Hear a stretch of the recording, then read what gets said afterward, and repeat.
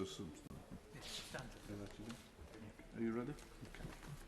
Order. We come to questions to the Secretary of State for Scotland. I call Secretary Alistair Jack to answer the substantive question number 1 from Angela Crawley. Secretary of State. Thank you, Mr. Speaker. Mr. Speaker, I might start by saying that the dream is over, and my commiserations go to Steve Clarke and the Scottish team now that they're out of the Euros. And us Scots will now turn our attention to Wimbledon, where we have won the men's singles twice in the last 8 years. And I also congratulate Wales and England on proceeding to the knockout stages of the tournament, and I wish them well in that. Mr. Speaker, in answer to question number 1, it's a tragedy that drug deaths in Scotland are the worst in Europe and about 4 times that of England and Wales.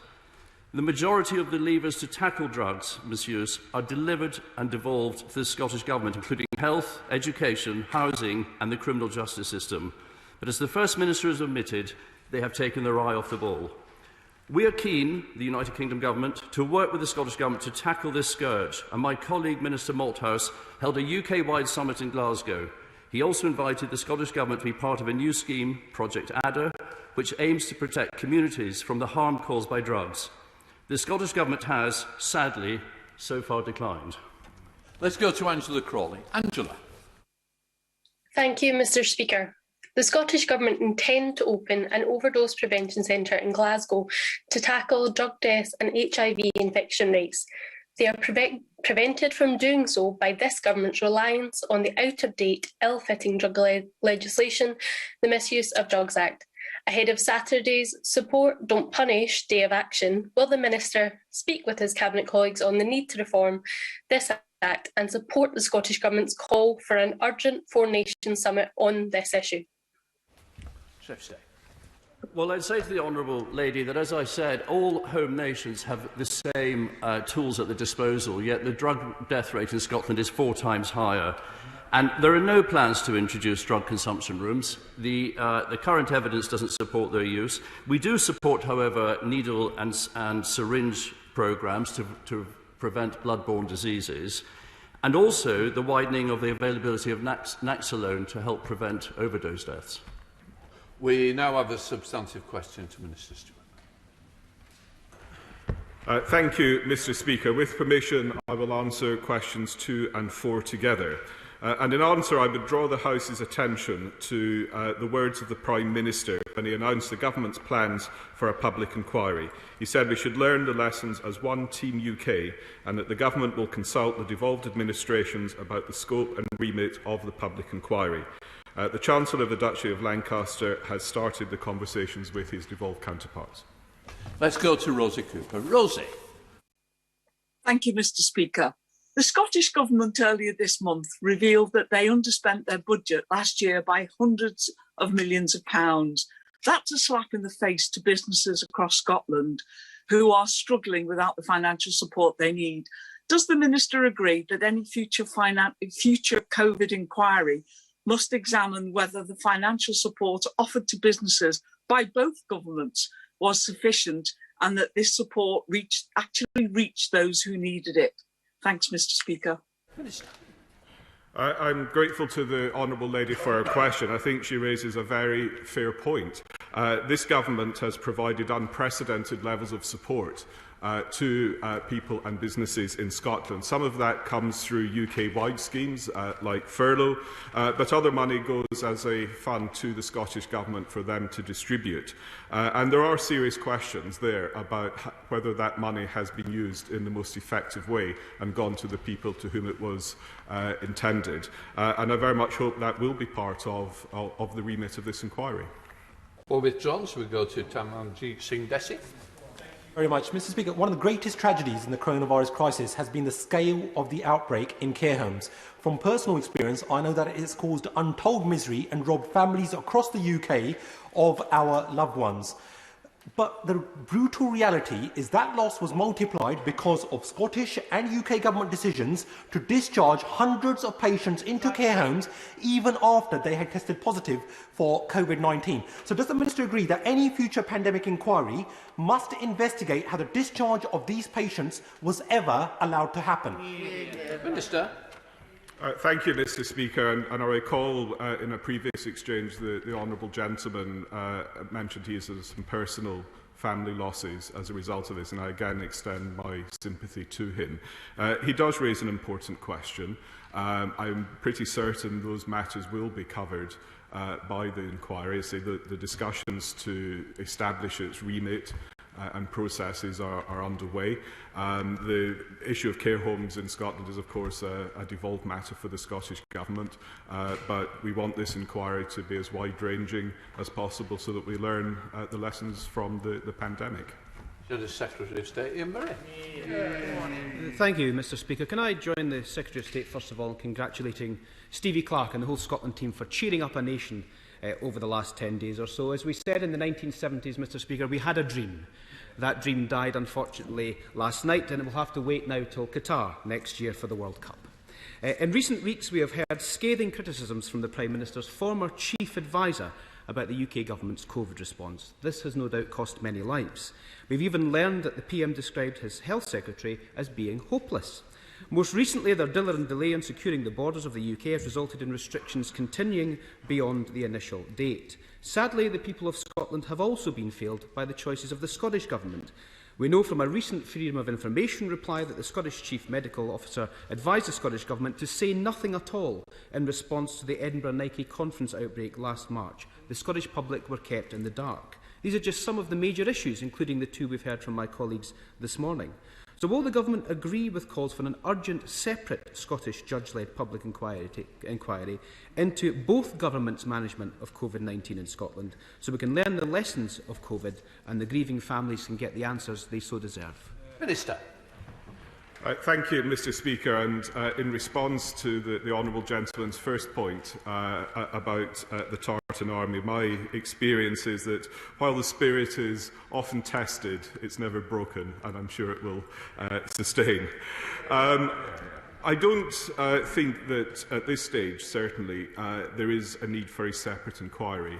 We're still at the very early stages of establishing the remit of the UK-wide one, which will cover both reserved and devolved matters.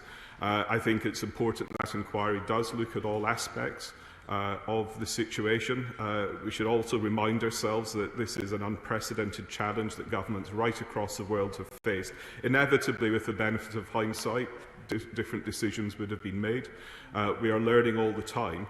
I don't necessarily accept some of the charges that the honourable gentleman's made on borders, for example, but lessons are being learned all the time, and the right place for permanent lessons is from this wide-ranging inquiry that the Prime Minister has promised to set up.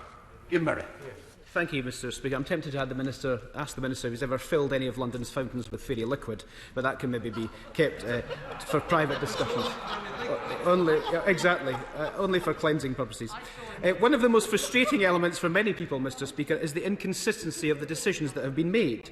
Greater Manchester Mayor Andy Burnham has rightly criticised the First Minister both for mimicking the arrogance of the Prime Minister by failing to contact the Manchester authorities before announcing her travel ban, and for its inconsistencies. Cases remain lower than they are in Dundee, yet Dundonians can travel all over Scotland, while those living in Bolton, as an example, are effectively banned from travelling to Scotland at all. These varying decisions are having a devastating impact on key sectors. Take the wedding sector, for example. I was contacted by a constituent yesterday whose wedding in Edinburgh is limited to 50 guests, but will travel to London the following week to a wedding where guests are unlimited. And she was at the Glasgow fan zone last week with 3,000 other supporters. She is deeply frustrated, and I'm sure the Minister can understand her anger.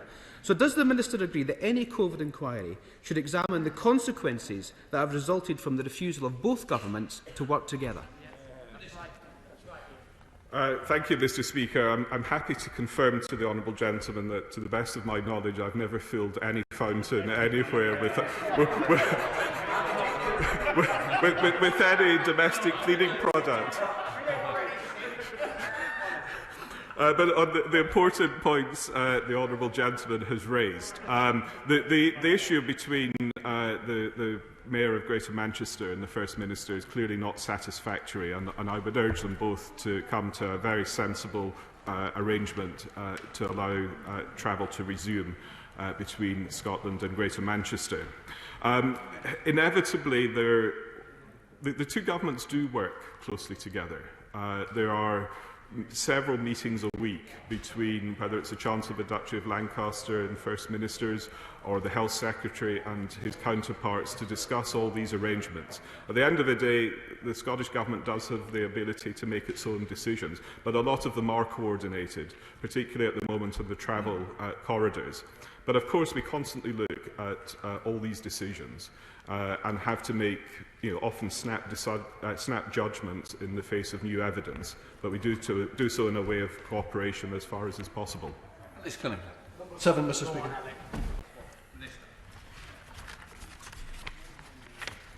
Thank you, Mr. Speaker. May I first take this opportunity to thank DWP staff in Scotland and across the UK who have provided unprecedented levels of support to families during the pandemic.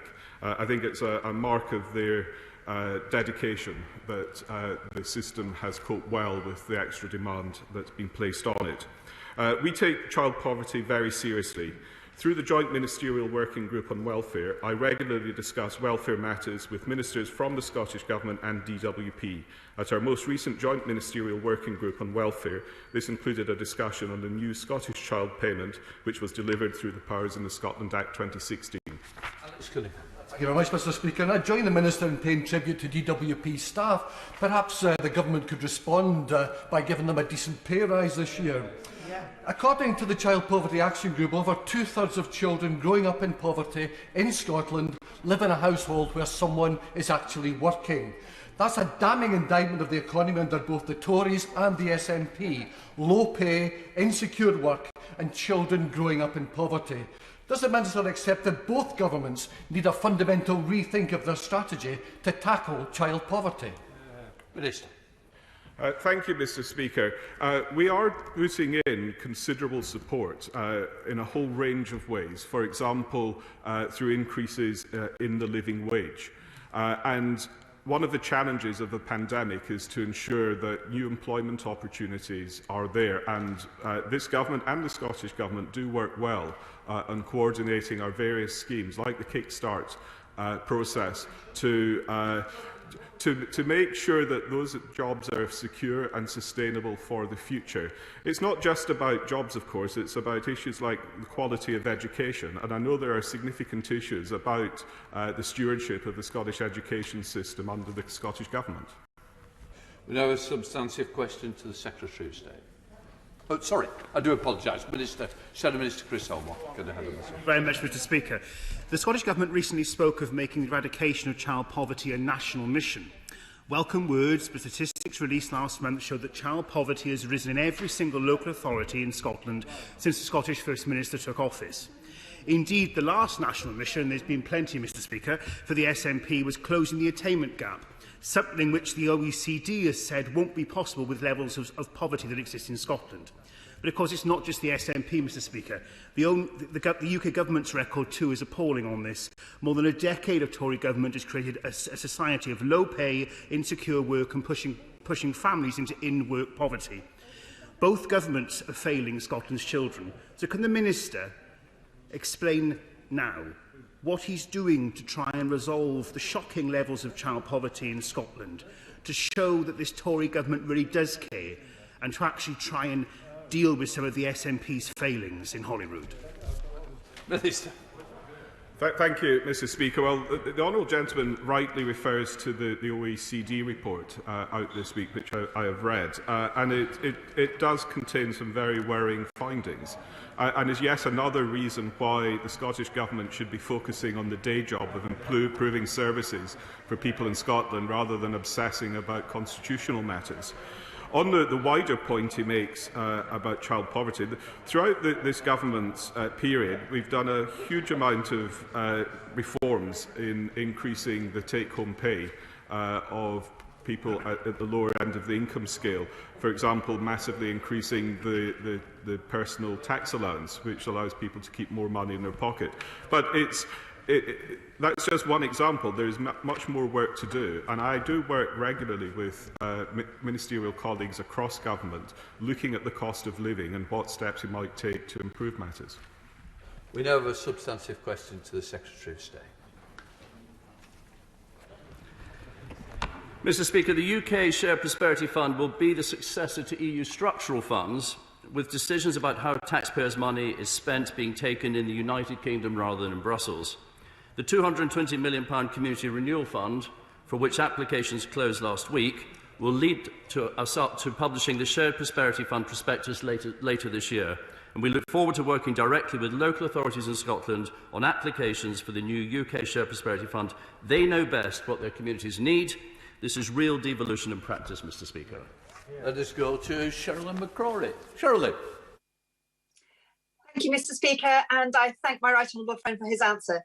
Can my right honourable friend assure me that Scotland and all the other coastal and rural areas of the United Kingdom, including all the way to my constituency in Cornwall, will get their fair share of shared prosperity funding and ensure that the money is distributed and it's done in a fairer and better tailored way for our economy?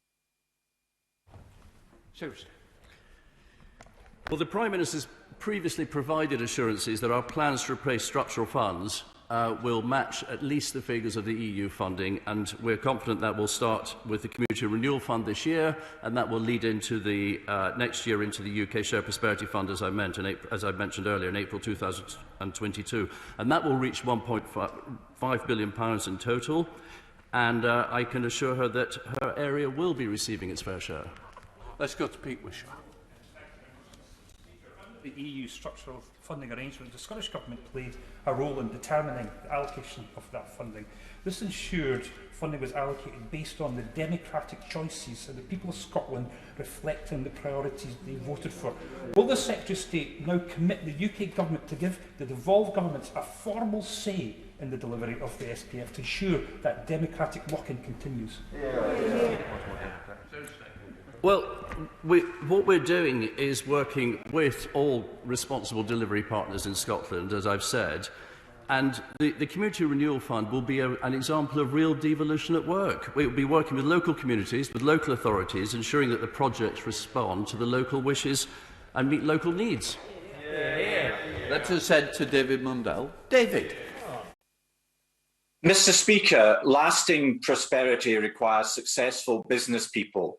And sadly, my constituency in Scotland lost one of our finest examples on Monday when Alistair Houston, the entrepreneurial chairman of the Gretna Green Group and leading figure in Scottish tourism and agriculture, lost his long battle with cancer at the age of only 59. Alistair will be remembered not just for his own zest for life and the transformational impact he had on his own businesses in the Gretna area, but also for his passion for the Star of Caledonia, an iconic environmental structure being built on the Scotland-England border that will surely be his lasting legacy.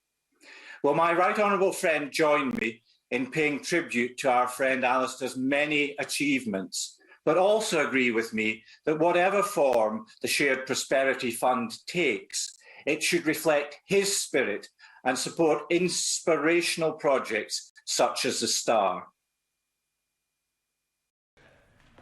Well, Mr Speaker, I join my right honourable friend in paying tribute to my close friend, Alistair Houston, and I send my deep sympathies to his family. Ali was a proud Scot. He was a lover of Dumfries and Galloway. He was a formidable champion for Gretna and his hometown, and that Star of Caledonia would be a very fitting tribute to him. And, Mr Speaker, he will be missed by many. Witness Chamberlain.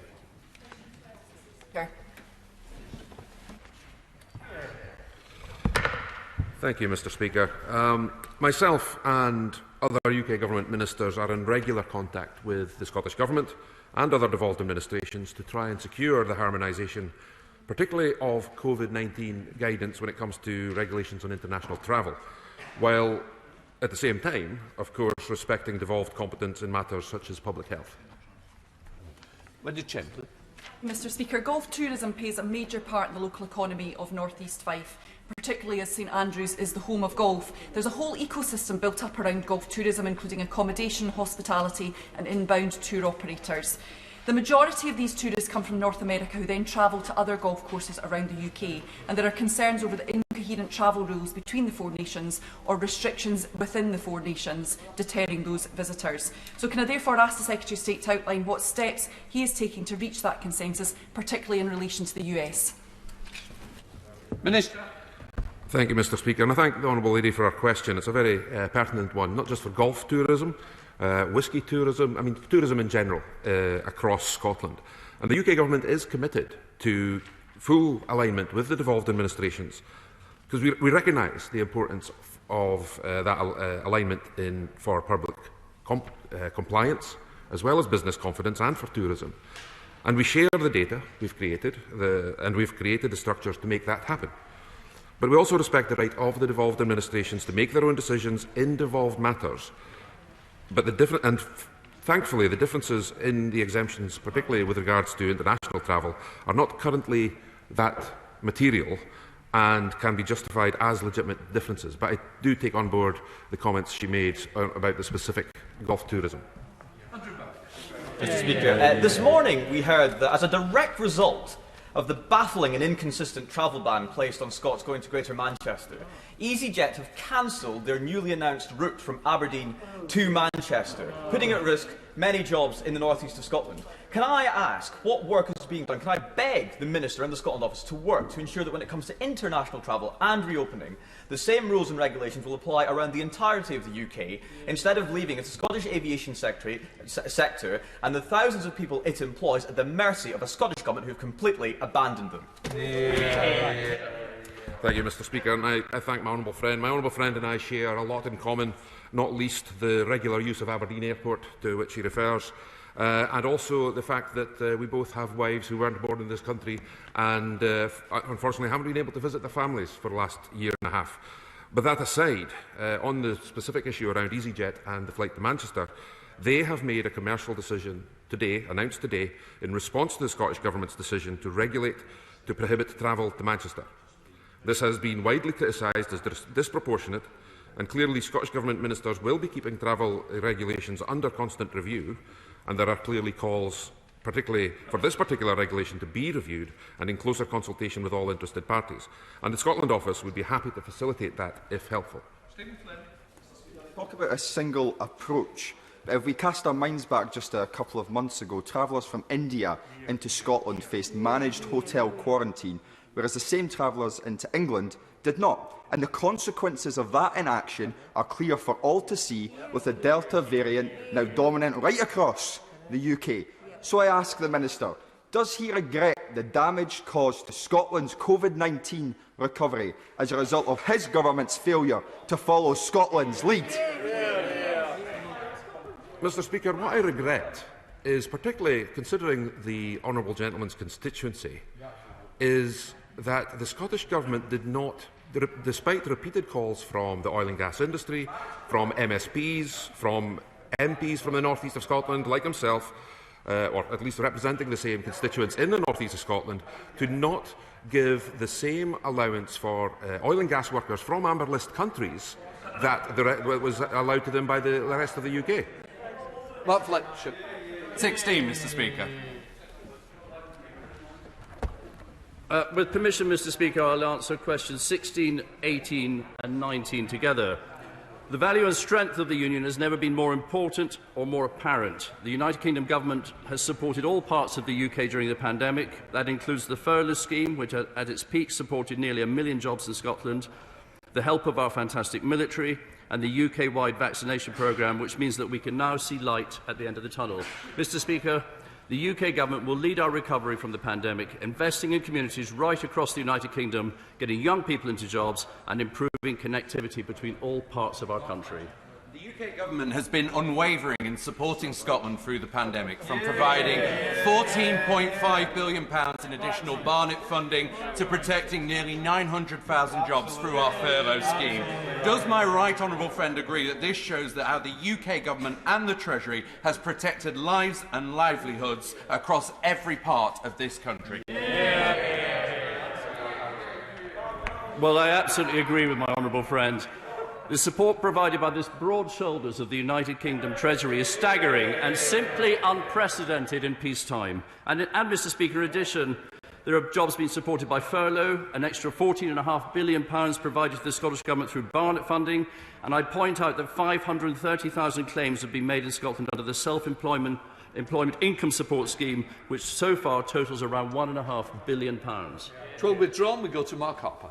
Very much, Mr. Speaker. Isn't it the case that the success of our vaccine programme, which was a combination of successful UK government procurement and then a NHS rollout in the individual nations of the United Kingdom, a fantastic example of the two governments in Scotland, the UK government and the Scottish government working together, exactly what we should see in the future? It's the strength of our union, and that's what we should fight to keep in place. Well, I absolutely agree with my right honourable friend. The vaccine programme has been a huge success, and it was UK-wide procurement delivering vaccines on a UK-wide basis. Right, let's go to Peter Gibson. Peter. Thank you, Mr. Speaker. The A68 links Darlington with Edinburgh and serves as an economic and cultural link between England and Scotland.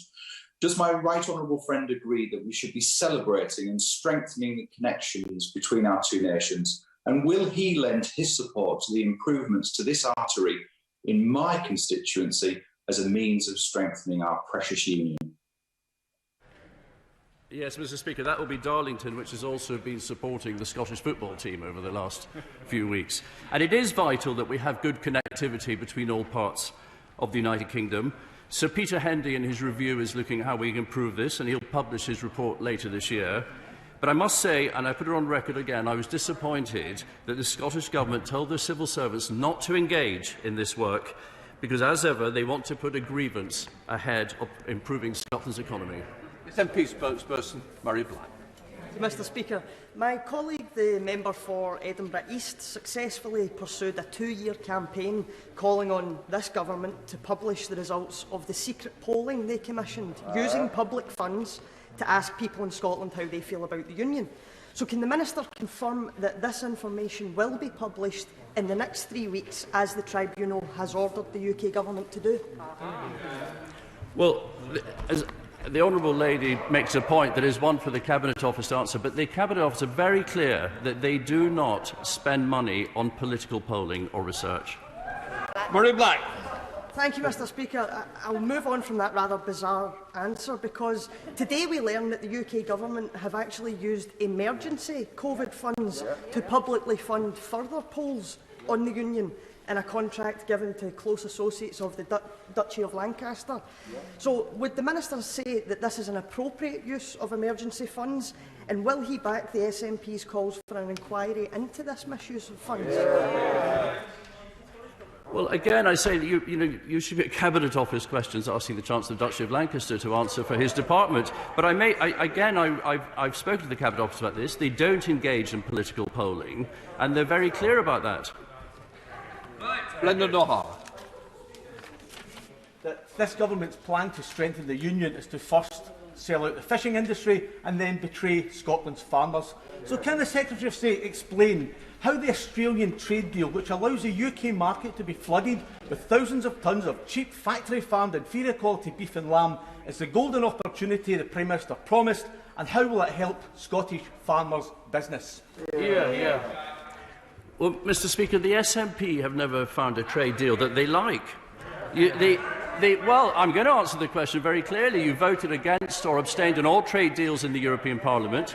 The one we've just done with the European Union, you're an isolationist party, and the reality on the Australia trade deal is it's upholding animal welfare standards. Under the World Health Organization on animal welfare, Australia gets 5 out of 5. We have safeguards in place to stop the market being flooded with beef or any collapse in price. We are very clear that this leads us in. We will protect our farmers, and this leads us in to the CPTPP, the Trans-Progressive Partnership, worth £9 trillion.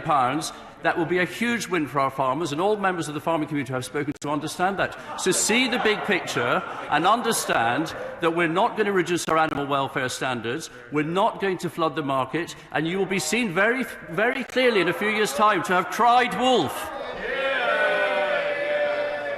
Before we get underway, I'd like to point out that the British Sign Language interpretation of the Prime Minister's question is available to watch on the Parliament Live TV. Questions to Prime Minister? I start with John Stevenson. Come on, great man. Prime Minister. Mr. Speaker, today marks 5 years since this country voted to leave the European Union. It has allowed us to take back control of the issues that matter to the people of the United Kingdom. It has given us the freedom to establish 8 free ports across the country, driving new historic trade deal with Australia. It will allow us to shape a better future for our people. Mr. Speaker, over 5.6 million EU citizens have already applied to our EU settlement scheme, and I would encourage anyone who may still be eligible to apply ahead of the deadline next week. Mr. Speaker, this week is Armed Forces Week, and I'm sure colleagues from across the House will wish to join me in thanking our fantastic armed forces and their families for their service to our country. Mr. Speaker, this morning I had meetings with ministerial colleagues and others in addition to my duties in this House. I shall have further such meetings later today. Stevenson. Mr. Speaker, Prime Minister, we are to host COP26. Our goal is net zero by 2050. To achieve that target will require innovative policies, and a free market approach would help. Therefore, if we were to make solar panels compulsory for all new residential builds, we immediately create a large market. It will lead to innovation, lower prices, job creation, and contribute towards our 2050 target. Will the Prime Minister support such a policy initiative? Mr. Speaker, my honourable friend makes a very interesting suggestion, which I will certainly look into, though I should caution that some homes don't have enough space on their roof, or indeed have their roofs angled in the right way to make solar panels viable. But what we are already doing is tightening our standards to ensure that new homes produce at least 75% lower CO2 emissions compared to current standards, on our way to net zero by 2050. Let's go to the Leader of the Opposition, Keir Starmer. Thank you, Mr. Speaker. Why, under this government, has the number of rape convictions and prosecutions fallen to a record low? Prime Minister. Mr. Speaker, one of the first things I said when I came to this dispatch box as Prime Minister was that I thought that rape prosecutions and convictions were too low, and that's why we have the end-to-end rape review, and that's why we've been investing in independent sexual violence advisors and independent domestic violence advisors, another 27 million. That's why we've been investing more in the Crown Prosecution Service, another 85 million people. We're also dealing with the misery experienced by rape victims and survivors who have to hand over their mobile phones, Mr. Speaker, which I think has been one of the evidential problems that has arisen in prosecuting rape cases. But what we've also been doing, Mr. Speaker, is imposing tougher sentences for serious sexual and violent offences, and it would have been good to have some support in that from the right honourable gentleman and the benches opposite. Keir Starmer. Mr. Speaker, we all agree that the figures are appalling. The question is why? The government's own review makes clear that rape convictions and prosecutions have halved since 2016. Halved. We know that's nothing to do with the pandemic because this is a 5-year trend. We know it isn't because there are fewer rape cases being reported, because that number's gone up significantly. So let me return to the question that the Prime Minister hasn't answered. Why does the Prime Minister think that rape prosecutions and convictions have plummeted on his watch? Prime Minister. Because, Mr. Speaker, as he knows very well, because he has some experience of this matter, there are considerable evidential problems, particularly in recovering data from mobile phones, and that has been an obstacle to the speedy preparation of cases. And too often, let's be frank, too often cases go from the police to the Crown Prosecution Service not in a fit state, and too often those cases are not in a fit state when they come to court. And there is not a good enough join-up, Mr. Speaker, across the criminal justice system. And that is exactly what we are addressing, Mr. Speaker, now by our investments with our end-to-end rape review. And what would be good, Mr. Speaker, is if we have some support from the opposition for tougher sentences for rapists and serious sexual offenders. What kind of a signal does it send when they won't even back tougher sentences, Mr. Speaker? Keir Starmer. Mr. Speaker, the Prime Minister knows very well why we voted against his bill, precisely because it did more to protect statues than women. But since he's brought it up, Mr. Speaker, let's address the central question. Prime Minister, 98.4% of reported rapes don't end up in a charge. 98.4%. And therefore the question of sentence never arises in those cases. So since he's brought up the bill, it's his main defence, it seems, can he tell me, point to what provision in the bill, what clause, what chapter, what part of that bill will do anything to change the fact that 98.4% of reported rape cases don't end in charges and don't get to sentence? Which clause, part, chapter or words in that bill? Point to one thing.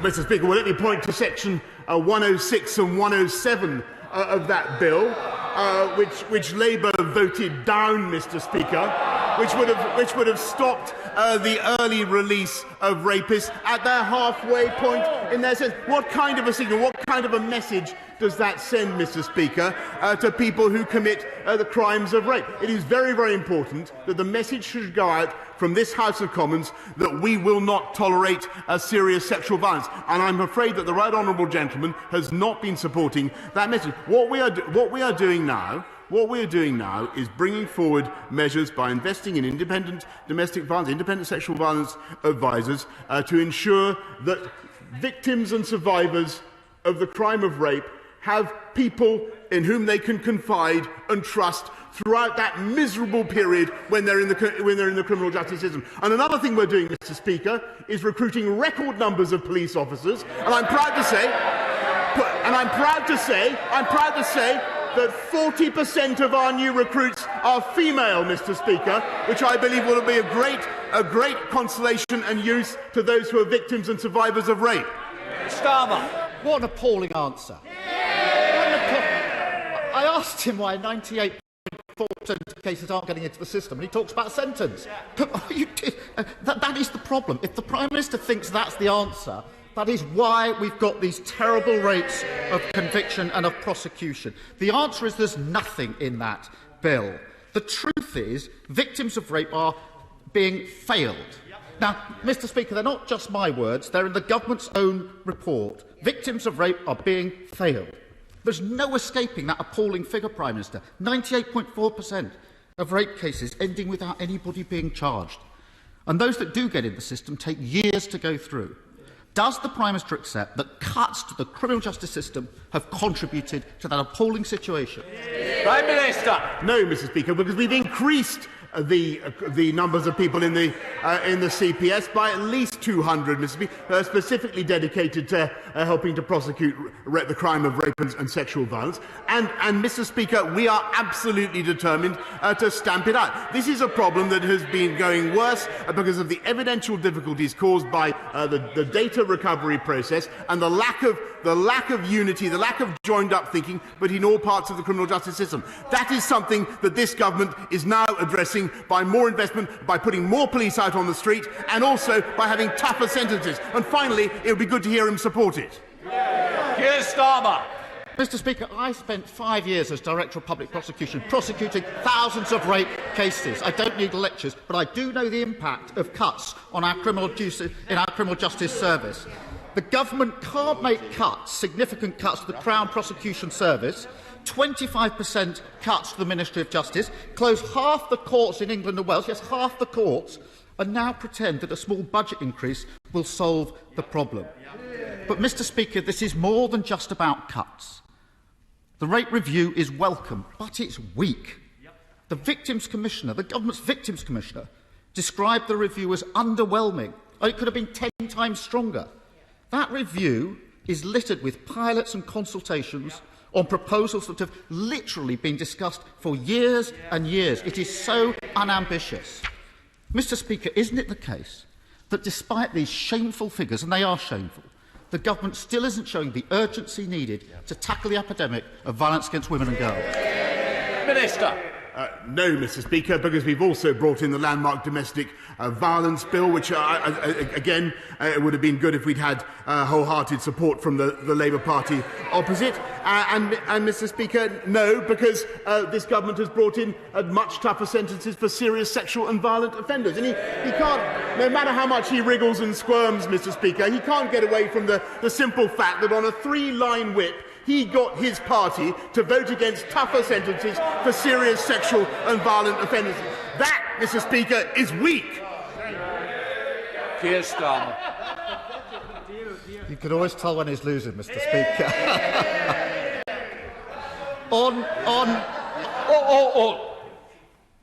I want both sides. It's a very, very emotive and important issue. I need to hear the question and the answers. I certainly don't expect shouting from the backbenches. Keir Starmer. Mr. Speaker, on the Prime Minister's watch, rape prosecutions convictions are at a record low. Court backlogs are at a record high. Victims are waiting longer for justice, and criminals are getting away with it. This wasn't inevitable. It's the cost of a decade of Conservative cuts. And even now, the government isn't showing the urgency and the ambition that's needed. Mr. Speaker, the Justice Secretary has done the rarest of things for this government and apologised. But I note the Prime Minister hasn't done that today.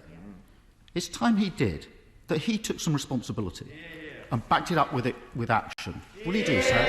Prime Minister. Speaker, as I said to the right honourable gentleman, and I fought to have tougher action against rapists and sexual offenders throughout my time as Mayor of London, and of course to all the victims of rape and sexual violence, all the victims and survivors, of course I say sorry for the trauma that they have been through, the frustration that they go through because of the inadequacies of the criminal justice system. We are fixing that. We're fixing that by investing another £1 billion in clearing the court backlogs, in ensuring that they have people that they can listen to and entrust who will help them through the trials of the criminal justice experience, Mr. Speaker. But above all, we are helping them by getting our courts moving again. The fastest, most efficient way to do that, as he knows, is to get our country moving again, which is what we are doing with the fastest vaccination rollout anywhere in Europe, Mr. Speaker.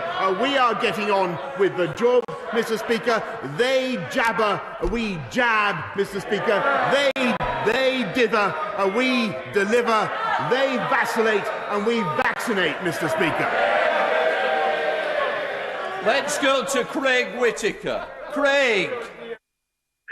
Thank you, Mr. Speaker.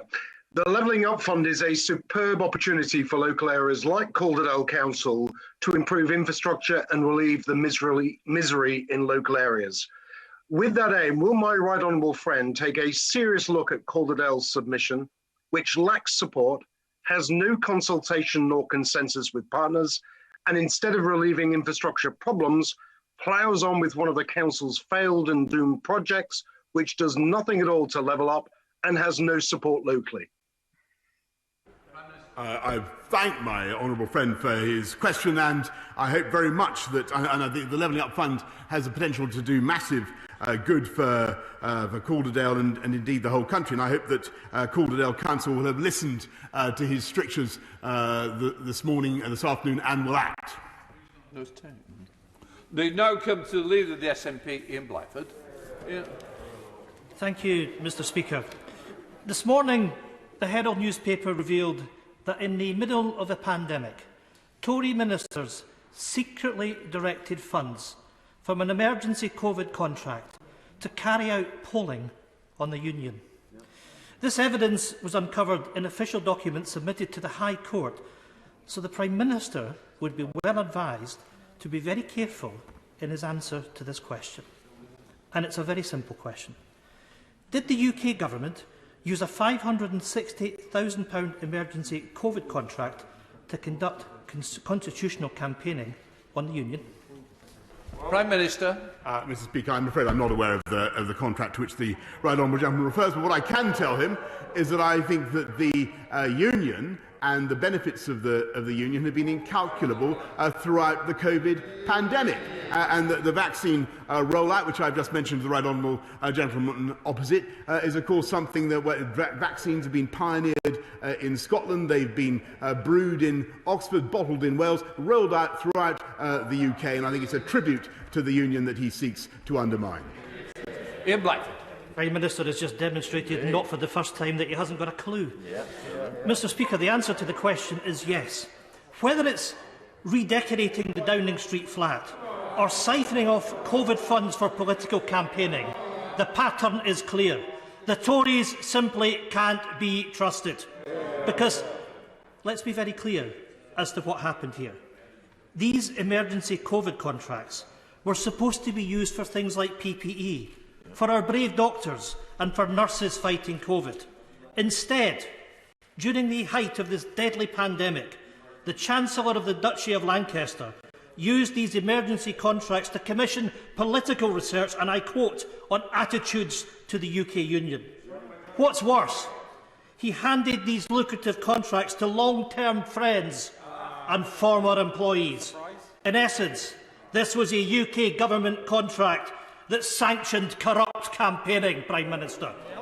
If the Prime Minister has even a shred of credibility, will he now commit to a full public inquiry on this gross misuse of public funds? General. Prime Minister. Mr Speaker, I can't think of a better use of public funds than making sure that the whole of the UK fights the COVID pandemic together. And that's what we do. And thanks to the UK Treasury, we were able to spend £407 billion supporting jobs and families in Scotland, Mr Speaker. We were able to use the British Army to send vaccines throughout the whole of the UK, Mr Speaker. I believe that the story of this last 2 years has shown the incalculable value of our union and the strength of our union, and that we are better, Mr Speaker, together. Mark Palsey.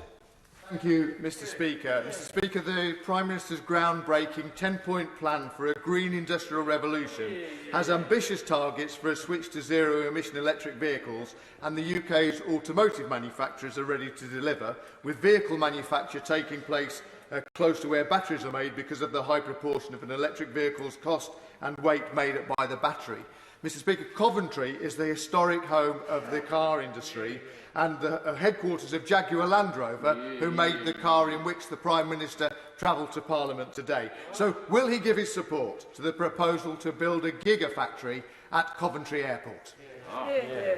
Well, I have fond memories of visiting my own friend's constituency and using an electric taxi, which they thought was impossible 15 years ago, Mr Speaker, but we got it done, and we'll make sure that his constituencies across the country are in the lead in building new electric vehicles for this country and for the world. Ed Davey. Mr Speaker, in Chesham and Amersham, several people told me how they struggle week in, week out to care for a family loved one while trying to hold down a job. They told me they felt the Prime Minister wasn't interested in them, that he wasn't listening to them, that he didn't care about them. And Mr Speaker, such inspiring working family carers aren't unique to Chesham and Amersham.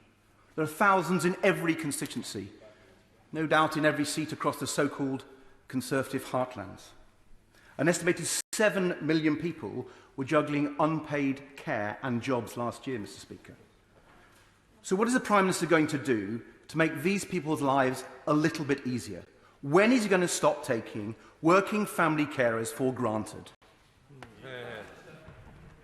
Mr Speaker, I salute working family carers and people who look after loved ones as they have done throughout the pandemic. And what we have tried to do, as I just said in my answer to the right honourable gentleman, to look after families for the last 18 months to the best of this country's ability, supporting them with furlough, with all sorts of schemes, and in addition putting unprecedented sums into social care. But there is nothing any government could do, no words that I could express that would be enough to requite the care and love that is given by family carers to those they look after. Steve Double. Mr Speaker, we're currently experiencing a housing crisis in Cornwall where local people are being priced out of the market, whether to buy or rent, by prices being inflated due to the huge demand of people wanting to move to Cornwall to live or buy a holiday home. This is a long-standing problem, but in recent months it has become the worst it has ever been. As the government bring forward their reforms of the planning system, can my right honourable friend assure me and the people in Cornwall that this will not be about building lots of homes for wealthy people to buy, but will ensure that the people of Cornwall are able to access the homes that they need? My honourable friend raises a point that has been raised repeatedly with me in Cornwall, and we are absolutely determined to address the issue in question and to work with Linda Taylor, the leader of Cornwall Council, the newly Conservative Cornwall Council, to ensure that we build local homes for local people so that young people growing up in Cornwall have the chance of owning their own home. Let's go to Julie Elliott. Julie. Thank you, Mr Speaker. Whilst football clubs, charities, mums and dads in Sunderland and across our country were searching for that old laptop in the cupboard to give a child the data and device needed to learn during the pandemic and lockdown, the largest company in the world was throwing brand new tech into landfill. Amazon don't pay their fair share of tax, they treat their staff badly, and now they deny internet access to our poorest children.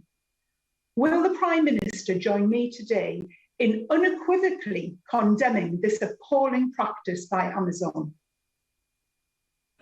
I was shocked and amazed to hear that computers were literally being sent to landfill in the way that the Honourable Lady describes, and I think the whole House would agree that the practice is bizarre and unacceptable. One thing that we are doing, I'm sure Amazon will wish to rectify it as fast as possible, but one thing we are doing to get to her second point, Mr Speaker, is we're ensuring that tech giants and other companies pay their fair share of tax on their sales within this country, thanks to the agreement that my right honourable friend the Chancellor struck at the G7. Rob Butler. Thank you, Mr Speaker. With new houses comes the need for new infrastructure, and in Aylesbury we particularly need better transport links to cope with our growing population. Will my right honourable friend therefore ensure that the Aylesbury spur of East-West Rail is approved? There's a better business case than there is for HS2, and the spur has the great advantage of being the railway we do want rather than the one that we don't. Yes, Mr Speaker, I can confirm to my honourable friend that the Department of Transport's review is looking at the design and construction of the Aylesbury spur, but I have to caution that the cost of constructing that spur is currently very high, and we need to look at the numbers to ensure that they come down, and I hope he may be helpful in that matter. Let's go to John Littleson. John. Thank you, Mr Speaker. Every day the Prime Minister strengthens the case for Scottish independence. His recent trade deal sees food producers in Oakland and South Perthshire subjected to unfair competition from low-welfare Australian producers, a country where animals can be transported to slaughter for 2 days in the baking heat without water. So farmers join seafood producers, musicians and a host of other sectors who realise his Brexit assurances were substance-free hot air. But can I ask him, when he's planning his next COVID-safe visit to Scotland, please come soon. Every visit is a tonic for us and toxic for his Scottish Tory apologists. Prime Minister. I can tell I don't want to disappoint the honourable gentleman, but I am seldom away from Scotland and can't wait to be back there as soon as possible, Mr Speaker, after the record polls secured by Scottish Conservatives at the recent election. But yet again, this abuse of Australia that has high animal welfare standards and a negative attitude to the opportunities that free trade offers this country and the people of Scotland. When's he going to stop running down Scottish agriculture and the potential of Scottish farming? The Wheeler. Thank you very much, Mr Speaker. Would my right honourable friend, the Prime Minister, join with me in thanking Derbyshire Police for their excellent work in rounding up and arresting and charging people involved in the recent incidents of stabbing, where one young man was murdered and others badly hurt. This murder in Swadlincote, a very rare event, has caused concern amongst residents, but the very swift action taken by our Derbyshire Police has taken the perpetrators off the street. Clearly, more police in South Derbyshire would be very much welcomed by our residents.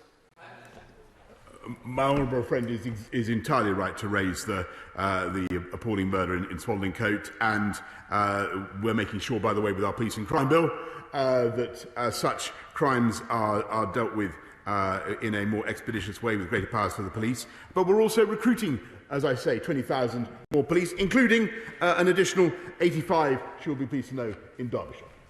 Right, let's go to Dr. Philippa Whitford. Philippa. Thank you very much, Mr. Speaker. During the Brexit referendum, the Prime Minister promised there would be no change in the rights of EU citizens in the UK. Yet in a week's time, those without settled status will lose the right to work, rent a flat or access free healthcare. This government has demanded repeated grace periods during the Brexit process. So will he now finally agree to extend the deadline for EU citizens? Minister.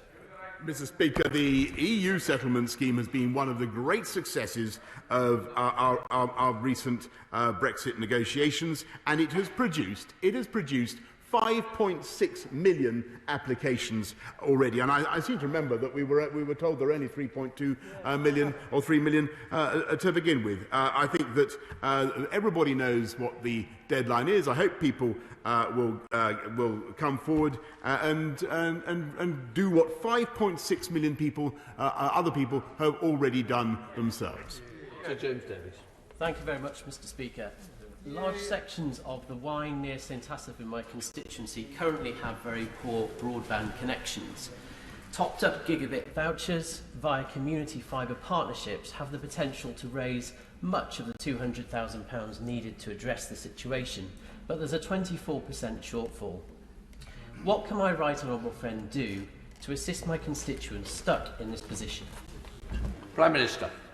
I thank my honourable friend, and I can tell him that BT Openreach has recently extended its offer of commercial coverage for gigabit broadband to services in his area, in the community that he mentions, and that is partly, Mr. Speaker, because of the super deduction in taxation and investment that we were able to. My right honourable friend, the Chancellor, recently announced at the budget. Tops. Mr. Speaker, the Electoral Commission performs an important independent role in the regulation of UK elections. Whether investigating dark money or simply attempts to undermine our democracy, the role is critical in ensuring public confidence in our democratic processes. Now, with his government seeking to neuter the Electoral Commission, what exactly is the Prime Minister planning that requires an attempt for his government to be able to direct the independent regulator? For the sake of brevity, Mr. Speaker, I think I can say absolutely nothing. Andrew Mitchell. Thank you, Mr. Speaker. Has my right honourable friend had a chance to review the recent announcement from the Foreign Office that Britain is to cut its support for tackling neglected tropical diseases by a staggering 95%?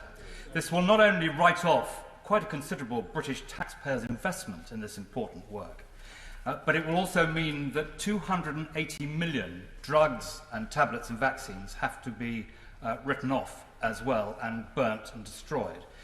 Does he know that the World Health Organization has said that this one act will lead to the maiming, blinding, disruption of lives and death of hundreds of thousands of people? So will my right honourable friend accept and respect the statement that Mr. Speaker made from his chair last Monday on June the 14th, that there must be a meaningful vote in this House on this matter? Will he see if it can be brought forward before the end of term and the summer recess? And if not, will he ensure that the point 7 is brought back from the start of next year?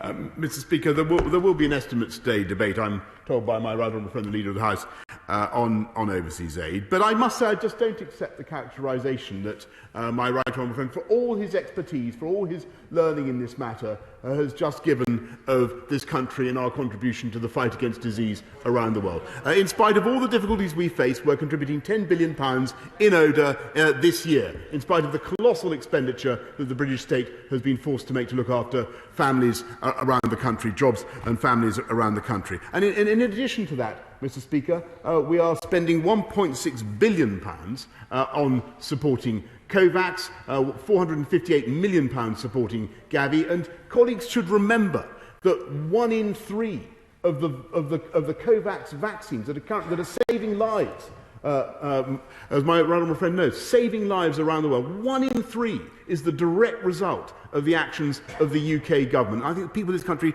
should be very proud of what we're achieving. Davey. Thank you, Mr. Speaker. Yesterday was Windrush Day, the 73rd anniversary of the arrival of Caribbean people from Commonwealth countries in 1948. Yet this year it's a reminder of the appalling failure of the government's Windrush compensation scheme, which has been disturbingly slow and extensively bureaucratic. That at least 21 people have died while waiting for justice, and only 687 people have received any payment at all. Mr. Speaker, given the repeated delays and failures of the Home Office to provide justice for the Windrush generation, does the Prime Minister now accept this scheme must be handed over to an independent body to prevent prolonged suffering? Yeah. Prime Minister. Mr. Speaker, I accept the injustice that was done to the Windrush generation, and I renew the apologies on behalf of the government for our share of responsibility. And yes, I do want to make sure that the compensation scheme is accelerated. And I spoke to people responsible for distributing that scheme just the other night, Mr. Speaker. But what I also said, what I hope the House would agree, is that I hope that the name Windrush in due time will not just be associated with that injustice, though it was appalling, but will be associated with the amazing contribution and sacrifice and effort of the Windrush generation to this country. And that Windrush is a positive name for the people of this country, and that Windrush indeed, Mr. Speaker, is regarded as the Mayflower of our country. Esther Macbeth. Thank you, Mr. Speaker. When High Speed 2 was first proposed, the estimated cost was £37.5 billion. The latest estimated cost is now over £150 billion and rising fast. Is there a price at which the Prime Minister would accept that High Speed 2 is no longer value for money, or is he determined to build it irrespective of whatever the final cost will be? Wouldn't it be better to put this white elephant project out of its misery? Get rid of High Speed 2 and instead deliver high-speed broadband, reliable 1 gigabit capability at a fraction of the cost to every household, which would be much more useful for everyone in all our communities. Prime Minister. My right honourable friend is absolutely right about the importance of gigabit broadband. That's why the coverage has gone up just since I've been Prime Minister, I think from 9% of our country to 60% this year, and we hope to get up to 100% in the course of the next few years. I can't agree with her, however, about HS2. This House did vote for it. It has the potential to do a massive amount of good in levelling up across the whole of the UK, and indeed I think even the Liberal Democrats voted for it. Mr. Speaker, I see him there. I think he voted. You wouldn't think it to judge from some of their recent campaigns, would you, Mr. Speaker? But that's the thing about the Liberal Democrats, Mr. Speaker. They can vote for one thing and then say another thing when it comes to elections. Let's go to Bel Ribeiro Addy. Bel. Thank you, Mr. Speaker. When the COVID-19 pandemic exploded, scientists warned that with the rapid transmission, more dangerous variants would emerge and vaccines could lose efficacy in the face of mutations. Now, variant upon variant has sparked surge testing, further lockdowns, and a recent delay to the end of restrictions, with 41 people already reported to have the more virulent Delta Plus variant. The Prime Minister held his vaccine donation as putting people squarely above profit, but this is lousy in the face of the fact that intellectual property is driving global supply shortages. So does the Prime Minister understand why it's no use for the G7 to promise 1 billion doses at some point in the future when people are dying now and the success of our vaccination programme is under threat from emerging variants now? And will he reconsider his negligible vaccine donation policy and join over 100 countries in supporting the vaccine intellectual property waiver? Minister. Mr. Speaker, I really think it is satirical to say that the G7's efforts have so far been negligible. What they agreed to Carbis Bay was another billion on top of the billion that have already been contributed. The UK is putting in, as she knows, 100 million up to another 100 million up to June next year. And as for the points she makes about variants, and vaccines, she should know that on all the advice that we have at present is that the vaccines are effective against all the variants that we can currently see. Mr. Speaker, can the Prime Minister promise that the forthcoming planning bill will not restrict the right of residents to have their say over what is built in their neighbourhood? Yes, indeed, Mr. Speaker. And what we want to ensure, yes, because we won't have it. I won't have this misrepresented by the Liberal Democrats in the way that they do, and everybody will know. I won't have it misrepresented by anybody, Mr. Speaker. Because what we want to do is to ensure that we give the young people in this country the chance of home ownership, which the party opposite would ruthlessly deny them. And what we want to do, Mr. Speaker, by our levelling up agenda, is help young people across the country and make sure, by the way, that we relieve pressure on the overheating South East and ensure that we build back better across the whole of the UK. And that is the objective of our planning bill. I am now suspending the House for 3 minutes to enable necessary arrangements to be made for the next business. No.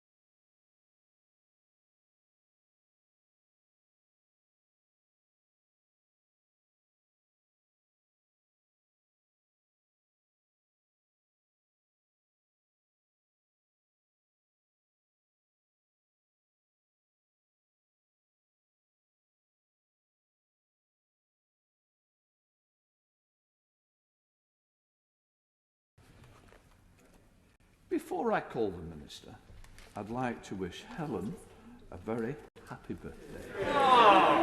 And it's been obviously a delight to be able to put you on. So I now come to Liz Kendall to ask the urgent question. Liz Kendall. To ask a Secretary of State to make a statement on the government's plans for social care reform. Minister. Thank you, Mr. Speaker, and I thank the honourable member for Leicester West for her question and for giving me the opportunity to talk about social care reform.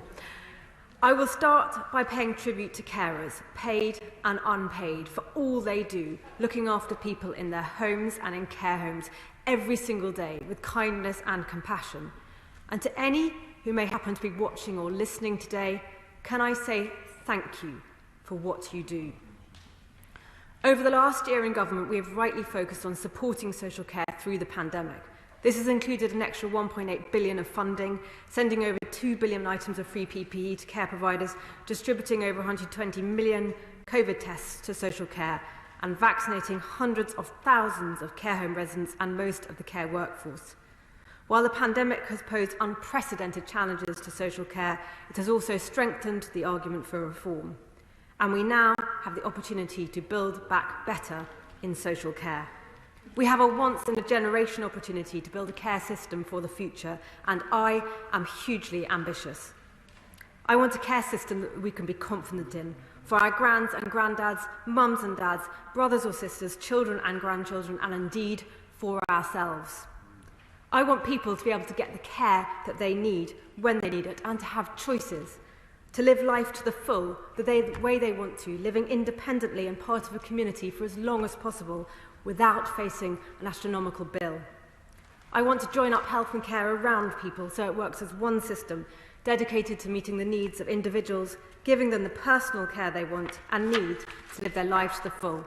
I want the care workforce to be properly recognised and valued for what they do, for their skills, their compassion, their commitment, and to have more training, more opportunities and more prospects for career progression.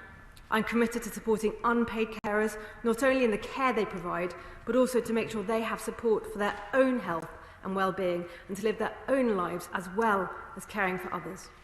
We are already taking steps on the road to reform. The Health and Care Bill introduces CQC oversight of local authorities' provision of social care and will also help join up health and social care by putting integrated care systems on a statutory footing. We are working on our long-term plan for social care, and we will be bringing forward our proposals for social care reform later this year. Shadow Minister Liz Kendall. Thank you, Mr. Speaker. It is 100 weeks since the Prime Minister promised to fix the crisis in social care with a plan he had already prepared to give people the dignity and security they deserve. Since then, almost 42,000 care home residents have died from COVID-19. 2 million people have applied for support but had their request refused. Tens of thousands have had to sell their homes to pay for care. Families have hit breaking point and staff have been appallingly let down. And even after all the horrors of this pandemic, 9 out of 10 councils say they face care budget cuts this year. Yet this week, we learn ministers can't even be bothered to have a meeting to finally come up with the goods. That isn't delivering dignity, it is abdicating responsibility. So can I try again with the Minister? When precisely will we see the government's plan? Because a vague commitment to sometime later this year won't convince anyone after all the delays and broken promises. Will the plan include a cap on care costs so people's life savings aren't wiped out, which has been repeatedly promised, legislated for 7 years ago, but has still not been delivered? Will there be proper proposals for people with disabilities, who make up a third of the users and a half of the budget for social care, but have been entirely absent from the debate? Where's the decent workforce plan, so frontline carers get the pay and conditions they deserve and we end endemic staff shortages? And will unpaid family carers finally get the help they need, so their own health doesn't suffer and they're not forced to choose between holding down a job and caring for the people they love? Mr. Speaker, in the century of ageing, We cannot build back a better future for Britain without a decent system for social care. This is as much a part of our infrastructure as the roads and the railways. Our country urgently needs a plan. The time for excuses is over. When will the government deliver? Minister. Thank you, Mr. Speaker. Well, I will say to the Honourable Lady that, of course, we have focused on supporting social care through the pandemic over the last 18 months. That absolutely had to be the right thing to do, facing an unprecedented challenge. What I will also say is during the pandemic, we not only supported social care, and as I mentioned a moment ago, that included over 1.8 billion of extra funding direct to the care sector, but also we've supported local authorities with over 6 billion of extra funding to local authorities. But yes, we are determined to bring forward proposals for social care reform. We've been absolutely clear we shall do that. She asked about a particular meeting. Actually, the Health Secretary and the Prime Minister talk about social care reform all the time.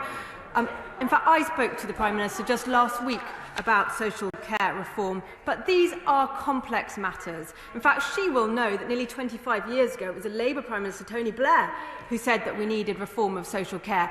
During those 13 years of Labour government, was there a plan for social care reform? No, there wasn't. We are the government that are going to bring forward social care reforms. We are the ones who are going to do that. I would welcome her support for that. But we are a government that delivers. We've delivered Brexit, we're delivering vaccinations at a phenomenal pace, and we will deliver social care reform. We now come to the Chair of the Select Committee, Jeremy Hunt. Thank you, Mr. Speaker. And I know that the Minister is working hard behind the scenes to get a resolution to these issues, and I thank her for her efforts to do that. But does she agree that the NHS will fail in its objective to deal with the COVID backlog if the social care system continues to export its most vulnerable patients to our hospitals, filling up hospital beds that cannot then be used to deal with the enormous backlog of cancer and other operations that we have? And does she also agree that the founding principle of the NHS, no matter who you are, rich, poor, young or old, you should be able to access the care you need, is fundamentally undermined by the way we treat people with dementia at the moment, where people who are wealthy are able to pay expensive care home fees, but people of limited means find they are cleaned out of absolutely everything when a loved one gets dementia. Well, I thank my right honourable friend for his question and his support for our determination to reform social care. He makes an important point that we have to look at the NHS and social care together, and the two parts of the system affect each other, as one important reason why the Health and Social Care Bill needs to improve the join-up between health and social care. And on the point he makes in dementia, where it is true that some people who suffer from dementia need care for very many years, and this is extremely costly, and that is one of the things we want to address as part of our social care reforms. Let's go to SNP spokesperson Martin Day. Martin. Thank you, Mr. Speaker. It's noticeable that while the UK Tory government failed to mention social care reform in last month's Queen's speech and have yet to deliver the long-awaited social care bill, by contrast, under limited devolution, the SNP government is establishing a national care service backed by 25% increased social care investment. So what lessons has the Minister learned from this Scottish example? What recent consideration has the UK government given to exempting the Scottish Government's £500 thank you payment for health and social care staff from tax and benefit deductions? And finally, as the settled status deadline fast approaches, the SNP is calling on the UK government to automatically grant post-Brexit residence status to prevent a cliff edge for EU nationals and a black hole in Scotland's care sector. Will the Minister urgently discuss this with Cabinet colleagues? Thank you, Mr. Speaker. Well, I will just say that in the Queen's speech, we actually did reiterate our commitment to reform of social care, and that commitment has been reiterated many times, both by the Prime Minister and the Health Secretary. To his question about looking at other systems, well, of course, we look and learn. We look at what works across and within England and around the UK and, in fact, around the world. This is a complex thing to achieve, and we are determined we will bring forward our ambitious plans for social care reform later this year. Speaker, my interests are indeed register. I'm delighted to hear the Minister confirmed that the reform announcement will come later this year, and obviously a centrepiece of that will be the key question of how we get significantly more money into the social care system. But can she also guarantee that the proposals will cover issues such as workforce planning, the need for changes in the housing stock to enable people to live in their own homes for much longer than they can at the moment, and the use of technology to ease their daily burden, as all of these are essential for a sustainable and civilised social care system? Thank you. My right honourable friend makes some really important points about the breadth of the reform that is needed. And I can confirm to him, yes, we are indeed looking at what we can do to support the workforce further, including raising the skills, improving the training opportunities for the workforce and career progression. Yes, looking at how there can be better use of technology, how that can support better care and more independence, as well as giving the workforce more time to do the personal care rather than administration. And yes, on housing, we know that most people want to live behind their own front door for as long as possible, surrounded by their own things and in their own community. So yes, as well, that is absolutely part of our reform. Munira Wilson. Munira. Thank you very much, Mr. Speaker. New analysis for the Care and Support Alliance found that since the Prime Minister stood on the steps of Downing Street some 2 years ago and promised to fix social care once and for all, some 2 million requests for formal care and support from adults over 18 have been turned down by their local council. That's the equivalent of some 3,000 requests being turned down every day, putting immense pressure on unpaid carers as well as the NHS. This shows the human cost of dither and delay. So will ministers stop their internal spats and off-the-record briefings and commence cross-party talks immediately with the sector so that we can fix this issue? Well, I'd say, of course, we've had to focus on the pandemic over the last 18 months, but we are already working on reform. We are already, in fact, consulting widely with the sector. Together, myself and the department have met and spoken to over 70 different organisations and representatives of the care sector, from care providers, local authorities, including users of care and carers themselves. And yes, we will be working with this broad range of people, and including parliamentarians, and in fact need to build a consensus not only across Parliament, but with society as a whole for our social care reforms.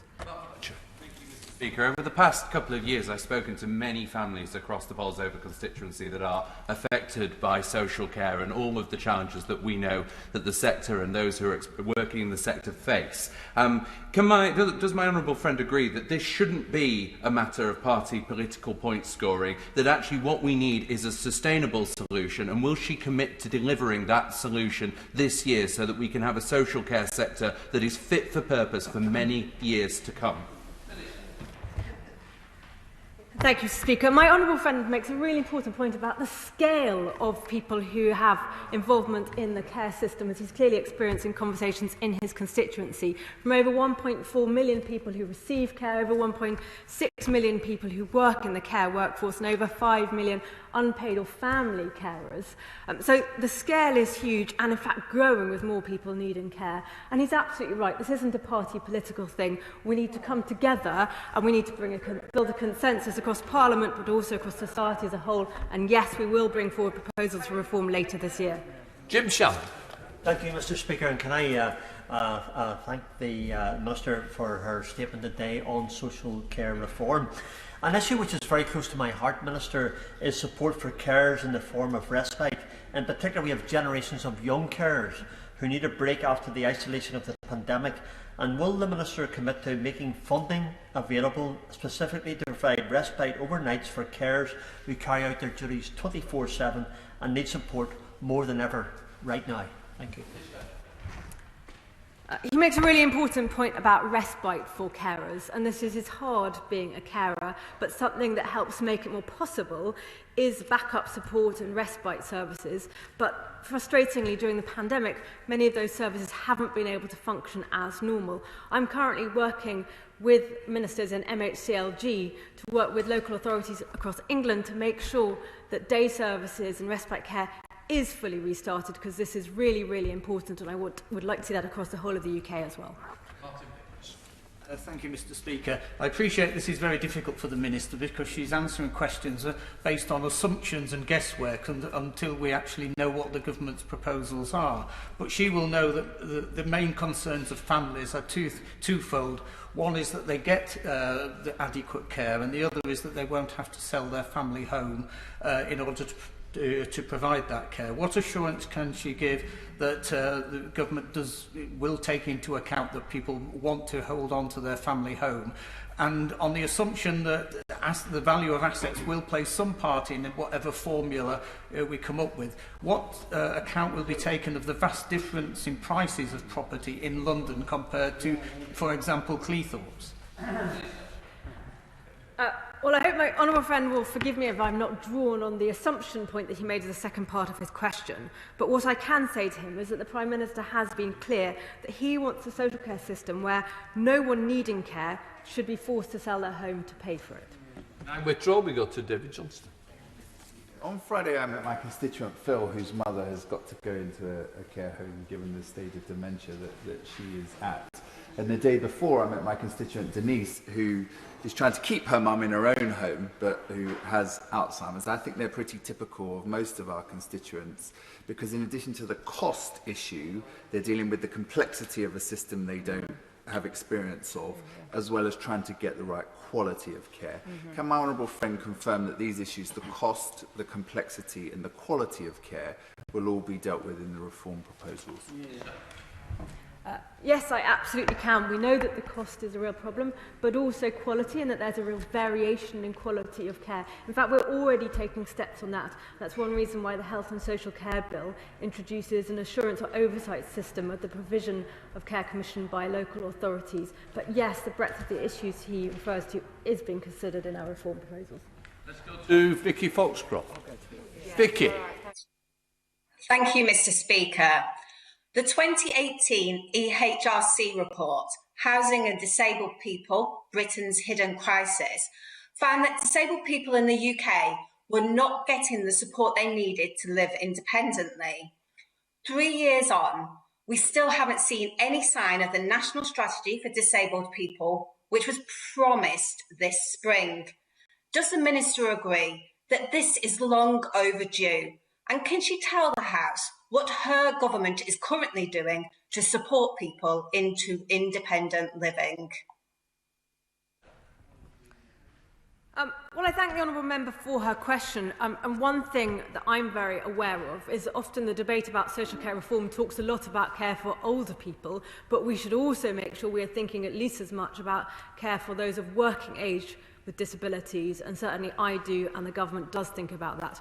We are working on the strategy for National Disabled Strategy, which I have contributed to, and I know it will be coming forward shortly. Christian Wade.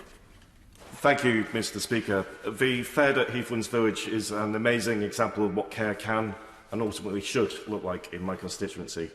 So I want to start by extending an invite to the Minister to come and walk around the Fed with me to see what services really should look like. But what can we do to actually ensure that the Fed isn't just the torchbearer, but this is the norm? Yeah.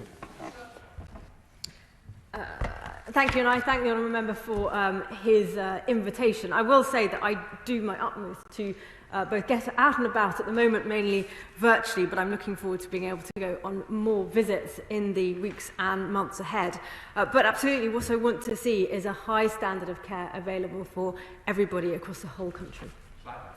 Thank you, Mr. Speaker. It's nearly 2 years since the Prime Minister promised to fix social care.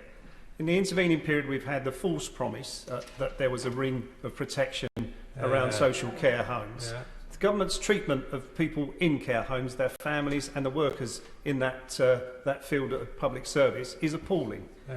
This is a highly politically charged issue. We tried to fix it when we were in government and we were attacked from the opposition. The government has had a similar experience. The only way forwards on this is for the government to have cross-party talks on how we find a solution to this problem. So will she commit to doing that?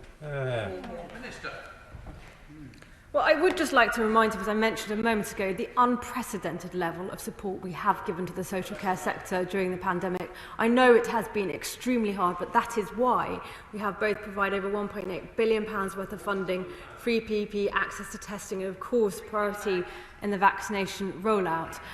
But coming to his point about needing to build a consensus around social care reform, I am already talking to parliamentarians across parties. In fact, just a couple of weeks ago, I had a really helpful session with the all-party parliamentary group for social care, and I look forward to continue to working with colleagues across the House. Let's go to Sir John Redwood.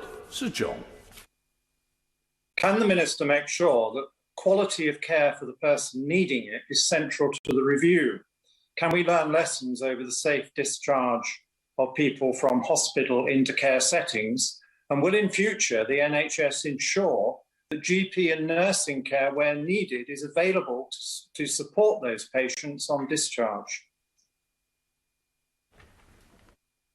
Thank you, Mr. Speaker. One thing I will say is that during the pandemic, GPs and primary care in general has really stepped up to support those in care, particularly those in care homes, and making sure that every care home has a point of contact in primary care to make sure there is the support from GPs that those residents require. And yes, absolutely, quality is completely at the centre of our proposals for social care reform. Go to Alex Sobel. Alex. Thank you, Mr. Speaker. We all know that commissioning in social care is broken. The price paid for care is too low. The wages paid to carers are too small. There is a lack of training, professional development for carers. And I particularly would like the Minister to address the issue that home care is commissioned by the minute and is the only public funded service commissioned or measured by time. Will the social care plans address this situation of care being paid by the minute? The Minister could do no worse than look at the GMB's Ethical Care Commissioning Charter to see a way forward on this matter. Yeah, there is some really interesting and important work that's been done on commissioning by outcomes and looking at the outcomes of care rather than commissioning that's so focused on the inputs, which leads to the situation sometimes that the Honourable Member describes. One of the opportunities from the social care, from the oversight system that we are proposing through the Health and Care Bill is that we're shining a light on the different ways that local authorities commission care, give more visibility on what works. We've got those that commission in ways that don't lead to such good outcomes, actually to learn from others, and we look forward to seeing an improvement in how care is commissioned and therefore the care that people receive. Thank you, Mr. Speaker. Fixing our social care system is the biggest long-term challenge facing this country. But for all the scale and complexity of this issue, fundamentally this does come down to money. We must find a way to fairly and sustainably fund our social care system. So can the Minister assure the House that she'll be working on a cross-party basis to bring forward reforms as soon as possible so that we can prevent the appalling situation where people are forced to sell their home to pay for care? I can absolutely assure my honourable friend on that point that one of the things that we are committed to addressing is a situation where people, for instance, may have worked all their lives to purchase and own a home and pay off a mortgage, then sometimes find themselves faced with the kind of size of care bill that means actually that uses up the value of their home when they want to actually perfectly reasonably be able to pass something on to their family. Thank you, Mr. Speaker. When I was a care worker, I was lucky enough to work alongside care workers from across this world. So during the pandemic, we know the sacrifices that all care workers have made and how care home residents were put at risk by this government's COVID response. There's been over a decade of empty promises now. So when will there be a plan for social care that offers more for these heroes than just a badge, some bin bags for PPE and a failure of an NHS boss in waiting who doesn't value the efforts of overseas healthcare workers? I absolutely respect the experience that the Honourable Member brings to this House, so I don't agree with quite a bit of what she said. What I will say is, we've done our utmost to support the social care workforce during the pandemic. That's over 1.4 million members of that workforce, and are thinking about the care workforce actually front and centre of the social care reforms that we are developing, because of course the quality of care is so much dependent on that fantastic workforce. So I will be determined that they continue to be front and centre of our work on reform, and as I've said, we will bring forward proposals for reform later this year. Right, well. Mr. Speaker, a world-class healthcare system cannot exist without effective and sustainable social care. The Health and Care Bill is an important step, but will my honourable friend ensure that these social care reforms take that further in integrating health and social care so that everybody who needs care can get the tailored support that they need? And I thank my honourable friend. He's absolutely right that the Health and Care Bill and the proposals for social care in that bill are a step on the road to reform. They're just a step, but they're an important step, both with the joining up of health and social care and integrated care systems and putting those on a statutory footing, and also the oversight arrangements of social care provided for and commissioned by local authorities, and we will be building on that in our long-term plan for social care reform. Thank you, Mr. Speaker. I'm sure the Minister will agree with me that probably the two conditions that people fear the most getting in their lives at some point are cancer and dementia. And yet, if you get cancer, the NHS will take care of you, the taxpayer will fund your treatment. If you get dementia, broadly speaking, that is not the case. And as has been said already, the only way through this, surely, is a significant injection of money. And that means being honest with the British people that collectively we will have to pay for it. Does she agree with me, then, that we would be right to say to the British people that they should pay an extra penny on income tax for social care so that people will find themselves in a situation where they do not have to lose their home, lose their dignity, if they lose their health? Well, I will say to him that I would not want to upset the Chancellor by talking about tax policy here at the dispatch box. But as I have said to colleagues, and in fact as the Prime Minister has said, one of the things that we are committed to as part of our social care reforms is making sure that nobody should have to sell their home to pay for their care. Going to withdraw, so we're going to Tamanjeet Singh Desi. Thank you very much, Mr. Speaker. People across our country will have breathed a huge sigh of relief when the Prime Minister stood on the steps of Downing Street and exclaimed that he had a clear, prepared plan to solve the social care crisis. But almost 2 years have passed and still there is no plan in sight. Indeed, the Minister has just said today that they are still working on a plan. So, Minister, what's the hold-up? Who is obstructing the Prime Minister? Or was he simply misleading the nation as usual? Yeah. Well, as I think I've said quite clearly when he asked about hold-up, we've had a pandemic. It's been an unprecedented challenge for our country, for our government and for our social care system. In fact, all of those working on social care within the department have been focused on our pandemic response for most of the last 18 months. And I think you'll say perfectly rightly. Thankfully, now as we emerge from the pandemic, thanks to the fantastic vaccination efforts across the country and having had a huge number of those in care homes and care workers vaccinated against COVID, we're able to focus our attentions on social care reform, and that is why we'll be able to bring forward our proposals for reform later this year. Susanna Webb. Thank you, Mr. Speaker. Despite repeated promises by successive governments, our social care system has not received the attention it deserves, and my constituents want to see that attention. Can my honourable friend confirm that this government will honour the promise we made to the British people and deliver the long-term solution the sector needs? She's absolutely right. This has been talked about by many governments. One of the challenges is that when people say, well, social care is broken and we must fix it, different people mean different things. Some people are particularly concerned about what I call catastrophic costs and the problem of selling a home to pay for your care. Other people are much more concerned about care, and rightly so, for those who are working age adults, and the increasing, in fact, costs that there are for those who are working age with disabilities. Other people, it's about housing or questions about technology. So we are hugely ambitious about our social care reforms and want to bring this all together into a long-term plan for social care. Let's go to Margaret Greenwood. Margaret. Mr. Speaker. Thank you, Mr. Speaker.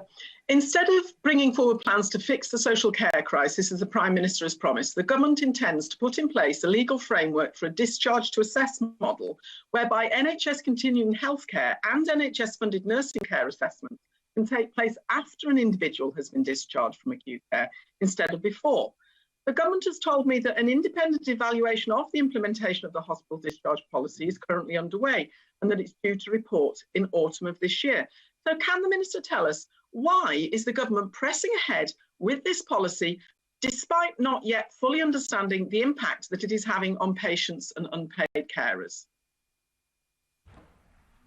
Thank you, Mr. Speaker. Well, I wouldn't see this as either or, in fact. And we have said that we are going to be bringing forward proposals for social care reform. But to her point about discharge, I mean, it's well known that particularly for an older person, spending a long time in hospital actually can be harmful to their prospects of recovering and living a good quality of life. And I've seen it in my own family, as well as knowing it's a long-standing challenge across our health and social care system. So it's absolutely right that we should be taking steps to support people to be discharged from hospitals to home when they're ready, clinically ready to do so. Thank you, Mr. Speaker. I very much welcome the plans for integrating the NHS and local authorities and the social care providers. Can the Minister assure us that the plans will not lead to any more centralisation or bureaucracy in the system, but on the contrary, we will see more local flexibility, more choice and control for patients, and crucially more support for the families and community groups that are so important in the delivery of social care? Minister. Yes, absolutely. I mean, one of the strengths of our social care system is that its huge diversity, the different forms of social care, the different ways it works in different communities. I know, in fact, it has been one of the challenges for government during the pandemic because we're reaching out to over 25,000 different organisations, but actually that diversity is a positive thing. So I would continue to support that kind of diversity in the years ahead. Mr. Speaker, today marks 700 days to the day where on the steps of Downing Street the Prime Minister told the nation he was to fix the crisis in social care with a clear plan he had prepared. For clarity, this was before the global pandemic hit. I know the Minister knows the market has failed. Failures that have been exacerbated by the pandemic, not created by it. Is it not time the Minister faced the inconvenient truth that the only way to fund social care is through progressive taxation with a diverse range of in-house services guaranteeing workforce standards and service user choice under the umbrella of local government? Well, the Honourable Lady is right that when we went into the pandemic, the social care system did already need reform. That was well recognised. That's why the Prime Minister committed back in 2019 that we would bring forward social care reforms. I'm not going to talk about tax policy here, but what I will reassure her on is that we are working on our social care reforms and we will be bringing forward that plan later this year. Let's go to Andrew Lower. Andrew. Thank you, Mr. Speaker. The report of the Joint Health and HCLG Select Committees, of which I was a part, left open the possibility of insurance-type solutions for adult care funding as successfully operated in many comparable countries to our own. This would have advantages in terms of finance, focus and structure. Given how hugely ambitious she has said she is on this, can my honourable friend both confirm that insurance-based solutions and an enhanced role for local government remain options for her and the other key decision makers when determining the way forward for adult care? Well, I thank him for his involvement in the Health and Social Care Select Committee, whose reports I find really helpful and provide great insight and contribute to the conversation. I mean, he alludes to different models for paying for social care. Clearly there are many different approaches and we have been considering these, but I'm not going to be able to go into the detail here and now. I will have to ask him to wait for when we publish our proposals for social care reform. Let's go to Catherine McKinnell. Catherine. Thank you. This pandemic has starkly demonstrated the unequal footing of social care alongside the NHS in this country. The Prime Minister's announcement back in 2019 that he had a social care plan ready to go has been clearly shown to be untrue. And according to Age UK, 1.5 million older people are going without the care they need.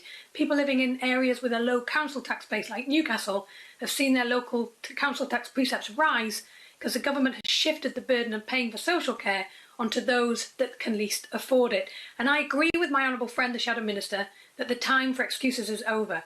So what is the Minister doing to ensure that the Prime Minister and the Health Secretary stop making empty promises so that we can start building the much needed cross-party consensus on this issue without any further delay?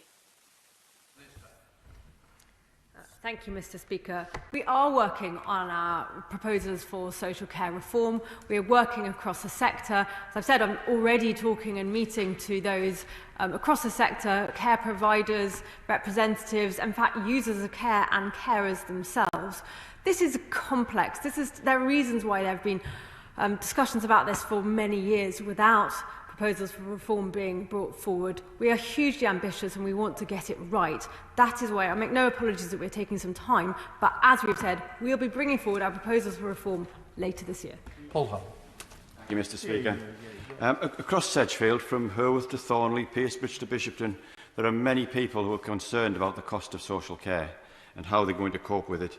With property prices in my constituency at about 30% of the level of London ones, then any use of that property value to pay for care just becomes catastrophic.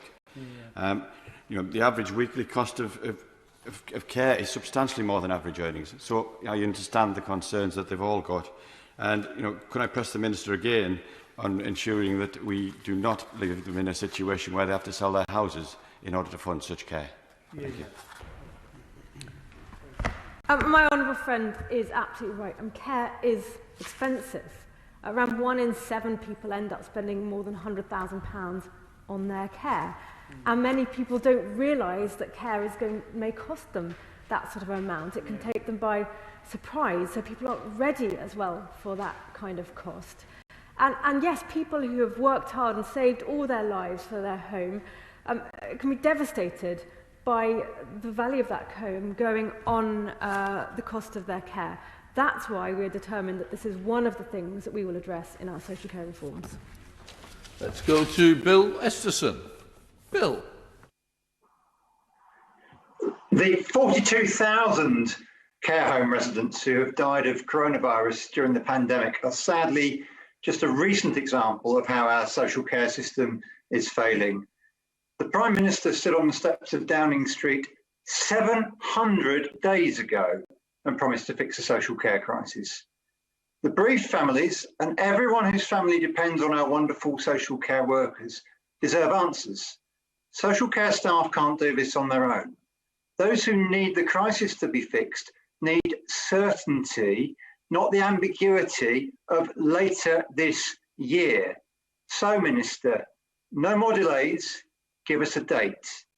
Tell us, when will the government finally publish its plan and fix the social care crisis? Let me say to the honourable member, we have said we will publish proposals for social care reform, and we will. We have said we will set out a long-term plan for social care, and we will. And we have said we will reform social care, and we will. Scott Bent. Thank you, Mr. Speaker. Residents in Blackpool spend a higher percentage of their income on council tax than anywhere else in the whole country. Although allowing councils to implement a social care precept has brought in much needed revenue, it has, in some cases, placed a disproportionate burden upon ratepayers. Whilst the case for reforming social care is clear, does the Minister agree with me that we require a national funding model to meet the costs and that these cannot fall disproportionately upon councils in deprived areas? Well, I thank my honourable friend, and I recognise the situation right now. That's one reason why we are at the moment providing 3.8 billion in grants for adult and children's social care this financial year, and that's gone up from 3.5 billion in the previous financial year. But of course, looking ahead in our reforms, we do have to make sure that the way social care is paid for is fair across the country. Let's go to Mary Kelly-Foy. Mary. Thank you, Mr. Speaker. I was a carer for my daughter Maria for almost 27 years, so I know the demands that carers face every single day caring for those that they love. Does the Minister really believe that £67 a week carers allowance is a fair amount for round-the-clock care? And will this amount be raised under the Prime Minister's prepared plan for social care? Well, I pay tribute to the honourable member for the hours and the love and the effort that she has put into caring herself. And so she knows from her own experience how the experience of carers across the country and what it takes, both in time, physical effort and in emotional effort.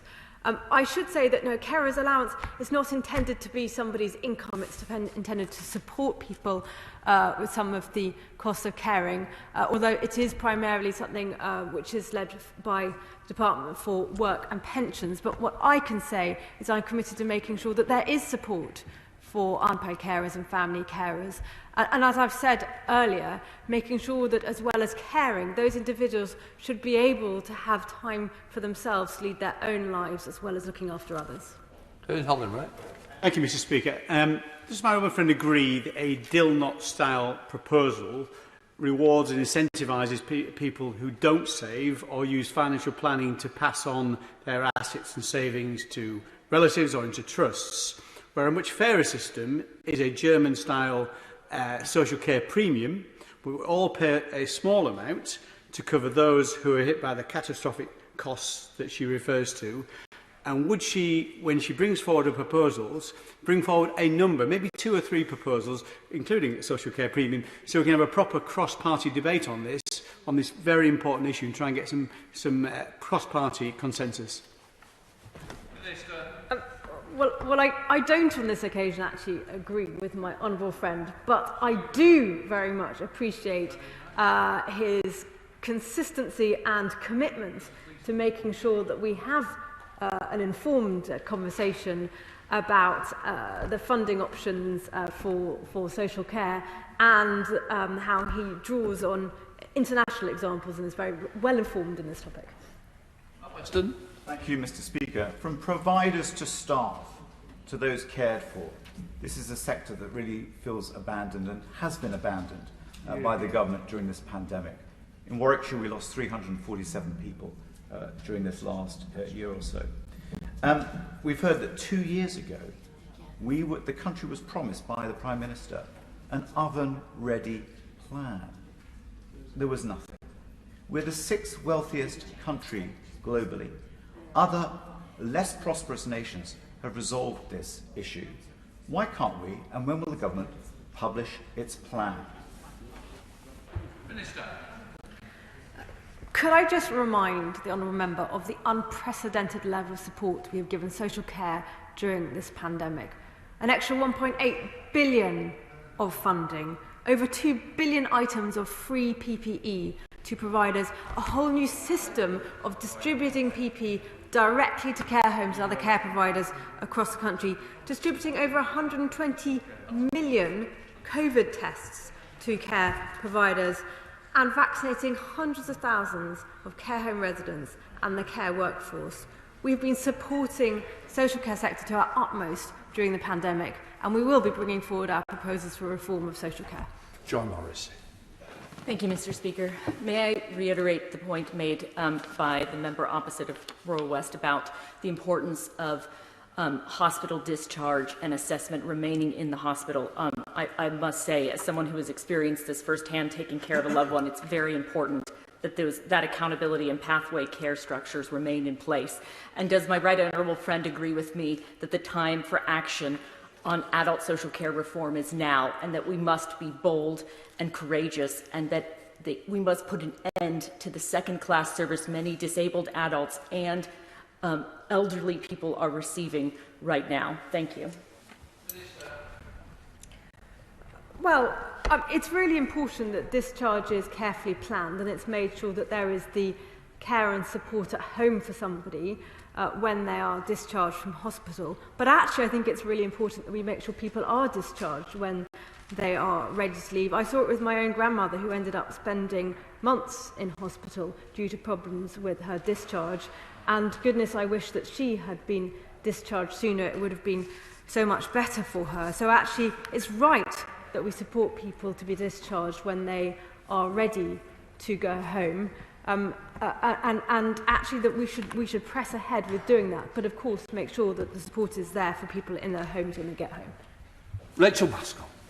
Thank you, Mr. Speaker. If we are truly to see the full integration of health and social care, that will require us also to see the full integration of the funding of health and social care, free at the point of need, contributed by all. So when she brings forward her proposals, will she ensure that that is an option which we can consider?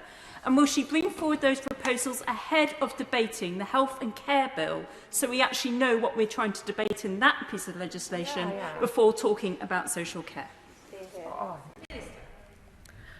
Well, I can't at this point go into the details of the proposals that we're working for on social care reform. I've tried to give the House today a sense of the breadth and the scale of our ambition. As to the point on timing, the way I see it is the Health and Care Bill is a step on the road to reform, including the statutory role of integrated care systems and the development of the assurance system. And I don't see them tied together in the timing-wise that she sets out. What I can say is that we will be bringing forward our proposals for social care reform later this year. We now go to Gagam Mohindra. Thank you, Madam Deputy Speaker. Can I firstly wish the Minister a happy birthday? Can the Minister reassure the House that the focus will remain steadfast on patient outcomes and happiness as part of the Health and Care Bill? Well, I thank my honourable friend very much for his birthday wishes. I was not particularly planning to spend my birthday in this way, but actually it's a pleasure to talk about social care reform because I feel very strongly about it and clearly spending a great deal of time working on it. And yes, what really matters is making sure that the outcomes and the experience of care for people is better. So that what really matters is that people get to live their lives to the full, whether they're those of working age, but also older people, to live as independently as possible, to live as part of a community, to live with your own front door for as long as you can. So it's those outcomes of care that really matter. Emma Lilbert. Thank you very much, Madam Deputy Speaker. The Minister's responses today further confirm that social care and the millions who rely on it are simply not a priority for her or for this government. It was recently reported that the Minister leaned on Public Health England to alter their proposed advice given to care homes in the pandemic, from ensuring those discharged from hospital tested negative for COVID to patients not requiring any testing at all. This led to over 30,000 deaths. Will she now take this opportunity to apologise to those who lost loved ones? Actually, what the honourable member has just read out is completely untrue and completely misleading and does not reflect for a moment what has happened. And I'm very disappointed to hear her read it out. We now go to Alexander Stafford. Thank you, Madam Deputy Speaker. Rotherham Council is benefiting from the £120 million this government is making available to councils to boost staffing levels, which helps residents across Rother Valley receive the best quality care. Does my right honourable friend agree that as we begin to work in building a world-class care system, ensuring care homes have the staff they need is a vital first step?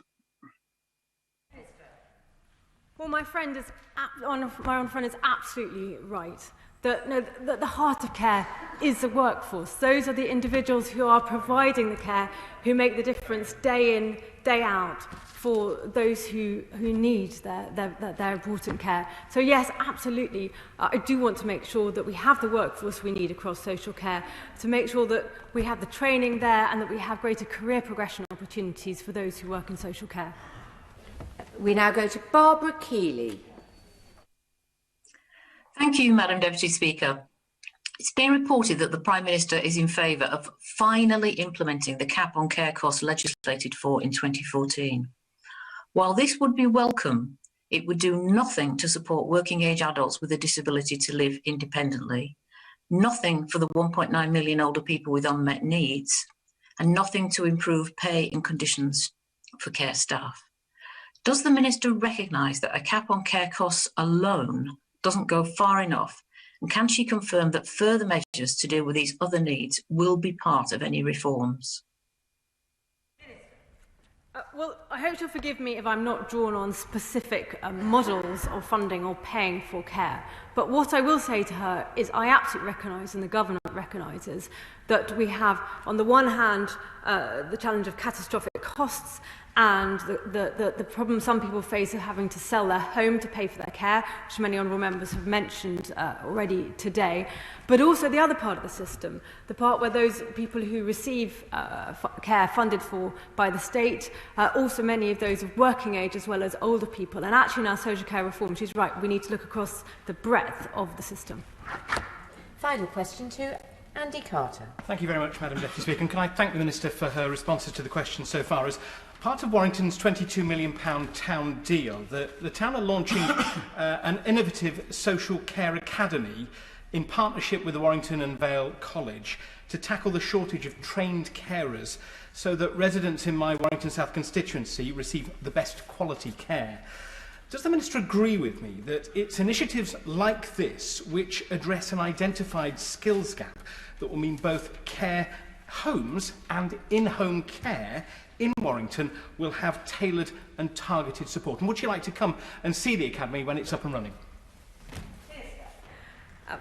Well, my honourable friend outlines a fantastic example, a really good use of the town deal funding by Warrington.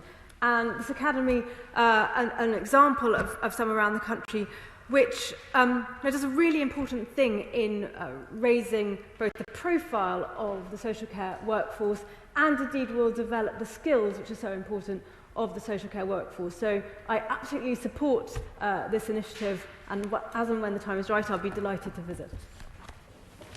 I thank the Minister for the urgent question, suspending the House for 2 minutes.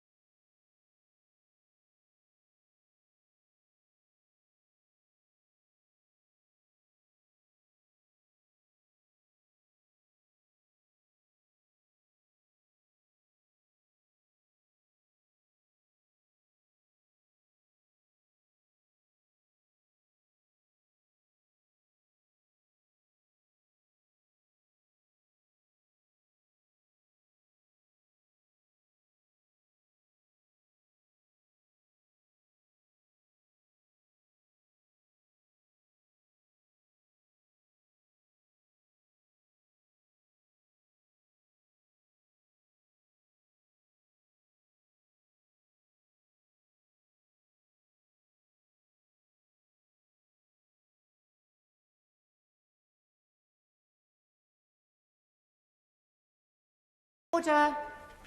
Order. I call Tobias Elwood to ask an urgent question. Madam Deputy Speaker, for allowing this urgent question. Could I ask the Defence Secretary to make a statement on the vaccination of UK military personnel serving overseas? James Heaton. Thank you, Madam Deputy Speaker. As soon as our hugely successful COVID vaccination programme was launched, I wanted to assure that our armed forces would have access to vaccines as quickly as possible. So we tasked the department to ensure that nobody would be disadvantaged by serving our country abroad. This means people would be offered vaccinations no later than they would have done at home, and that those that needed to would be vaccinated before they left the UK. Our critical outputs, including the continuous sea deterrent and the quick reaction alert aircrew, have rightly been prioritised. We have also in recent days completed 100% vaccination for our carrier strike group. I can confirm today that sufficient vaccines for all of our people in all overseas locations have now been dispatched. We're in the process of getting the few remaining people who are awaiting their vaccines their jabs. For those on active operations overseas, we have administered first doses of vaccine to 95% of those eligible, and 61% of them have had their second dose. I can assure the House that every single eligible person across defence, at home or abroad, will have been offered at least their first vaccine dose by the 19th of July, in line with the national programme. Will the Chair of the Defence Select Committee to Tobias Elwood. Thank you, Madam Deputy Speaker. I'm grateful for that reply, but it does miss out a lot of detail, and it gives me no pleasure whatsoever during Armed Forces Week, where we celebrate the military's invaluable contribution to our nation, to raise this urgent question as to why we do not have a bespoke vaccination programme for our personnel who are deployed overseas. In our national battle to tackle COVID here in the UK, we have relied upon our military from the start, building Nightingales, driving ambulances, mass testing, and of course running hundreds of vaccination centres across the country. Yet when we ask them to return to their day job, those deployed overseas are not fully vaccinated. And the reported outbreak of 80 cases in our recent UN mission to Mali illustrates the dangerous consequences. This outbreak would have devastated our operational capability and indeed the safety of the mission. Now, it is standard protocol to inoculate prior to deployment. If we protect our troops against yellow fever, anthrax, malaria, typhoid, and a host of other infectious diseases, why not COVID when we have these vaccines? Now, our NATO allies are doing just this. The USA, France, Holland, Germany, all have fully vaccinated their deployed troops. So why aren't we? Now, I understand our NATO partners have in fact expressed concern that the Queen Elizabeth battle group departed without all personnel having received 2 vaccines. And indeed, our Gulf allies have also registered their concern that our personnel based in their stations abroad are without the vaccines as well. Now, this is an easy call to get right, but it's also an irresponsible one to get wrong. Arguably a potential breach of the Armed Forces Covenant and our duty of care to our valiant armed forces. But the picture would be incomplete without registering the MOD's internal attempts to address this. We must make that clear. But I hope that Whitehall is now listening, and I'm sure the country would want to see key worker status granted to all personnel currently overseas. That is what would resolve this issue. And with this challenge now out in the open, in supporting this call, could I ask the MOD now to fully vaccinate all our sailors, soldiers and air personnel as a matter of urgency? Minister. Madam Deputy Speaker, I thank the right honourable gentleman for asking the urgent question. I haven't had any representations from NATO partners or Gulf partners sharing any concerns over our vaccination programme, so he may wish to share with me or my right honourable friend, the Secretary of State, any such representations that he's received so that we can discuss those with our colleagues in other ministries of defence. I'm also slightly surprised, Madam Deputy Speaker, that the MOD's vaccination programme has become such a matter of urgent attention for the right honourable gentleman or others in the House, because we've had a series of parliamentary questions on this matter over the last 6 months. all of which we've been very clear that the MOD's position is that people would receive their vaccinations overseas in line with their age cohort here in the UK. Well, Madam Speaker, it can be a matter of debate of whether that was right or wrong, but the MOD position has been very clear throughout. I happen to believe that it is the right decision because there was no decision to prioritise other professions beyond those within the NHS. And military medics, it's important to say, were all vaccinated as a matter of priority alongside their NHS colleagues whilst they were working in high-risk COVID environments. The other thing, Madam Deputy Speaker, that I would just pick up on in the Right Honourable Gentleman's response to my initial answer is his assertion that 80 people in Mali, on our deployment to Mali, had COVID. That is simply not the case. The correct figure, as was answered in a parliamentary question last week, is that cumulatively, since the deployment began, 24 people have tested positive for COVID. And if, Madam Deputy Speaker, you'll indulge, the detail of that was 6 positive tests in March, 2 in April and 1 in May for the Chinook detachment, 2 in December, 6 in January, 1 in February and 6 in March for the Long Range Reconnaissance Group. Shadow Secretary of State John Healey. This is frankly shocking. Defence ministers have failed in their first duty to our armed forces to ensure they're properly trained, equipped and protected when they're deployed overseas, especially into conflict zones like Mali.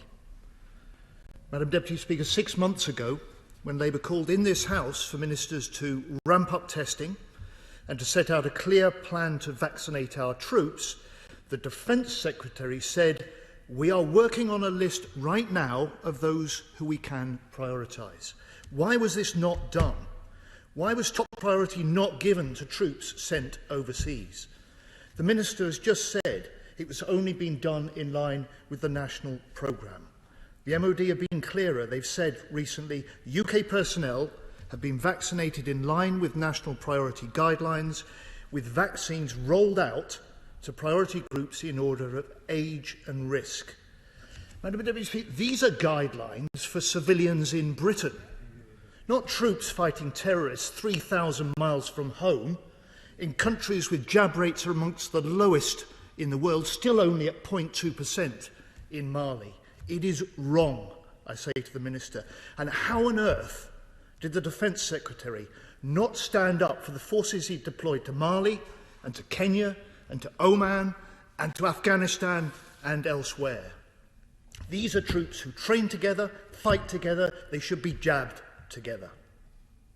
So I ask the Minister, how many and what proportion of UK military personnel deployed abroad, country by country, have contracted COVID?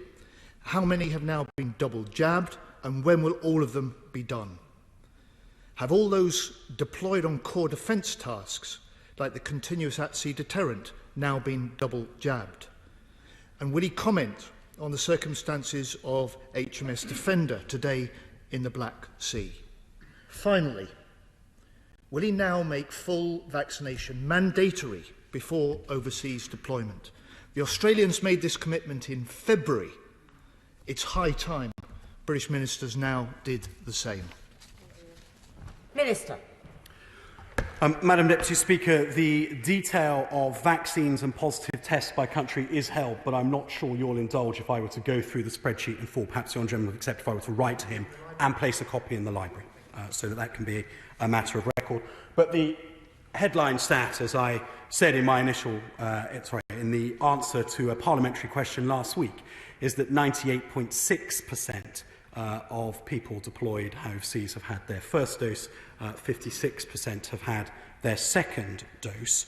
Madam Deputy Speaker, I accept that there could be a matter of debate over all professions, whether they be clinicians in the NHS or teachers or members of the armed forces. We made a judgment that where the medical facilities were sufficient to safely administer the vaccine in a deployed environment, that those people would receive their vaccine in line with their age cohort in the general UK population, Where it was not possible to do that, for example, with the continuous at sea deterrent, they were vaccinated fully before deployment. I'm grateful also to the honourable gentleman for raising the activities around HMS Defender in the Black Sea earlier today. No warning shots have been fired at HMS Defender. The Royal Navy ship is conducting innocent passage through Ukrainian territorial waters in accordance with international law. We believe the Russians were undertaking a gunnery exercise in the Black Sea and provided the maritime community with prior warning of their activity. No shots were directed at HMS Defender, and we do not recognise the claim that bombs were dropped in her path. Whilst it is, of course, welcome that 98.6% of our service personnel overseas have been vaccinated, just for reassurance of those men and women serving in uniform overseas and their families back here in the UK, can he confirm that it is now and will be a priority, if it is not already, of the Ministry of Defence to ensure that all of those serving overseas, in our name, for this country, have access to both their jabs as a matter of urgency? Sir. Well, Madam Deputy Speaker, first of all, may I just correct myself for fear that I have inadvertently misled the House. The figure for all overseas deployments is 95%, Madam Deputy Speaker. 98.6 refers to the deployment in Mali. Apologies for that inaccuracy. My honourable friend makes a valid point. I think that given where we're at in the national vaccination programme, one might argue that that is now the case. Everybody is within days of receiving their first jab. In fact, the way that the vaccination programme was administered, where everybody over 50 received their jab in one go towards the front end of those priority groups at home, meant that many that were in their 50s and 60s overseas, although for the defence population that's not very many, Madam Deputy Speaker, actually ended up receiving their jabs ahead of their age group in the UK. And likewise, actually, for those under 40, effectively they were being rolled out in line with people in their 40s here in the UK, which means that for many of our soldiers, sailors, airmen and airwomen who are in their late teens or 20s, they were getting their jab well ahead of their contemporaries. SNP spokesperson Carol Monaghan. Madam Deputy Speaker, I think many of us are shocked to hear some of the Minister's comments today, and he seems proud of the numbers testing positive in Mali. We shouldn't have any testing positive at all, because they should have received a double vaccination. When we're sending troops into a conflict situation, they must be given appropriate PPE, and that includes vaccinations against whatever the threat is. Clearly, COVID is a big threat at the moment. Of course, the government has a duty of care to those individuals, but it also has a duty of care to the armed forces to ensure they are able to carry out their duties and the operations are not threatened by illness. And of course, there is a potential threat to national security as well. So I think, first of all, if the Minister could tell me why the government has not prioritised armed forces for vaccination, regardless of whether they're serving at home or abroad. I'd like some assurances from the Minister that from this point, personnel will not be deployed overseas without receiving both doses of vaccine. And finally, can the Minister tell me how many Royal Navy ships have had to restrict their operations due to COVID outbreaks? Minister.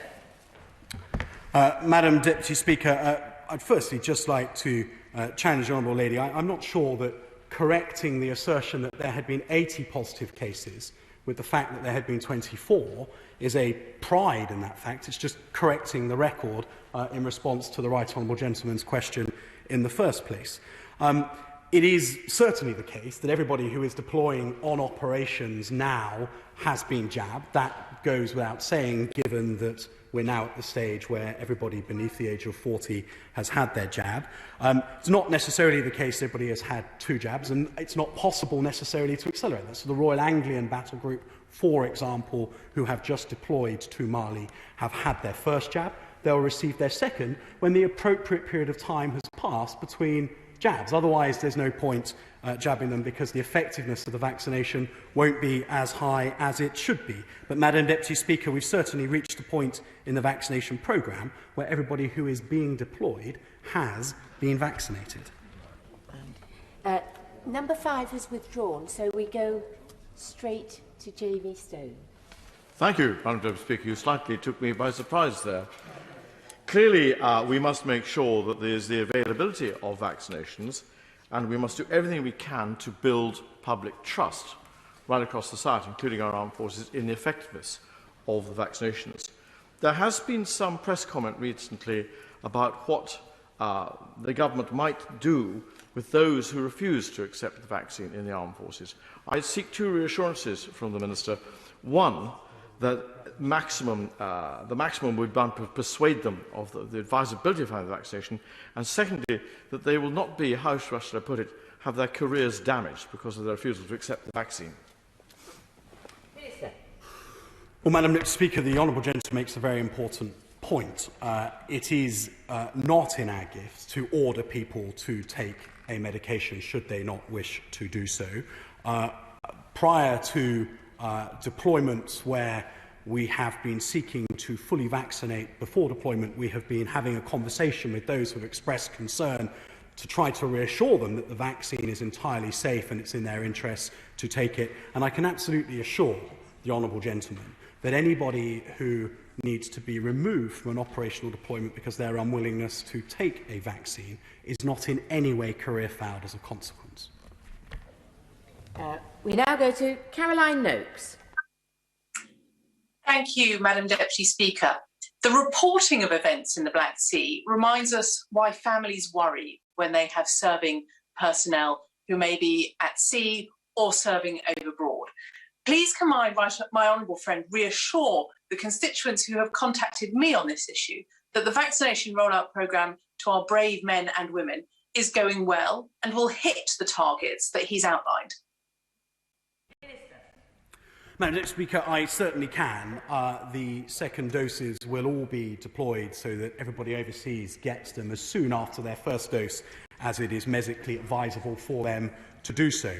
That's not without challenge. Some of the locations in which our people serve require quite a lot of logistical effort to get them forward, but that has gone well, and it's testament to military planners in the Ministry of Defence and Defence Medical Services that that's the case. Chris Elmore. Mr. Speaker, it's obviously deeply troubling no matter how many current service personnel who have been deployed have now got COVID, whether that's 80 or 28 or whatever the clarification that the Minister has given.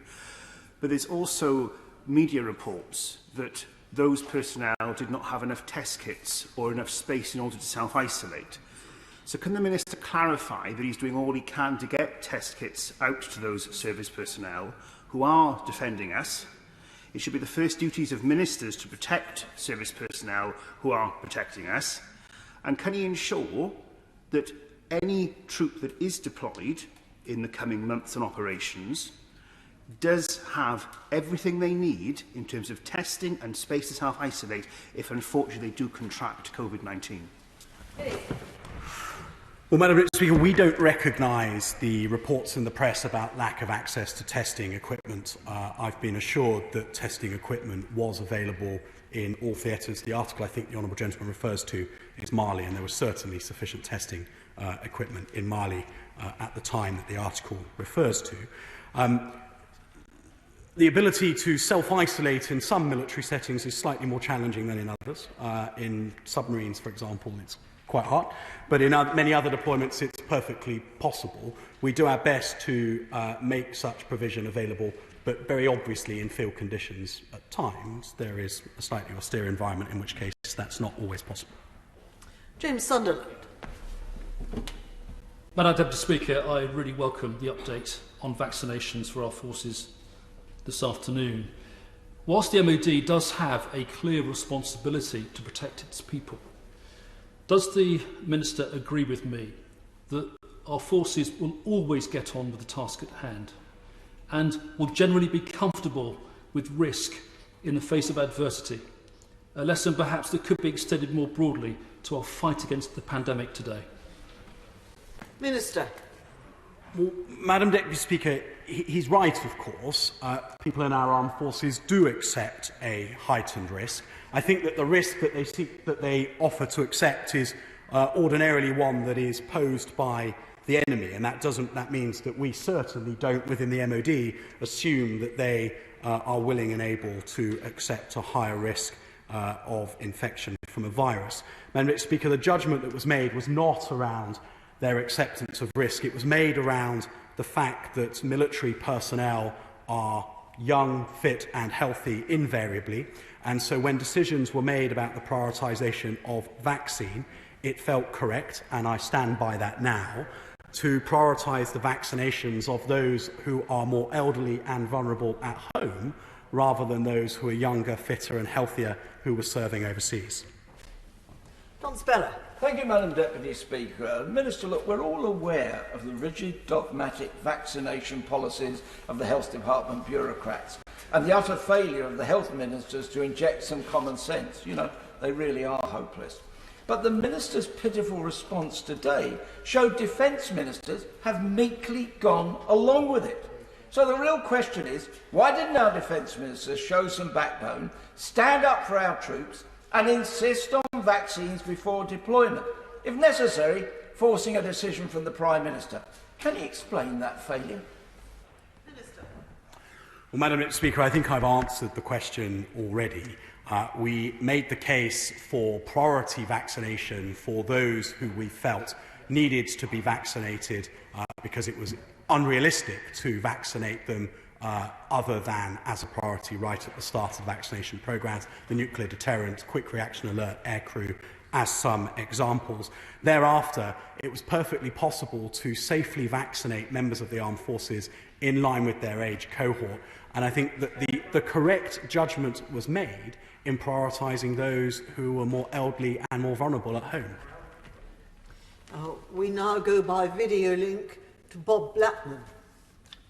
Thank you, Madam Deputy Speaker. We now have a clear position whereby 2 vaccinations are required and a period of time between those vaccinations obviously being required to maximise the efficacy of the vaccine.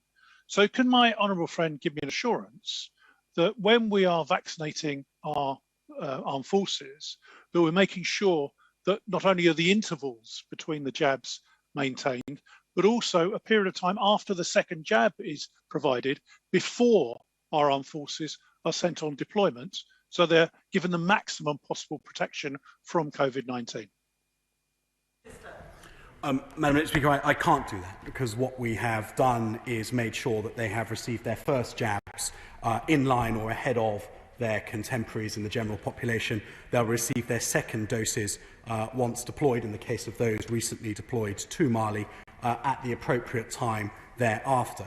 I think that that is an appropriate way of doing this, Madam Deputy Speaker. These are young, fit and healthy people, and they are getting their they will get both their first and second doses well ahead of their contemporaries at home. Kevin Jones. Can I say to the Minister, there's a clue in his title, Minister of State for the Armed Forces. That's about standing up for our armed forces.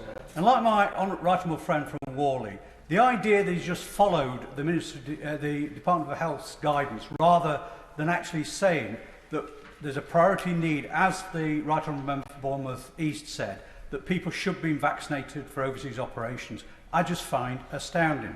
Can I ask him directly, though, in terms of the 28 or whatever the number is, because he gave me a different number in a written answer the other day about Mali, what effect did that actually have on our operations in terms of our contribution to the multinational force which is out there? Because that's the key test.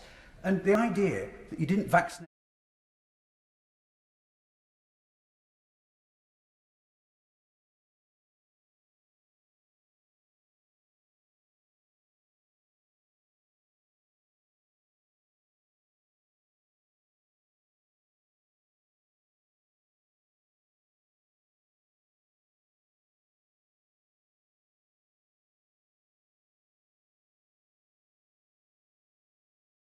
will perhaps be able to reassure him there was no impact on operational output.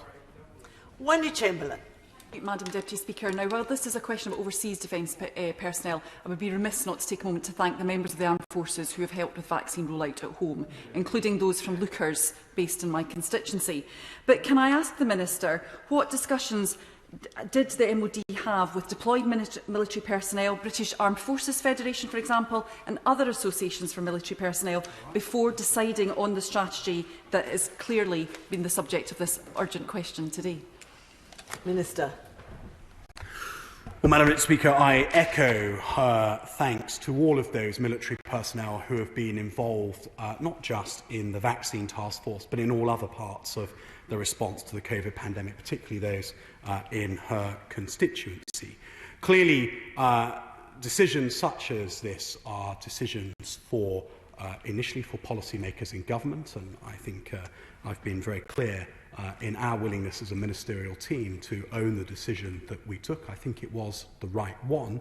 And the chain of command, I know, have every confidence that the vaccination programme that we've set ourselves to delivering is indeed delivering. There were no conversations beyond that with any of the agencies or organisations that she mentions. Jack O'Presty. Thank you, Madam Deputy Speaker. Now, my honourable friend will be aware that there are a good number of British troops deployed in northern Iraq in the Kurdish region, training the Peshmerga in their ongoing military fight with Daesh. And we know that Daesh are trying to seek to capitalise on some of the chaos of the pandemic to make advances. So will my honourable friend assure me that as our deployment in Iraq, I understand, will be growing slightly over the next year, anybody deployed there will be fully vaccinated, and also the troops we're training who are still engaged in military operations have equal access to the vaccine? Minister.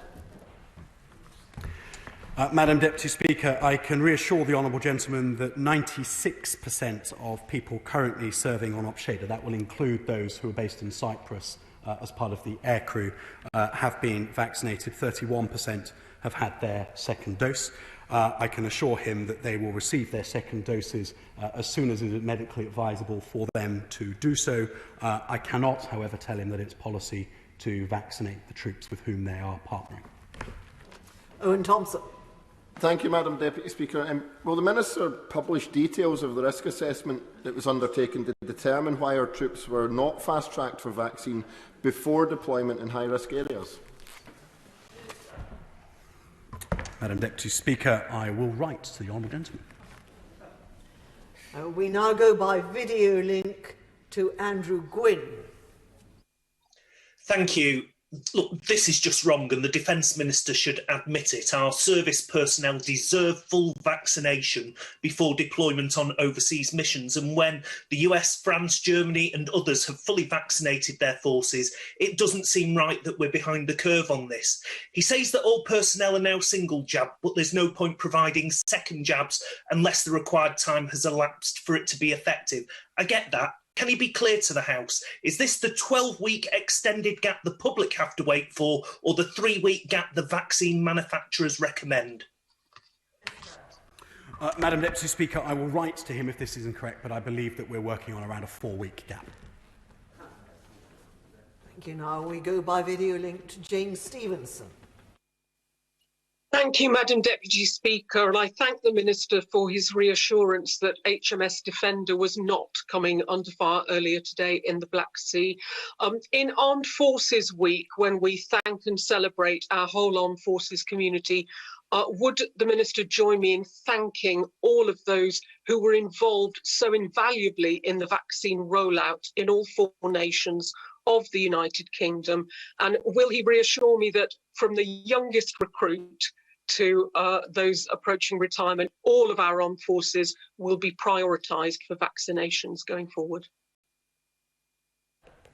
Madam Deputy Speaker, I certainly join her in celebrating all of those who serve and have served in our nation's armed forces and thanking them for doing so.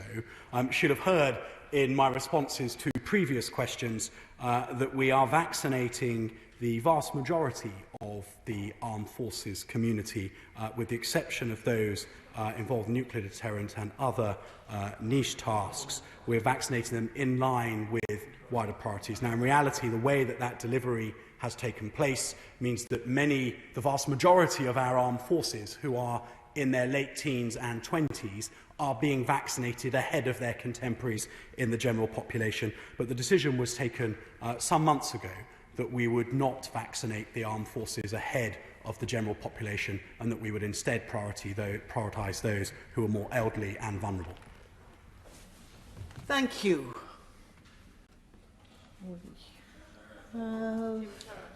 Oh, I'm so sorry. I didn't. How could I possibly miss out the honourable gentleman for Strangford? I would not ever wish to do so. Jim Shannon. Thank you, Madam Deputy Speaker. I've seen you looking about, and I wondered, looking the usual spot where I am here. But Minister, can I just make a comment? We have so much to be thankful for our service personnel when they put a lot on the line to serve in terms of their family life. Can I ask the Minister this question? Those families back home have grave concerns about their service personnel serving overseas. Those overseas personnel serving have concerns about their families back home. Can I ask the Minister, what has been done to assure the families, both at home and away, that they're going to be safe and sorry and that they will see them again? Thank you. Minister. Well, Madam Deputy Speaker, the honourable gentleman was probably waiting for you to adjourn the House before he intervened, as is his normal fashion. Madam Deputy Speaker, the honourable gentleman raises an important point, which is that actually, as someone who served overseas in operations, I knew I was okay until I wasn't. But for those who are left behind, the families of our serving personnel, there is a daily worry about their safety and the threats that they are facing. Indeed, there are many colleagues in the House who have written to me on behalf of parents and loved ones of people deploying to seek reassurance over the vaccination programme, and we've made sure that that has been given to them so that families understand that their loved ones will be vaccinated whilst in theatre. The families of our armed forces are as vital a part of the armed forces community as those that serve themselves. And your gentleman has given me an opportunity in Armed Forces Week to remark on their steadfastness and the important role they play in maintaining the fighting power of our armed forces. Thank you. And that concludes the statement. I thank the Minister. Point of order, Jess Phillips. Thank you, Madam Deputy Speaker. I'd first of all like to apologise to you and to the House. I was not expecting to be in the chamber today, and my attire is somewhat of that of somebody who doesn't like the heat in London. So first of all, I should apologise for that. I wanted to ask, Madam Deputy Speaker, if you could enable me to seek an apology from the Prime Minister, who has inspired me in my attire to come to the chamber today, for referring today at Prime Minister's question time as questions about the pitiful rape conviction rate in our country as jabber. The Prime Minister, when questioned about the falling rape conviction rate, asserted that this was merely jabber and not something that sees, for every 60 people who come forward to say that they have been raped, one charge, and that doesn't even cover convictions. I would also like to ask you, Madam Deputy Speaker, if you could help me correct the record for some of the other things that the Prime Minister said today at Prime Minister's questions, where he asserted that Clause 106 and 107 in the new bill would reduce convictions. It does absolutely nothing to do with that. It is about sentencing, and I speak as an expert in the field. Also, he stated that the Labour Party had not supported the domestic abuse bill, which was, as one of its key authors of many of the clauses in it, a huge surprise to me that the Labour Party hadn't supported the domestic abuse bill. So I'm not entirely sure why the Prime Minister asserted that. But more than anything, what I would like to seek today is an apology from the person who is meant to keep our streets safe. And currently, if you are a woman or a girl in this country, they are failing. Well, I thank the Honourable Lady for her point of order and for having given me notice of her intention to raise that point of order. May I also say that I greatly appreciate the Honourable Lady apologising for her attire, which, of course, in other places other than this chamber, is perfectly chic. But she is right to note that there is a certain dress code here for the chamber, which it's important that we all observe. But I do fully appreciate that the Honourable Lady was not planning to come to speak in the chamber today, and there is always the exception that proves the rule. Now, as to the very serious matter that the Honourable Lady has raised, she asked me if I can take steps to correct the record about what the Prime Minister said, and the answer to that is no, that answers given and statements made by ministers, or indeed by any other member of this House, are not a matter for the Chair. That the Honourable Lady clearly has one opinion and the Prime Minister has a different opinion, and that is the purpose of this chamber, is that both of those opinions or evaluation of the facts can be freely expressed in this chamber. And the Honourable Lady has taken the opportunity to put her interpretation of the facts and to point out that that differs from the Prime Minister's interpretation of the facts. But the Honourable Lady raised another matter which is of importance, and that is the use of language. It was so noisy in the chamber today, and I suppose that's refreshingly good in some ways, because at last we can have a significant number of members present here, but it was so noisy that I certainly couldn't be quite sure exactly what was said at any one point. But if it is the case that the Prime Minister, or indeed anyone else speaking in this chamber, is in danger of giving offence by the actual words that they have used, especially on a very sensitive subject, which undoubtedly the subject of rape and prosecution of rape is the most sensitive. If there is any danger of that, then I would simply encourage all members to remember, in the words of Erskine May, that good temper and moderation are the characteristics of parliamentary language, and that moderation should be observed at all times.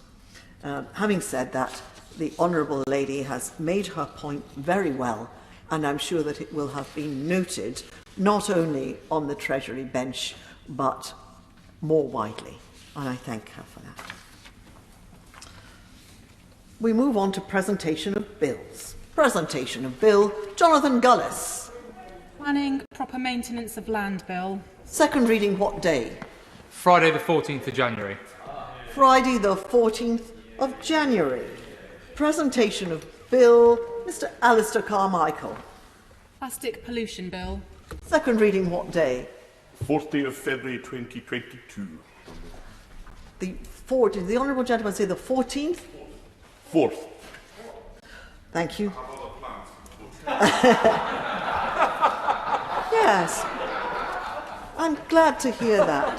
So do I. The 4th of February 2022. Thank you. I will now very briefly suspend the House in order that arrangements can be made for the next item of business. Order!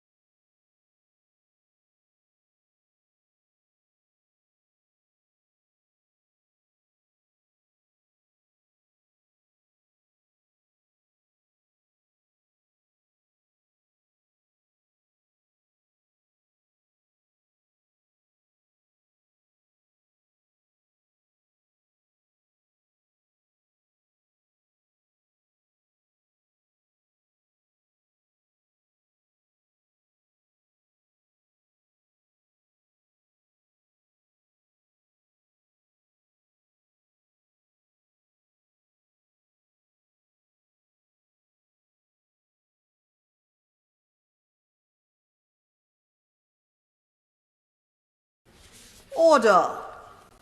We come first to the programme motion. To be moved formally? I beg to move. The question is as on the order papers. Members of that opinion say aye. Aye. Of the contrary, no. The ayes have it. The ayes have it. The clerk will now proceed to read the orders of the day. Armed Forces Bill Committee. Now. Order.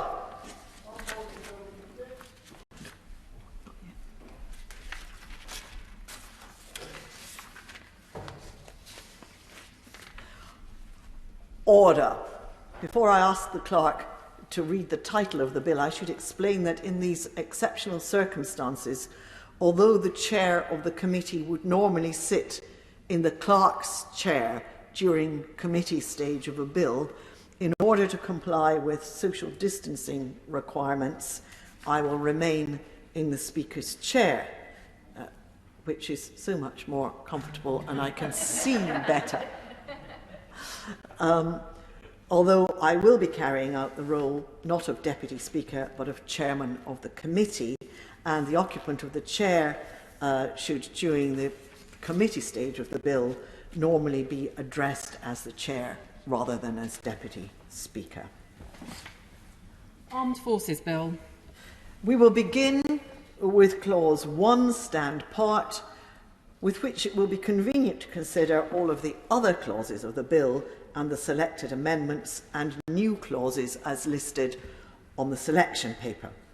The question is that Clause 1 stand part of the bill. I call the Minister, Leo Doherty. Thank you very much, Madam Chair.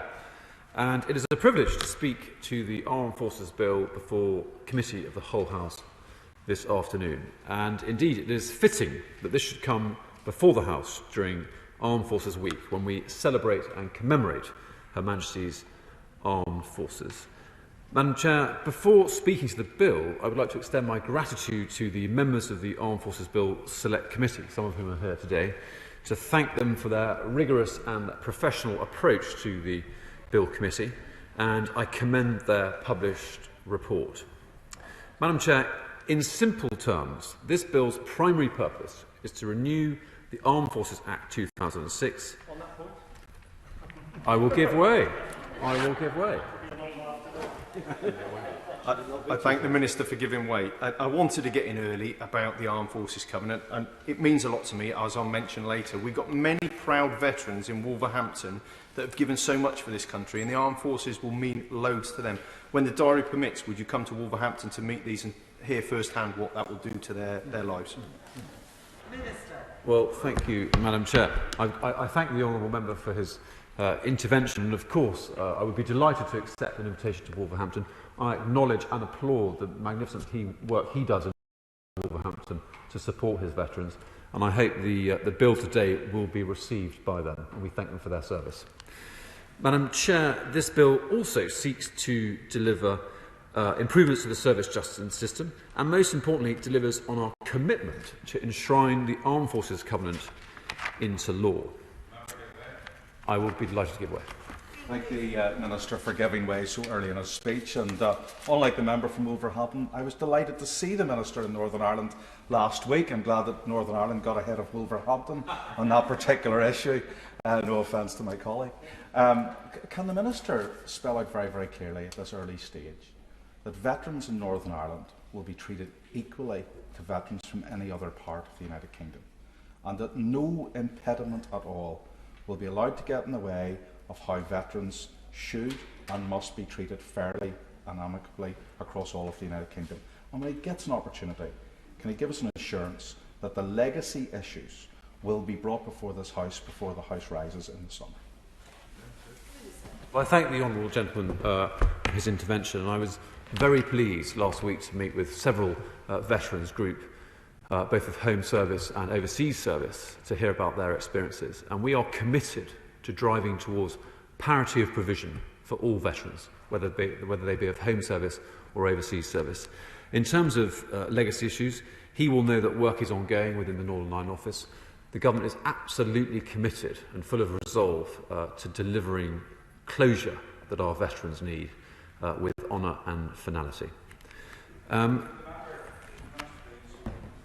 really appreciate what the Minister is saying, and the Minister knows how vital this particular issue is. Is the Minister stating, and I do not underestimate the Government's commitment to this, but I am concerned about the dead hand of officials and of political activists in Northern Ireland. Will there be finality on this matter in July? Will a statute of limitations be introduced then? Thank you, Honourable Gentleman. I can't get into the timing. I know that work is continuing apace, and it's a top priority both for the Prime Minister, the Northern Ireland Office, and it wouldn't be useful for me to get into the timing at this time. But I share his sense of urgent desire to see this delivered. Madam Deputy Chair, the Covenant was introduced in its current form a decade ago, and it has undoubtedly had an enormous and very beneficial impact for many within our service community. But too often, the experience of the Covenant depends on where you live, so more does need to be done. This bill delivers for our service personnel and veterans by, for the first time ever, creating a duty for relevant public bodies across the whole of the United Kingdom to pay due regard to the principles of the Covenant in the areas of housing, healthcare and education. So this bill represents a significant milestone and delivers on a key manifesto commitment to enshrine further the Covenant into law. In the area of housing, the duty will cover those bodies that are responsible for social housing, homelessness policy and the administration of disabled facilities grants, which can be vital for injured veterans. In education, we know that our service families sometimes face challenges due to their mobile lifestyle in accessing suitable school places for their children, including those with special educational needs. So this duty will ensure that the needs of service children are properly understood. And in healthcare, much has already been achieved, but service families and veterans still sometimes experience disadvantage, often caused by their mobility or healthcare requirements resulting from service. So this duty will apply to all bodies that are responsible for commissioning and delivering healthcare services across the UK. These are the essential areas: housing, healthcare and education. But to future-proof this bill, there is a provision to allow the scope of the duty to be expanded beyond these essential areas. I now turn briefly to technical government amendments being considered today. Delighted to give way. When the command paper was launched in 2005 by Bob Ainsworth, we actually had the cross-government work in terms of departments, in terms of armed forces champions in departments, because it was about central government standing up to helping veterans as well. So why is it that the scope of this bill excludes central government departments? Well, it doesn't need to include lead government departments because that provision is already made. There are ministers in every government department that hold the lead for veterans issues. The Secretary of State is accountable in his annual report. So the provision for making government, national and central government, accountable is already in place. Madam Chair, moving to the technical amendments 8 to 15. Delighted to give way. Well, he says that, but in effect it isn't, because there's no redress, and I've got to say I'm disappointed at the powers of redress within this bill as it stands for the areas it does include. But what, therefore, is the powers of redress against those departments per the Covenant, not against any other type of complaint they might have against the central government department that it refers to? How would a veteran make sure that the Covenant is implemented in terms of, let's say, the Department of Health at a national level in terms of redress? Well, he knows that in terms of all national provision, ministers are accountable, as I'm being accountable right here, right now. And what we're dealing today is the local provision, and if individuals feel that they have not had adequate provision and are disadvantaged, then they could pursue the route of judicial review in the worst case. But we believe that at the local level, most local authorities want to get this right, and we're just laying out best practice examples for them to follow.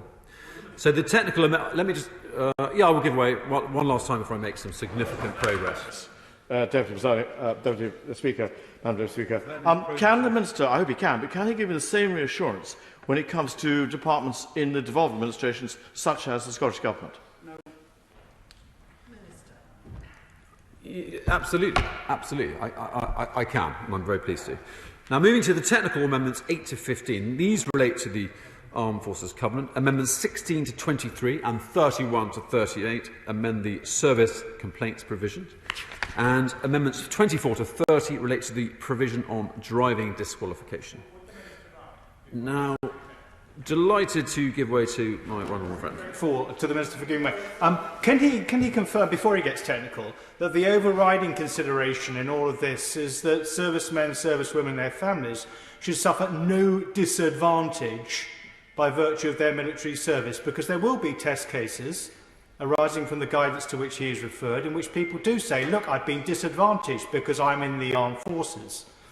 And the acid test has to be what they would have got from the system if they had not been serving. That surely is the guiding star in all of this. My right honourable friend is absolutely correct. That's the fundamental basis of all of this, and that is at the heart of the statutory guidance. And we are confident that local authorities, in the way they afford provision in the critical areas that I've described, will bear that in mind. But of course there may be test cases, and we will take note of them if they arise. Turning now to the opposition amendments. A number of amendments and new clauses have been proposed to this bill, and I want to concentrate on the key ones that specifically relate to the service justice system and the Armed Forces Covenant.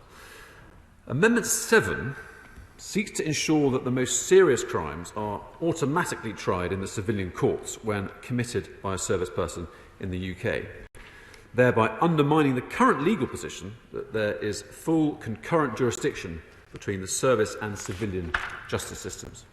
This amendment would mean that the most serious offences, when committed in the UK, could never be dealt with in the service justice system, even though the Lyons Review recommended that the most serious offences could and should continue to be tried in the service justice system with the consent of the Attorney General.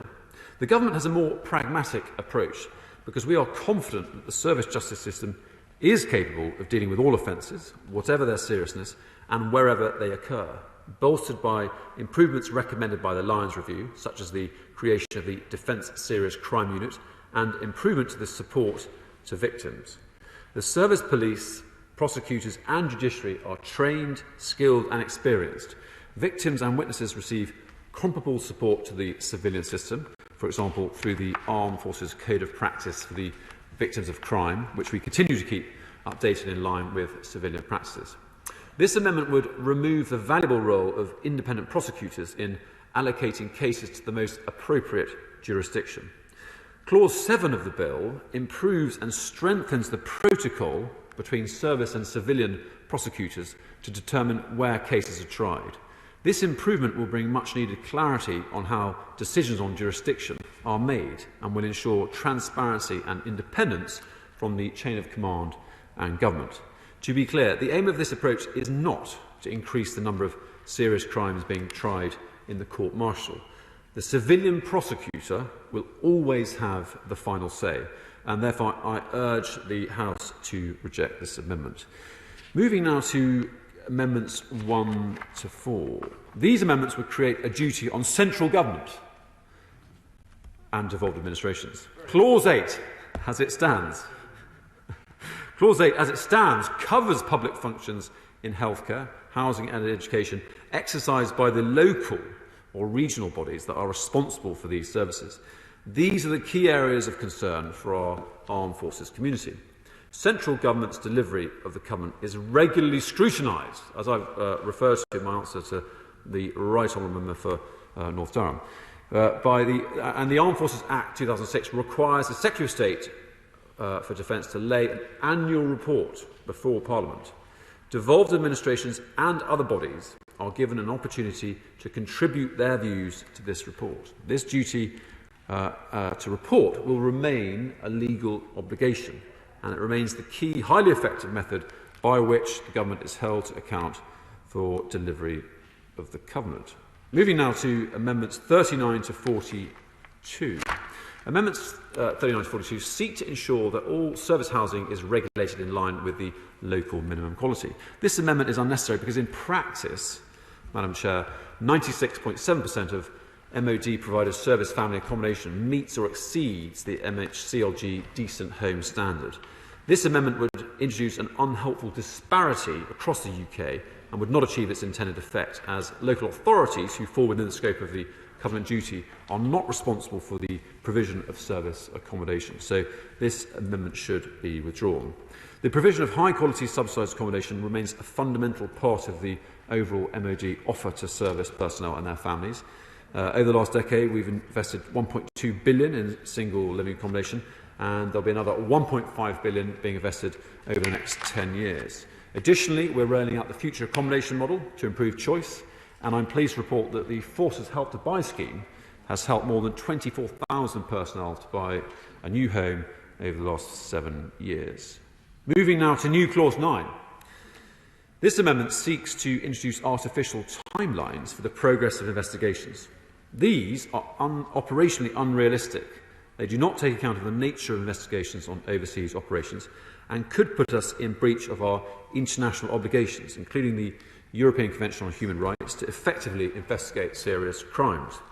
The Right Honourable Member for North Durham will be aware, following my letter to him on the 7th of June, that the detail of this amendment has been provided to Sir Richard Enriquez for consideration as part of his review into investigations.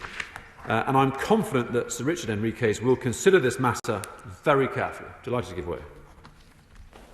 Well, can I thank the Minister for his letter, but let's be honest, we're in this mess because of his predecessor, who promised that the issues around time limits and investigations would be in this bill. And when I address my amendments, I will read them out at length.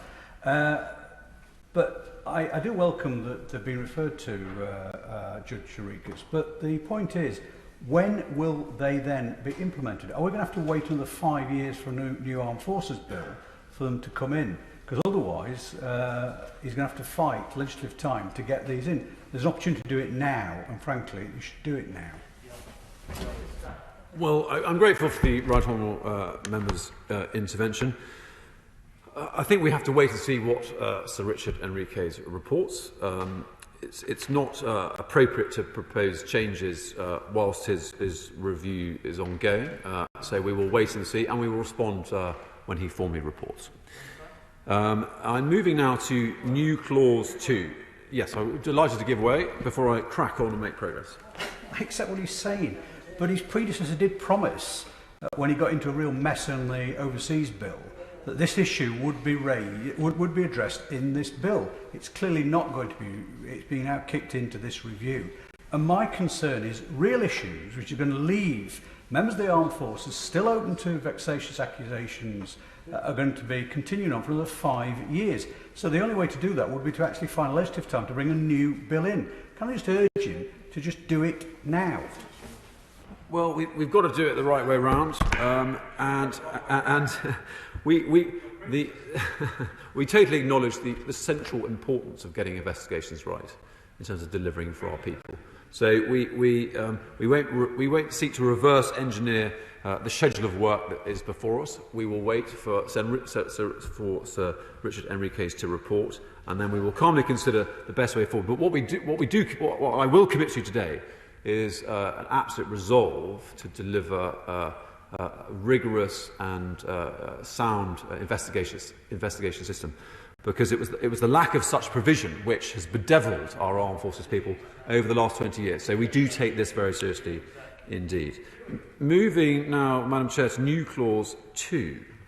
The Government takes very seriously its duty of care for service personnel and veterans under investigation. This was debated at length in the other House during the passage of the Overseas Operations Bill, and I've engaged with Lord Danrett, who brought the original amendment. I therefore wish just to highlight 2 brief points. Firstly, service personnel are entitled to receive comprehensive legal support. Secondly, there is a full range of welfare and mental health support routinely offered to all our people. This support is available both while someone is serving and then through the dedicated support to veterans through the NHS Op Courage in England and its devolved equivalents. We are striving for a gold standard of care, and the Secretary of State's written ministerial statement on 13th of April details the significant progress made. In the case of veterans, we continue to deliver further improvements through the Veterans Strategy, So therefore, this amendment is unnecessary and could result also in unintended consequences, because a duty of care standard risks becoming a one-size-fits-all approach, leaving personnel without the right support at the right time. The difficulties of drafting such a duty of care would inevitably mean the involvement of the courts and additional litigation. We are clear on our duty to provide the correct support to our personnel, both serving and veterans, and I would urge the honourable member to withdraw this amendment. Thank you, Madam Chair. Thank you. Stephen Morgan. Thank you, Madam Chair, and it's a pleasure to speak from the dispatch box on this important legislation ahead of Armed Forces Day on Saturday. This Armed Forces Week is a chance to recognise and celebrate the service of our nation's forces at home and abroad, past and present. Up and down the country, physical and virtual events will be held whilst the Armed Forces Day flag is flying proudly on buildings and famous landmarks around the UK. I was delighted to attend the flag-raising ceremony here in the House on Monday, where Mr Speaker set out an example by signing the Covenant, and look forward to events this weekend in my home city of Portsmouth, the heart and home of the Royal Navy. Today is also Reserves Day, so I'd like to take the opportunity to celebrate their contribution to our national defence and resilience. This year in particular has been reservists contribute to the COVID support force, providing medical and logistical support, as well as deploying skills from their professional lives. They remain a unique asset, the hidden heroes amongst us, balancing work and training, and it is vital that they are better integrated into our forces. So, Madam Chair, it's timely that this bill comes back before the House today. Labour supports our armed forces and welcomes the principles behind this bill. It provides a rare opportunity for the government to deliver meaningful improvements to the day-to-day lives of our forces personnel, veterans and their families.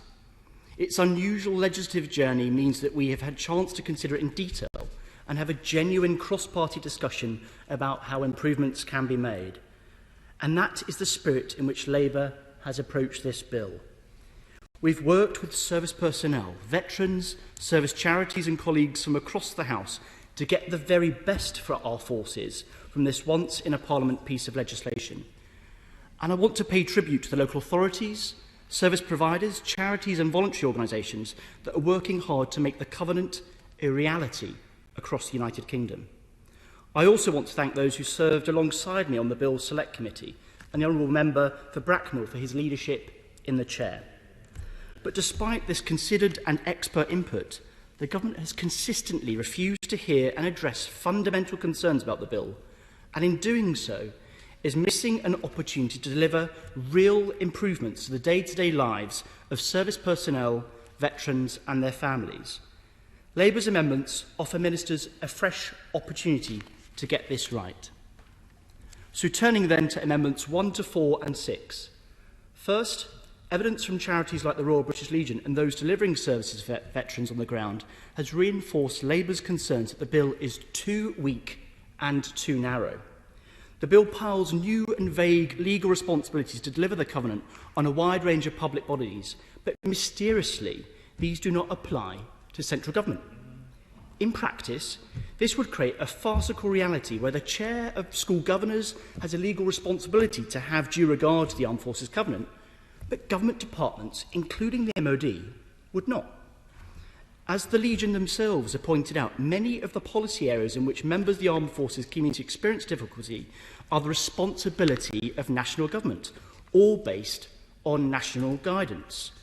Ministers must not be allowed to outsource the delivery of important promises in the Armed Forces Covenant. And also the bill's limited focus on housing, healthcare and education risks creating a two-tier covenant. This could start a race to the bottom on standards in other areas and will bake in the existing postcode lottery on access to services. Social care, pensions, employment and immigration are among the long list of areas we know will not be covered by this once-in-a-Parliament piece of legislation as it stands.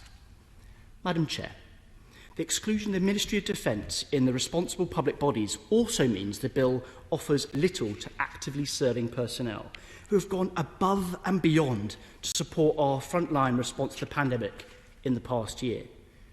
This government will thank them by missing the crucial opportunity to make long overdue improvements to the standard of service accommodation and handing most of them another real terms pay cut this year.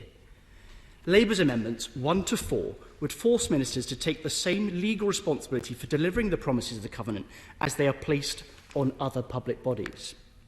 Amendment 6 would compel the Secretary of State to set out how and when he plans to use powers granted to him by the bill to widen its scope. Turning now to new Clause 7, Madam Chair. Next, the bill does nothing to address the shameful scandal of visa fees for non-UK personnel.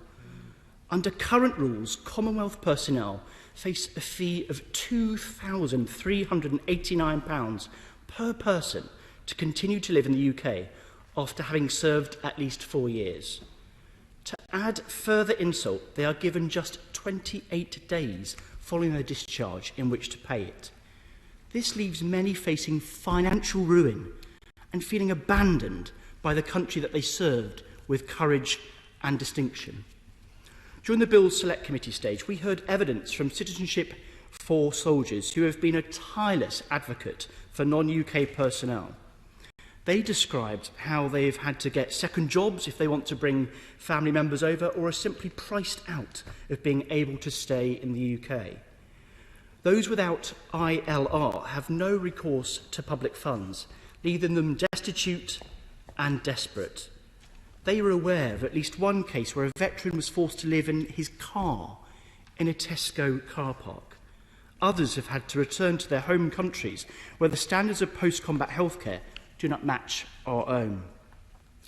These concerns continue to be echoed in the House by colleagues from all parties, including my honourable friend for member for Barnsley Central, among others.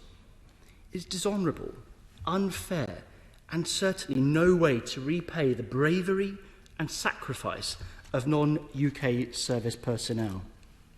Madam Chair, disingenuous proposals from ministers currently under consultation would help just 1 in 10 of those affected.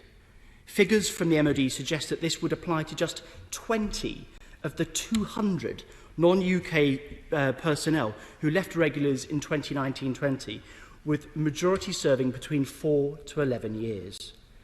To put that into further context, if the average length of service for all UK Armed Forces leavers had been 10 years since 2015, why should non-UK service personnel have to serve 2 years longer than the average length of services across all forces to earn the right to live in a country that they fought for?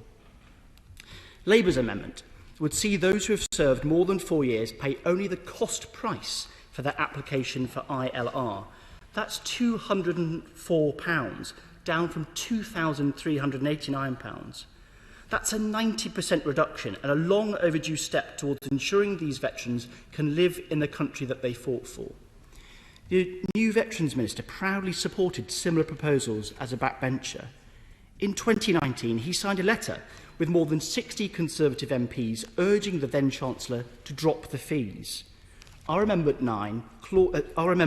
New Clause 7 gives the Minister the chance to deliver on his promise to veterans. So I wonder, Madam Chair, will he and others who I know are sympathetic to keep the courage of their convictions when they come to vote this afternoon? Madam Chair, turning to Amendment 7, access to justice for service personnel. I want to focus this in this important part of the bill. Labour has welcomed efforts to implement key recommendations of the Lyons Review, but the Government continues to oppose the recommendation that civilian courts should have jurisdiction in matters of murder, rape and other serious offences committed in the UK.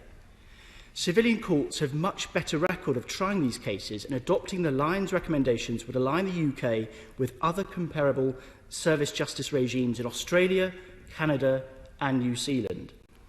Ministry of Defence figures show that between 2015 and 2019, the conviction rate for rape cases tried under courts-martial was just 10%. During the same period, the conviction rate was 59% in civilian courts, with considerably more cases being tried each year.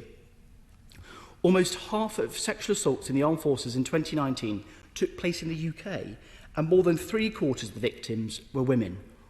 Almost half of the victims held the rank of private. Emma Norton from the Centre for Military Justice, whose advocacy with victims has been inspirational, has rightly pointed out that the contradiction that sudden death cases are dealt with by the civilian police while other serious offences remain under the jurisdiction of courts martial. The only group on the other side of this are ministers in this government and senior figures who are within the service justice system itself. So Labour's Amendment 6 challenges the government to recognise the weight of evidence from the figures, the experts and the campaigners. Trying the most serious offences in civilian courts would help improve conviction rates. But ministers refuse to recognise this reality and seem content with a fudge that will leave personnel vulnerable. So, Madam Chair, only Labour's proposals will provide appropriate support, protection and access to justice for all our armed forces. With regards to reducing the appeal time limits, I'd like to draw attention to the proposals in Clause 10, subsection 4 of the bill. This would reduce the time service personnel have to make appeals in service complaints cases from 6 weeks to 2 weeks. Evidence from the survey of armed forces communities, including in the Bill Select Committee's work plan at Labour's request, emphatically rejected these proposals.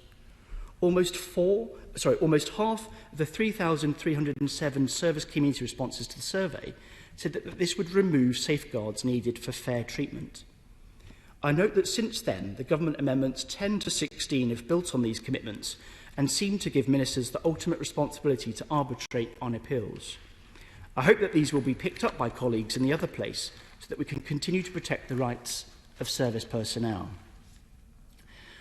I now turn to new Clause 2, the duty of care for service personnel.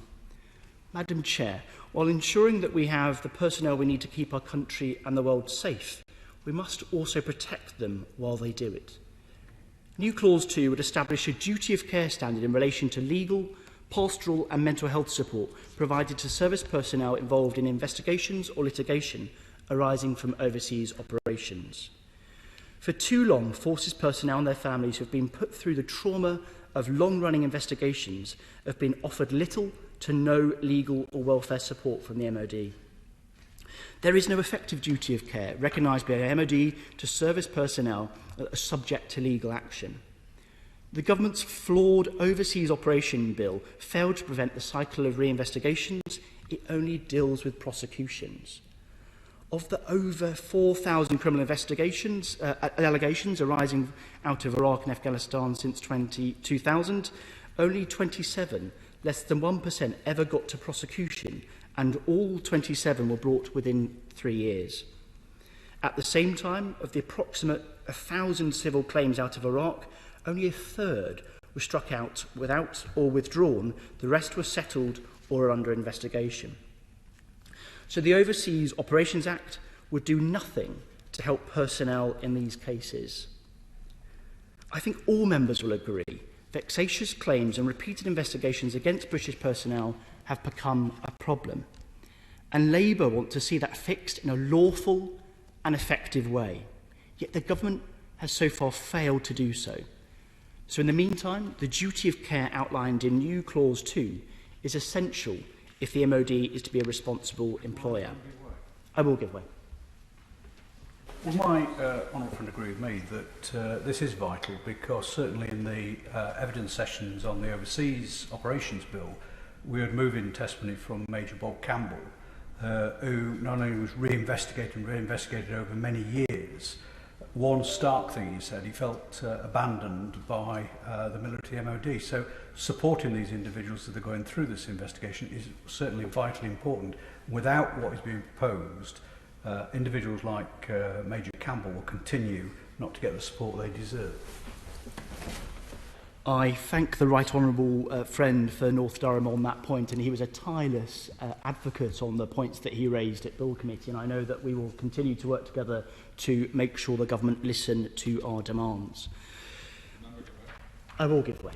I thank the Shadow Minister for giving way, and I'm delighted that, of course, he will continue to pursue that matter.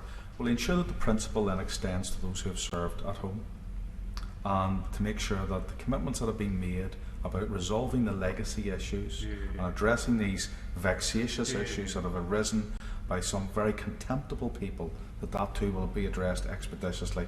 And join me in encouraging the government to get that onto the floor of this House before the end of this period, before we go into recess. I thank the honourable member for his remarks, and I know that he's also been raising these concerns for quite some time. I think it's unsatisfactory that we're still hearing from government that they're thinking about this. We do need certainty for those affected, and I hope they bring forward proposals as soon as possible. Madam Chair, moving on then to new clause 4, which begins to repair the damage done by the previous treatment of LGBT plus veterans. The House will know that homosexuality was banned in the British Armed Forces in January 2000, when it was lifted by the then Labour government. During the bill, many were dishonourably discharged or forced from service, losing access to pensions and benefits. Some were also stripped of medals that they had earned during their service. There are practical impacts of this discrimination, such as the loss of pension and the inability to wear ceremonial uniform or medals. These are all humiliations that should not be endured by anyone who has served our country. Some still be on the sex offenders register, which is simply outrageous. But there will also be untold challenges for mental health and well-being. So, Madam Chair, I want to take this opportunity to thank Fighting with Pride for their compassion and courageous work to support those impacted by this and for working with us on this amendment. And I'd also like to place on record my appreciation to my honourable friend for Liverpool Walton for his campaigning on this very issue.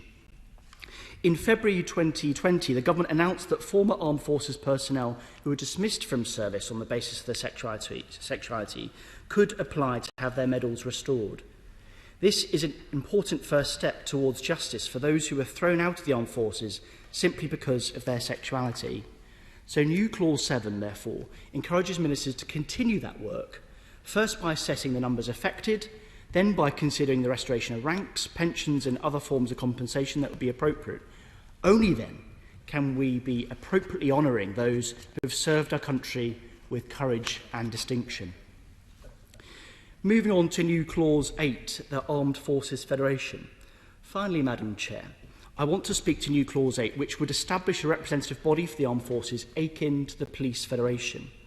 This would represent their members in matters such as welfare, pay and efficiency. It has been clear for some time now that the armed forces need independent advice and representation. Witnesses that have come before us to the Bill Select Committee have reinforced this, and we continue to hear shocking stories of abuse that takes place within units. We've also heard that continued delays discourage the use of the service complaint system, and concerns persist that one's career will be under threat if they do complain. Most members of the armed forces have also endured a real terms pay cut for most of the last decade. Given the renewed emphasis ministers appear to be placing on the value of people as assets to our national defence, the time has come to formalise representation and support for service personnel on issues like welfare and pay. This would not be equivalent to a trade union or the armed forces in that it would not conduct or condone any form of industrial action or insubordination with the armed forces. The Federation would work with the Ministry of Defence to put in place a form of understanding that could deal with such issues. It would also recognise the importance of the chain of command. While the proposal might seem as radical or dangerous by some, other nations, including the United States and Australia, already have similar models embedded into existing command structures. Madam Chair, our armed forces give their lives for us. Ministers should seize this opportunity to give them a real voice. So in conclusion, Madam Chair, taken together, Labour's amendments would truly deliver improvements for our forces personnel, veterans and their families. It would be the height of hypocrisy if the government were to heap well-deserved praise on service communities to mark Armed Forces Week, while voting against their interests in the Commons today. Labour continues to stand squarely behind our armed forces, and we take the delivery of the promises made in the Covenant seriously. For us, it is not about a performative show of support at a politically convenient moment, but an enduring commitment to honour the promises our society has made to those who serve. The Tories like to talk up their commitment to our armed forces, but it is Labour working with colleagues across this House to make sure we get the very best for them today and for tomorrow. Madam Chair, during the Armed Forces Week, this government shouldn't just celebrate and thank. They must also deliver for our forces communities. Thank you. Carol Monaghan. Thank you, Madam Chair. And it's appropriate that this bill has come back to the House in the week in which we celebrate Armed Forces Day. And I'll add my thanks to members of the Armed Forces who are currently contributing to our fight against COVID and pay tribute to their service. But it was disappointing to hear earlier that members of our armed forces are still being deployed overseas without being fully vaccinated. I do also want to take this opportunity to give a bit of a shout out to the team from Kayak for Heroes, who are currently undertaking a journey of 1,400 kilometres from Land's End to John O'Groats via kayak around the coast of the United Kingdom and some canals and waterways. So I'm sure the whole House will join me in wishing them the very best of luck in their endeavours. I've made it clear throughout the passage of this bill that it lacks a punch that's required to make a real difference. And the commitment to the Armed Forces Covenant in this bill falls far short of what it ought to be. Many stakeholders, including the Royal British Legion, have argued that the bill should go further in strengthening the Covenant and law. But many areas have been missed out. For example, visas for Commonwealth personnel, pay, DWP issues and proper representation for serving personnel. And I want to join the Shadow Minister in paying tribute to the group from Fighting with Pride, Caroline Page and Craig Jones, who are working so hard to undo some of the injustices of the past. And new Clause 4 from Labour is an opportunity to take this further. We have started to recognise that there have been injustices. We know that many of the individuals who were convicted of sex offences under this in the armed forces lost their pensions, have continued to have the label of sex offender in civilian life for undertaking a consensual relationship with another person. So there are real issues that still have to be dealt with here. But there's also an issue that many people were discharged from the armed forces on spurious allegations that weren't related to their sexuality, although their sexuality was the real reason for that. And it's going to be very difficult for us to capture the number of people involved in this. So I would urge the Minister not just to take seriously new Clause 4, but also look at how we actually identify these individuals and actually put right the wrongs that have been done to them. In the service justice system, Labour's Amendment 7, the Minister has given us assurances this afternoon that he will be implementing many of the recommendations of the Lyons Review, and that's good. But I would still argue that sexual assaults would be better dealt with in civilian courts that have far greater experience of undertaking this. And we do those an injustice by continuing to go through a military situation where that experience is not always present. And I would ask that the Minister looks at this whilst he is implementing some of the recommendations from the Lyons Review. I would ask that he undertakes an annual review of this and how this is actually operating in practice. The Minister also gave us assurances on service accommodation, but these accommodation issues are repeatedly, on a year-to-year basis, raised by serving personnel. The recent National Audit Office report on single living accommodation describes a litany of neglect, and accommodation for families often falls far below the standards we would expect. Remember, please, will do, of course. Thank you. I've listened to my friends with great interest, and I just wish to clarify, does she agree that those who are dedicating themselves to service should receive a cast iron guarantee of decent accommodation? It seems totally obvious, and decent service accommodation should form the absolute basis of any agreement and any expectation that personnel have. So I absolutely agree with the point that my honourable friend makes, and it's incredible that the bill as it stands will not strengthen the offer in terms of accommodation.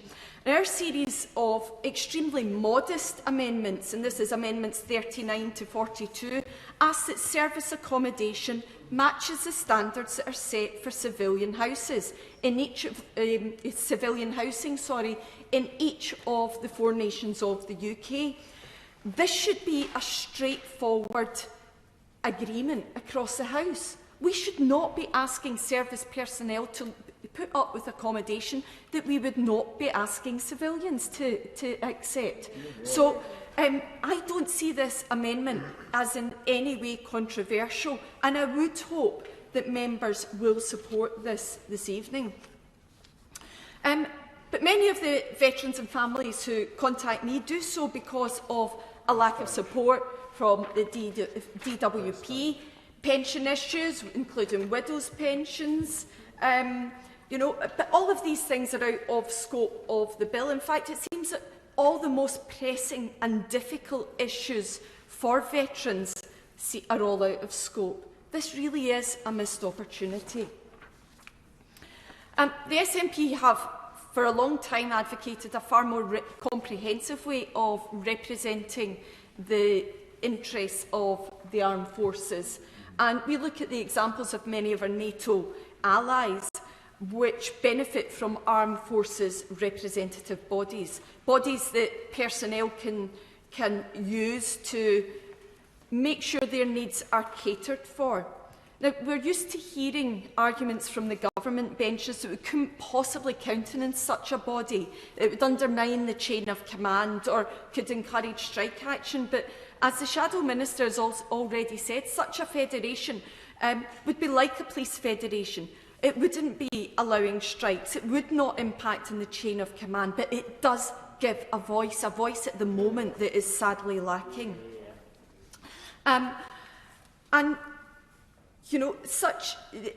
When we're looking at addressing the Covenant and ensuring that the Covenant is properly fulfilled, such an organisation would substantively carry out that role. And I believe that despite the government arguments, the real reason for resistance to this is that it would give our forces and veterans voice. So I'm pleased to see Labour have joined us in this position, and we will be supporting their new Clause 8 on this because it goes a long way to addressing some of these issues.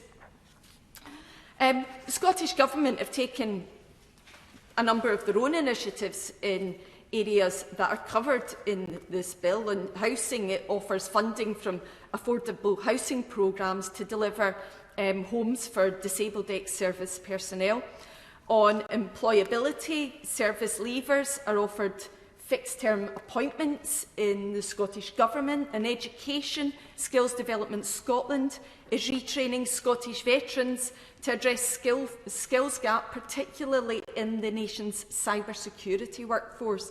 And in health, the Scottish Government have committed to ensuring that all personnel and veterans can access the best possible care. And they've provided funding to combat stress in Legion Scotland for mental health first aid training. Of course, there is always more that we can do, but the UK Government should be looking to mirror these examples of good practice. Of course I will. I give credit where it's due.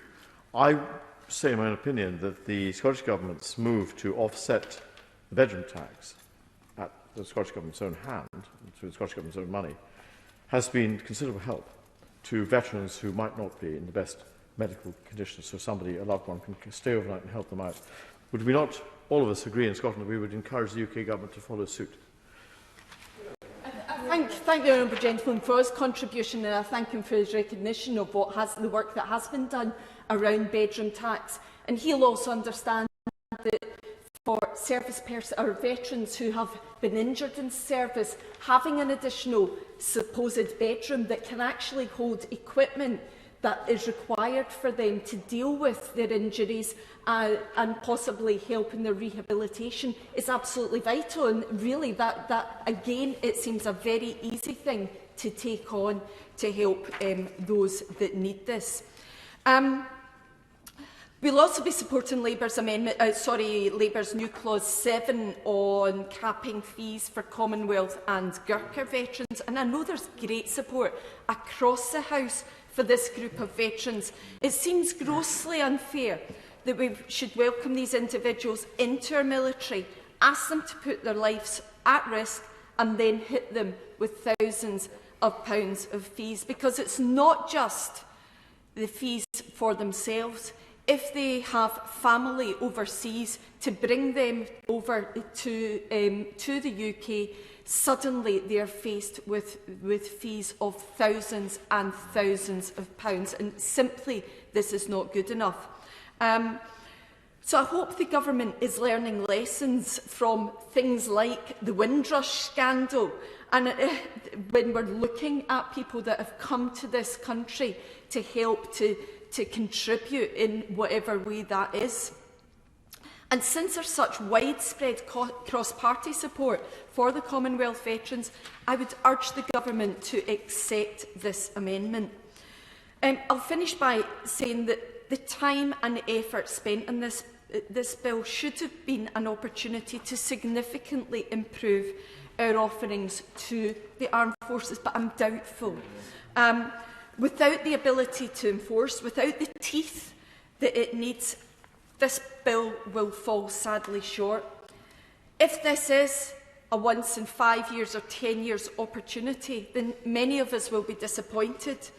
But we will continue to engage both with the government and with the minister in the hope that we can make a real change for those that are serving, because I think it is recognised throughout the House, and I think that is one thing that all of us can agree with, that we do want to improve the circumstances in which they serve and the practicalities of the practical problems that they hit. So I thank the House for listening, and I hope we can move forward in as consensual a way as possible.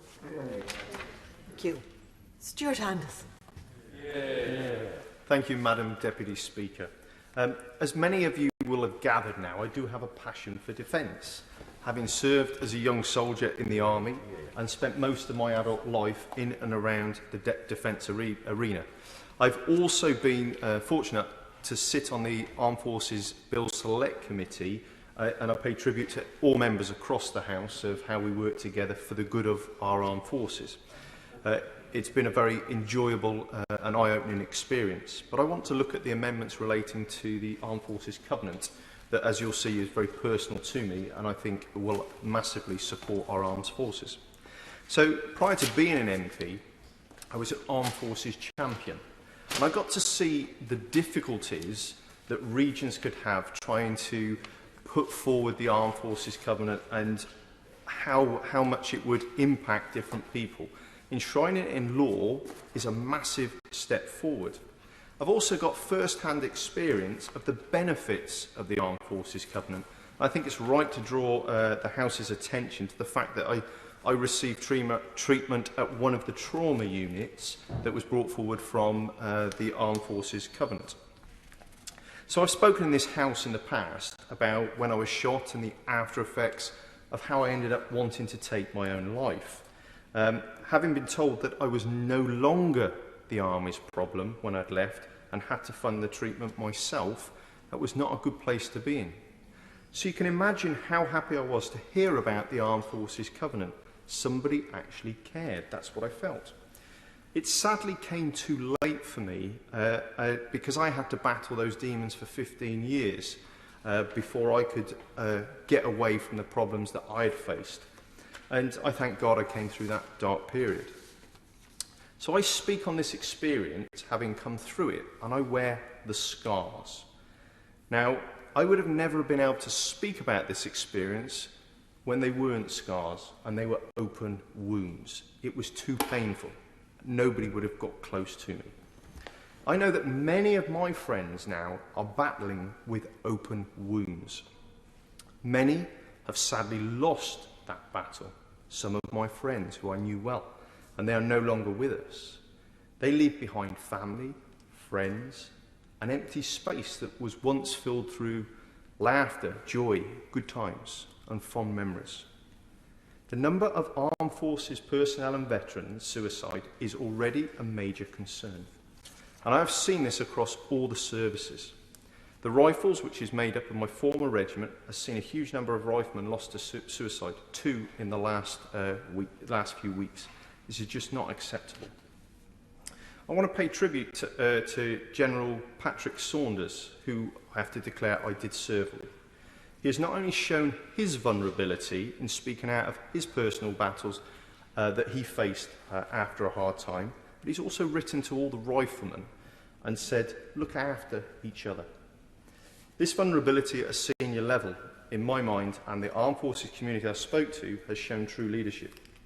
But I want to honour all the service personnel, veterans, and anybody that is supporting the armed forces, because they are looking after their colleagues and they are doing what General Saunders has asked. Now, I regularly see on Facebook and some of the groups I'm in all call sign alerts to the vast amount of people that are rallying around their brothers and sisters at desperate times. This is happening on a very regular basis. And they do this in the form of things like Veterans Breakfast, which I'll be attending at the this weekend in Wolverhampton. And there's many, many outstanding organisations. One of these is Elysium Memorial. I'll shortly be announcing a fundraising event I'll be doing them to support in their mission to raise awareness for veterans' suicide. So if I go back to the beginning of my speech, when I talked about how I felt abandoned, when I was able, through the Covenant, to access healthcare that I needed, that made me feel that people cared. Not only did it give me the treatment that I needed, I had been funding myself, it made me feel I was not forgotten. Now, you need to try and put this into your mind, because the battle, we all see what happens when someone's shot or they're blown up. We see the wounds that they face. In the mind, we don't see these battles that people are facing. When they feel they're forgotten and abandoned and nobody cares, this can mean the difference for a veteran winning or losing that battle in their minds. When they lose the battle, we're talking about how they've taken their life, which is a horrible place to be in. So, to summarise, Madam Deputy Speaker, the Armed Forces Covenant should have been enshrined in law decades ago. And it's good to stand up here and see that everyone supports our armed forces. This isn't a few years ago while the Conservatives have been in government. This should have been done years and years ago. Every government has had an opportunity to do this. If we had, we would have been in a far better place than we are now to support our armed forces and our veterans. And there's a long journey. But I thank the Minister and everybody involved in getting this to where we are now. And I ask that this isn't the destination, it's merely a checkpoint along the way of making sure that we can honour our service personnel and veterans as they truly deserve. Kevin Jones. Thank you, Madam Chair. And can I so approach just to follow the honourable member for Wolverhampton South West. He's a fellow member of the Defence Select Committee with me, and he always speaks with authority and passion. Do I agree with him? Yes, I do. And can I say that I don't wish to make a political point about this, but the genesis of the Covenant was the last Labour government in 2005 in terms of command paper and the work that Bob Ainsworth, and pay tribute to his work on this, took forward on this, which resulted in the Covenant. It was sad, though, I think in the last one of the Armed Forces Act, I think in the early coalition government, when we did actually ask for it to be put on into statutory law, the government at the time opposed it. But I think, Madam Chair, I've been on the armed force, but every single armed force bill for the last 20 years, either as a minister or a backbencher. And like others, I would like to pay tribute to the members of our armed forces as we come up to Armed Forces Week. It is, I think, an important day in terms of saying thank you, but we should always have in the back of our mind every single day the work they do for us to keep us safe.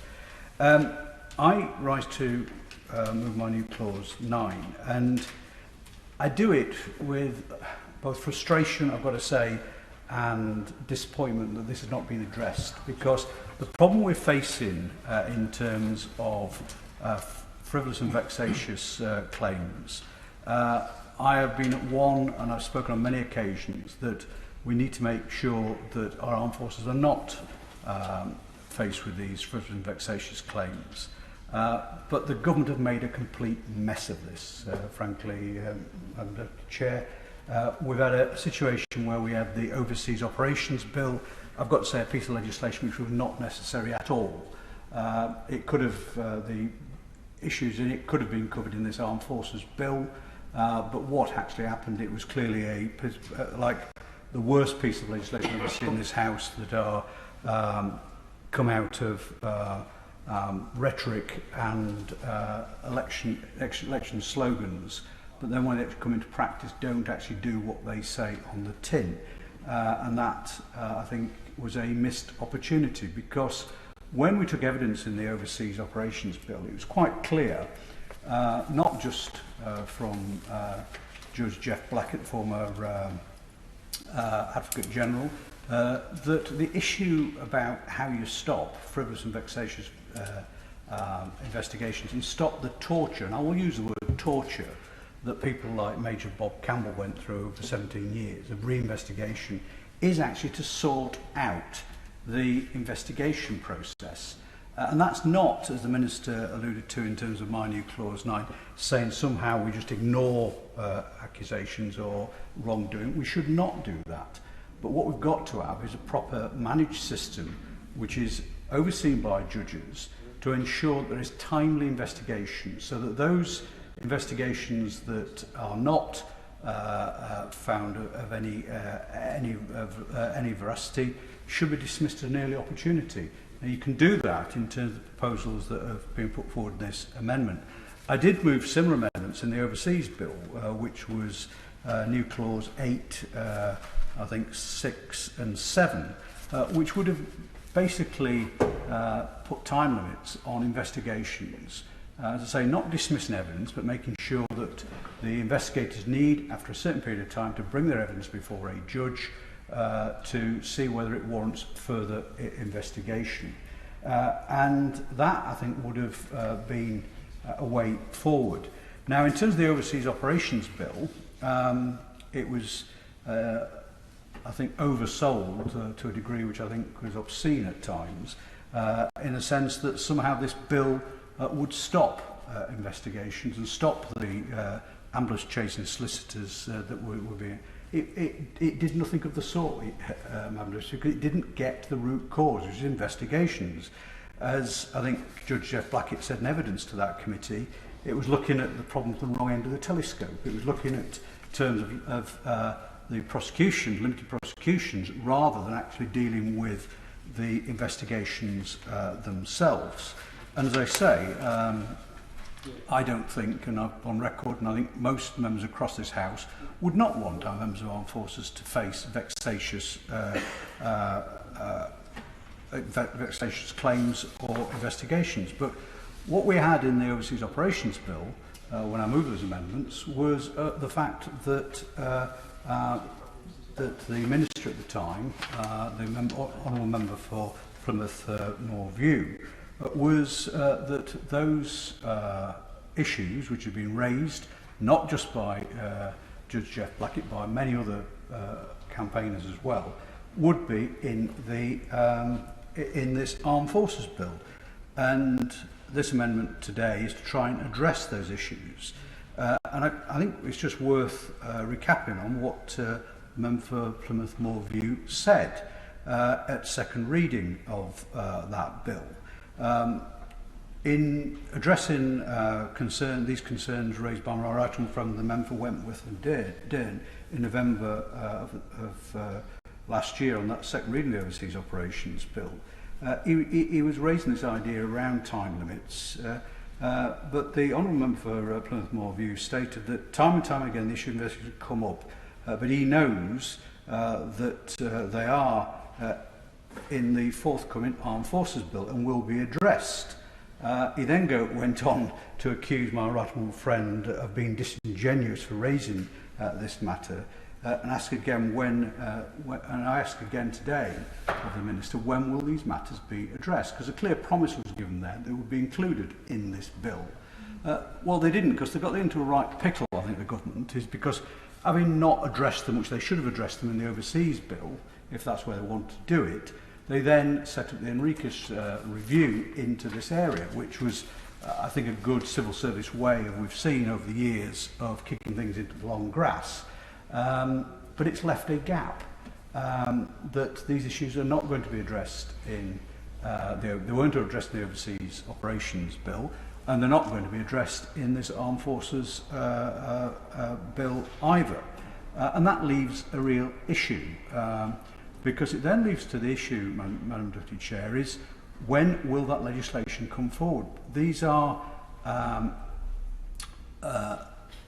sensible proposals that were actually put forward in evidence to the Overseas Operations Bill by Judge Jeff Blackett and others, which would have, as I said, make sure you had judicial oversight of investigations to ensure that you would not have a rerun of what we've had before in terms of the Iraq Historic Allegations Team, or Operation Normal, which, you know, these allegations went on for years, which then meant that armed service personnel being accused were going through, as I use the word, torture, being in some cases having long delays while their case would be looked at, but also in some cases, in terms of Major Bob Campbell, and I suggest that, you know, if you want to read his evidence to the Overseas Operations Bill, you should, because that poor man went through not only long delays, but investigations, which was just not the case. That should have gone at an early stage, which my amendment would do, to have some judicial oversight. And can I just re-emphasise this point for anyone who's listening carefully? This is not about putting the members of the armed forces above the law. You know, it's actually saying that these should be investigated. It's not saying we shouldn't have no investigations. It's just saying that they should be timely and dealt with. So we've now got into this mess where we've got the Overseas Operation Act in place, which does not deliver most of the hype that was along with it. We've now got the Armed Forces Bill going through, where clearly the government will resist putting anything in about investigations because they've kicked it into the review that's ongoing. We don't, again, know, Madam Deputy Chair, when this review is going to report. And as I say, as a veteran of the last 20 years of Armed Forces Bill, I know they come around every 5 years, and hopefully if I'm still with the House in 5 years' time, no doubt I'll be dragged into the next one. But that's a long time for people to wait in terms of this legislation. The only other option is that the MOD will secure government time to bring a specific bill in around investigations. Now, I think, Madam Deputy Chair, you know that government time is very precious, and trying to fight for and argue for a bill will be very hard. So I don't see that this is going to be addressed for another 5 years, and that is just not acceptable, because it comes on to another issue which, again, was raised earlier on, and that's the issue around Northern Ireland veterans. One of the worst things I think you can ever do in politics, Madam Deputy Chair, is promise people and then not deliver. And I've got to say, both in the Overseas Operations Bill and the claims that have been made, certainly to our Northern Ireland veterans, is an absolute disgrace, because it's quite clear to me the government will not bring forward a bill before the summer recess, and I struggle to understand why and how they're going to bring that bill forward. Now that's not just letting people down. That's being completely dishonest with people. Brave servicemen mainly, who were from ordinary working class backgrounds across this country, who went to Northern Ireland to do their duty to protect not only the citizens of Northern Ireland but also of the UK, and we're just letting them go through this torturous process. And I would have more respect for the government if it came out now and said, well, we can't do it, therefore we're not going to do it, just leave it, rather than what we've got at the moment. And part of it, I've got to say, galls me when I see the member for Plymouth Moor View now parading himself in front of courts in Northern Ireland in terms of defending veterans when, as a minister, he did very little or nothing to advance their cause. So when he had the power and influence to do it, but clearly just moaned afterwards that he was not being listened to. Well, if you saw his performance at the Overseas Bill, and I've got to say also at the Armed Forces Bill Committee, Madam Speaker, I'm not surprised he was ignored, because frankly he made very little contribution in terms of actively engaging with colleagues, made a lot of promises about listening, but just basically sat and read his civil service brief out and didn't actually take many interventions from all sides of the House who were making quite legitimate concerns. Most, I think, lazy performance I've ever seen of a minister in the 20 years I've been in this House.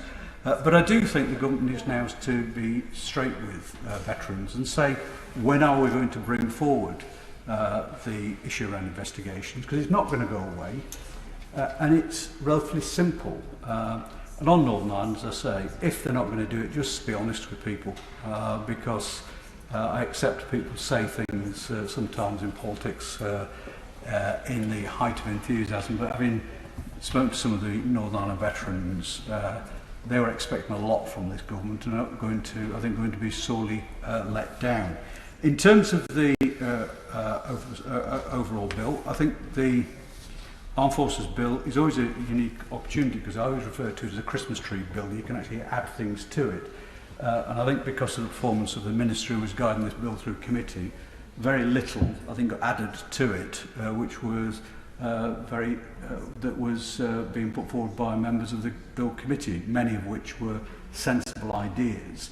And clearly the issue raised by my own front bench around the effects of those members of the armed forces that were dismissed through their sexuality. There are outstanding issues there that have got to be addressed. The idea, which when we took evidence on committee from Forces in Pride, that you've got people who were prosecuted and still have on their criminal record or on the sex offenders register, and it's affecting their employment today. That cannot be right. That's got to change. And there was an opportunity, I think, to do it in this bill. But as I say, because the minister who was taking it through the House was just not prepared to listen to anything that wasn't written down in front of him by his civil servants, I think it was a missed opportunity. I think the other missed opportunity is going to be in terms of the covenant.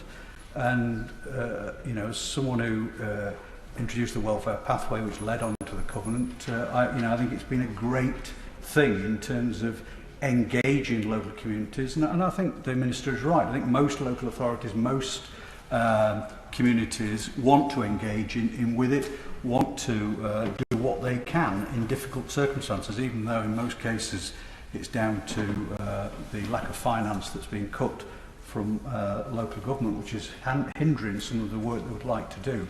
But there is a gap in it, and that's about the central government. And it's all right the minister's saying, well, it goes in the annual report, it can be, but it comes back to that point about if it's going to really be meaningful.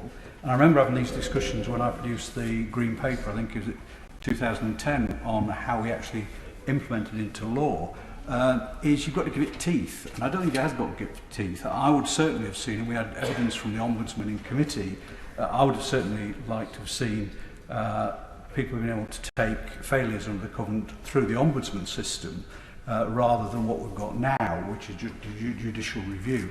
And I would have also applied it to national government departments, because I think without that, there is a disconnect between, and I did ask the Minister in my early intervention, how would someone who had a complaint that they were not being given their rights under the Covenant, where the complaint was against the National Bank, how would they take it forward? And he just said, well, possibly judicial review. Well, no, I think that would be very difficult because that is not covered. But I just think it's a missed opportunity, and I think it could have been easily done.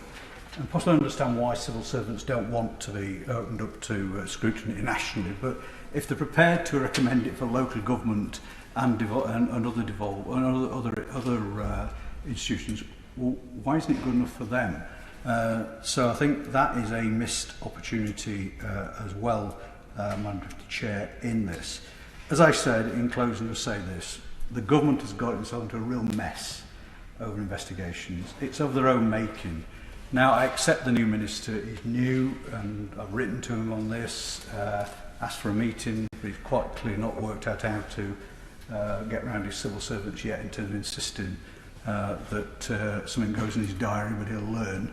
And I think I've got to say, his intentions are good in terms of the way he's a more, I think, grown up and a mature approach he's taken to the job he has. And he has got a real passion, I know, for making sure he does the best for our armed forces.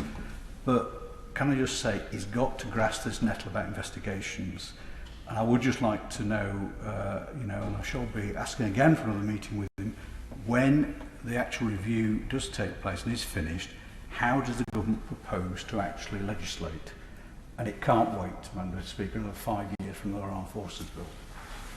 James Sunderland. Thank you, Madam Chair. After that, who on earth would be a Defence Minister? I ask you. It is a great privilege to speak during the Armed Forces Week. We have a clear responsibility in this place to support HM forces, so the timing is very neat. And as Chair of the Armed Forces Bill Select Committee, I am familiar with this bill. And it's a good bill. But could I please commend members to the Select Committee report and also the subsequent statement made in this House on the 22nd of April. Both were fully objective and the result of painstaking analysis and debate within the Select Committee. Yes, we did not agree on every issue. In fact, we didn't agree on many issues. Please. Actually, in my contribution to the House, to thank the Honourable Member for Bracknell for his chair of the bill. He got thrown in at the deep end at the last minute, but I've got to say I think all members of the Select Committee thought he did an excellent job and ensured that everyone had their say. So can I just put on record my thanks, I'm sure, all the members for the way he chaired the committee.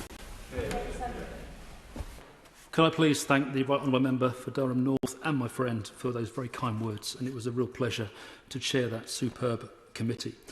The point I was going to make is that the report, I think, was pretty good. I believe it to be a framework for what lies ahead, and perhaps even a template for what we do with this standing legislation in 5 years' time. So, in my view, we're progressing all of the time, and the future looks good. I want to spend my time this afternoon discussing two areas, if I may, namely the statutory guidance and also the latest amendments to the bill. Firstly, I want to thank the Minister, if I may, for his written response to the Select Committee report and also for the draft statutory guidance that we've now got. We must acknowledge, of course, that the Covenant is already with us. It's been signed by the vast majority of councils all over the UK, including Northern Ireland. And in fact, it's got its 10th birthday at this point in time. So what better present than to bring it into statute? So in my view, the door is already open for the statutory guidance, and it's a good bit of work so far. I welcome the fact that it places a due regard on the placeholder, that it recognises rightful outcomes, that it reflects the unique sacrifices and obligations on HM forces, and places a legal obligation on the delivery of health, accommodation and local support from councils. It also provides examples of good practice and pragmatic guidelines for how this is to be provided. I note that prescriptive performance targets are still absent, but it may just be that it's impossible to apply any meaningful metrics and tools to this area. And I just do not believe that councils are in any doubt of what's expected of them after 10 years. But, and it's a big but, It may be that guidance is still needed on how they will be held to account if they do not meet their obligations. I read with interest a line in the guidance that, quote, covenant duty does not mandate public specific delivery outcomes or advantageous treatment of the armed forces community. It only mandates that consideration takes place when exercising certain functions. Madam Chair, this worries me as the local authority complaints process does not cut it in terms of what I believe is still needed. And simply inviting disaffected personnel to contact their MP fills me with horror. So I would please urge the Minister to look again at this, to dig deeper and to do the right thing. On to the amendments, if I may. I'm comfortable with what the Government has tabled here, and I want to talk to a handful. New Clause 1 on immigration fees would amend the Immigration Act 2014 to waive the fee for indefinite leave to remain applications for any current or previously serving members of the UK Armed Forces. And similarly, New Clause 7 provides that foreign Commonwealth veterans applying for indefinite leave to remain following 4 years of service will only pay the unit cost of an application. I'm clear in my mind that the Government does have this key issue at hand, and I welcome the consultation that's recently been announced by the MOD and the Home Office. I would personally wish to see an amnesty for those F&C personnel who slipped through the net, and I agree that it's right to abate the cost of visa fees as a function of time to incentivise longer service. And as a former commanding officer of the largest and the most diverse unit in the British Army, this is the right way to go, even though it may set a precedent for other government departments. On to New Clause 2, the duty of care standard. This would require the Secretary of State to establish a duty of care standard in relation to legal, pastoral and mental health support provided to service personnel. The MOD does take very seriously its duty of care for service personnel and veterans, and over the years it's established a comprehensive range of legal, pastoral, welfare and mental health support for service personnel and veterans. And we have come a long way from those early days of operations in Iraq and Afghanistan, with which I am very familiar. The Covenant is also being enshrined in law, so I think that may be redundant at this point in time. New Clause 3 requires the Government to publish a report on changes to personnel numbers across all services and to detail the impact of reductions on operational capabilities. But, Madam Chair, none of this is a closely guarded secret, and the MOD recently published its Defence Command paper called Defence in a Competitive Age, and noted that the size of the army would be reduced. So I believe that this clause is also redundant. The information is out there. On to New Clause 4, dismissal for sexuality. This requires the Government to conduct a comprehensive review of the number of people who are dismissed or forced to resign from the armed forces due to their sexuality, and to make recommendations on appropriate forms of compensation. Restorative justice is difficult due to the policies that were legally enforceable at that time, but I'm comfortable for now that the Government is making strides to tackle this, not least by restoring medals and engaging much more broadly with the LGBTQ+ community, and that is absolutely the right thing to do. As for the duty of care for alcohol, drugs and gambling disorders at New Clause 6, well, it's already there. It's called good leadership, and also the Covenant, which is being enshrined in law. And lastly, a representative armed forces body, New Clause 8, is laudable, but we are not there yet.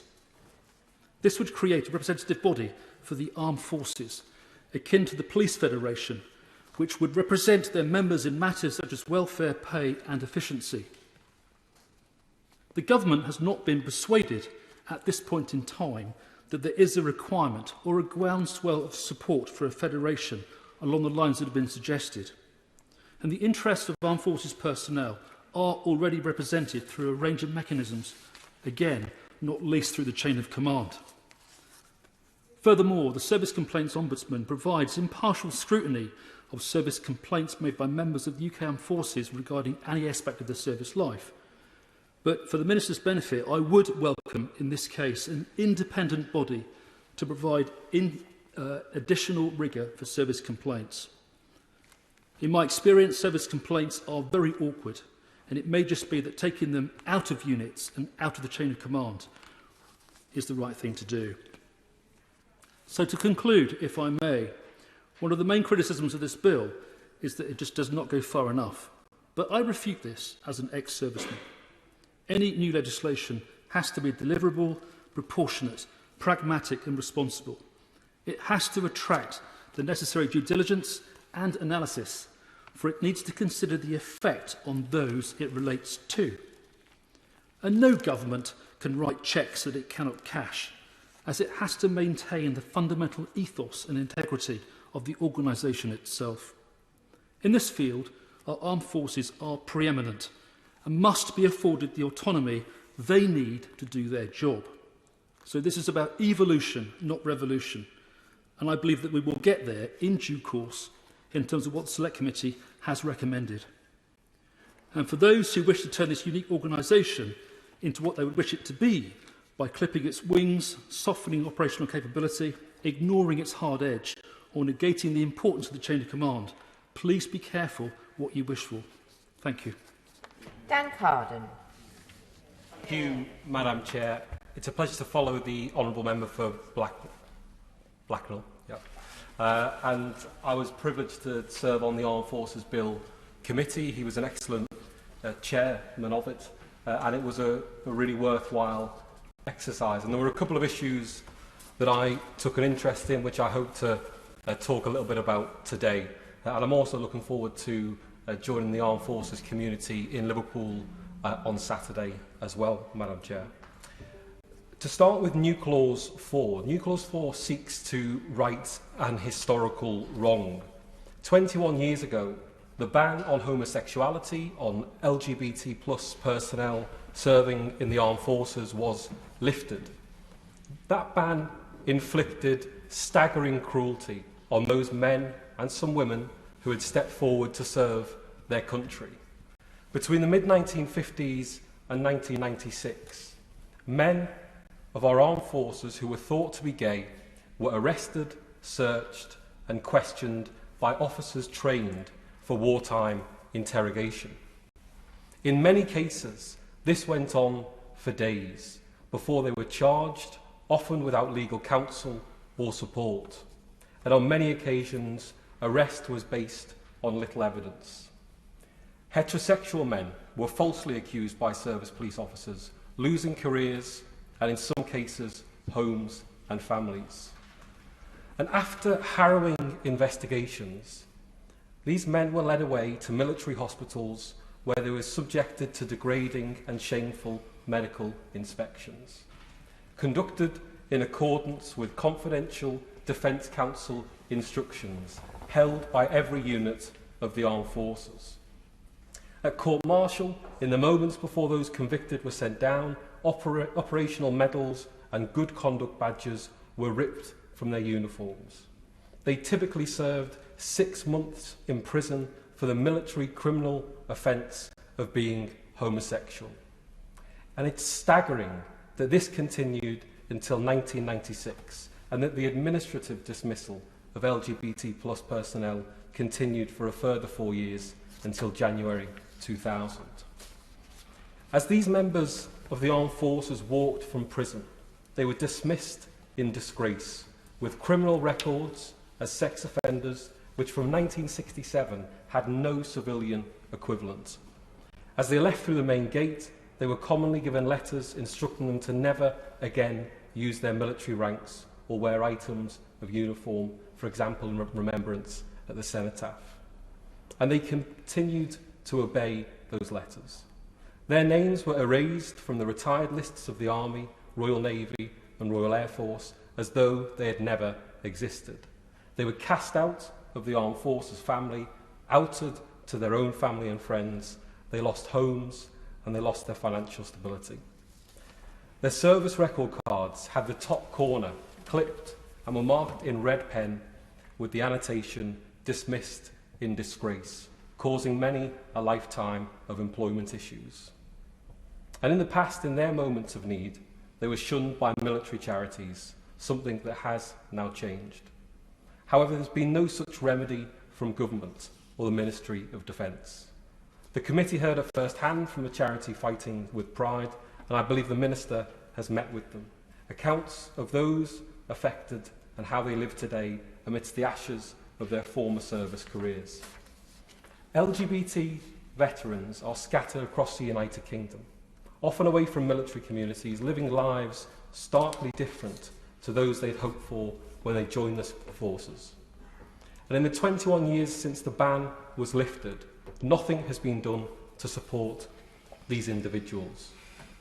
As Canada, Germany and the United States and other nations prepare, assess, make reparations and put right this shameful wrong, it's long overdue for the United Kingdom, which persisted with the ban for longer and implemented it more zealously than many others, to do the same. These men and women deserve an apology on behalf of the nation from the Prime Minister in Parliament. They must be supported on the pathway to royal pardons, restored to the retired list and have their medals returned. Prohibitions on their use of rank and wearing of berets at the cenotaph must be revoked. They need resettlement support, which we offer to all of the members of the armed forces, and they must be fairly compensated and have their pensions reviewed in recognition of their service and the hardships they faced then and now. Until that is done, this will remain a matter of national disgrace, and it will stand in the way of this government's stated wish to be a global exemplar for both LGBT+ and veterans communities. And so, this new clause places a duty on the Minister of Defence to find out where those veterans are, find how they fared, and make recommendations to Parliament about what must be done to right this wrong. I also want to touch on new clause 6, my own new clause, which touches on issues around addiction treatment and puts a duty of care on the Secretary of State. We heard just this week, reported in the Daily Mirror, that over 8,000 UK troops had needed medical support for alcohol in the past 6 years. And I want to also thank the member for Wolverhampton South West. Every time I've heard him talk so openly, I know that it will help so many other people who listen to him. We know that rates of addiction in the armed forces population are much higher than those in the general UK population. The unique demands of military life, the serious trauma, violence and loss make it no surprise. The culture, and I say this without judgment, where harmful drinking rates are considered normal, where vulnerability is a weakness and seeking help is seen as failing to meet the demands of service, makes treatment and recovery even harder. And too many veterans end up in mental health crisis, homeless, in prison or committing suicide. The charity We Are With You provides specialist services for veterans through their Right Turn programme. The majority enrolled in their programmes are those who left service many, many years earlier, which begs the question for the government, what more can be done to increase early intervention? For many people, asking for help with alcohol and drug use, however necessary, is incredibly difficult. Denial, fear, pride and shame stop people seeking the specialist support they need.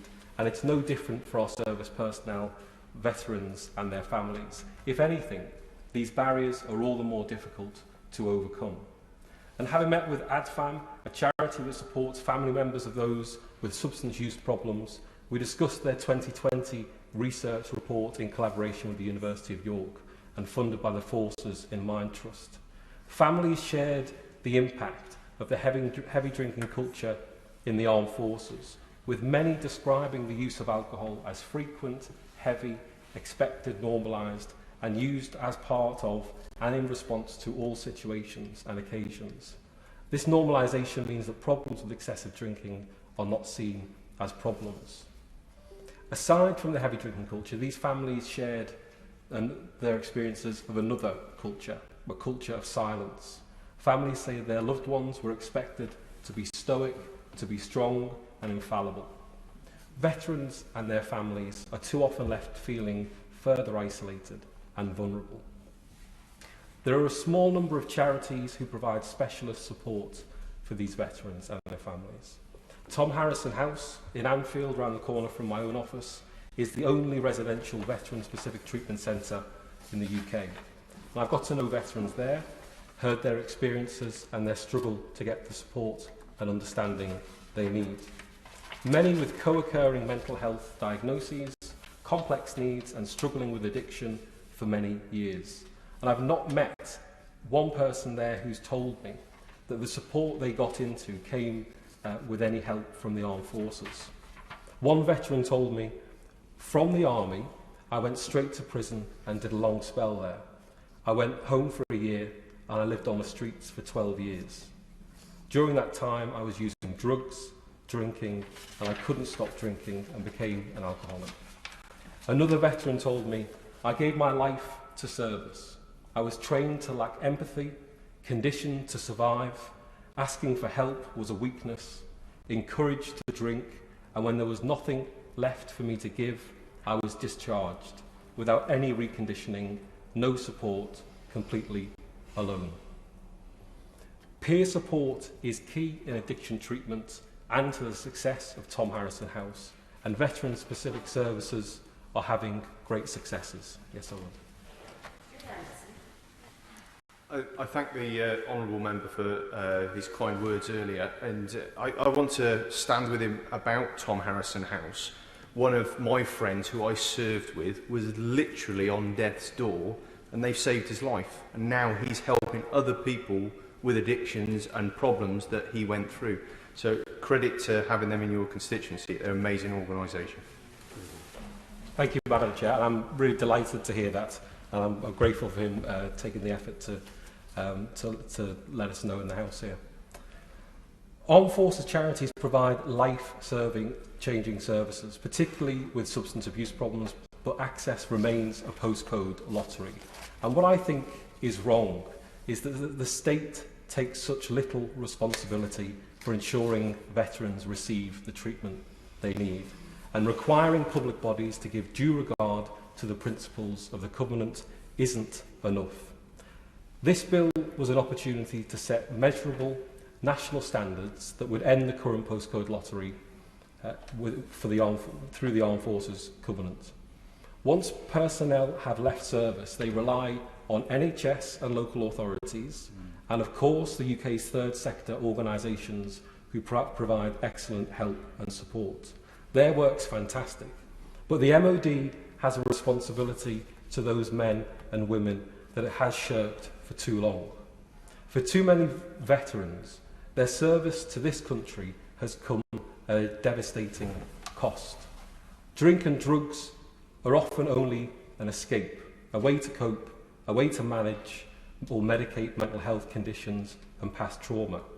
One of the worst failings of the system is that many drug and alcohol services simply don't have the competencies to deal with mental health issues in-house, and many mental health services aren't able to offer support if a patient presents with substance use disorders. Being bounced between services effectively prolongs people's suffering for longer and longer. Will you give one? I will.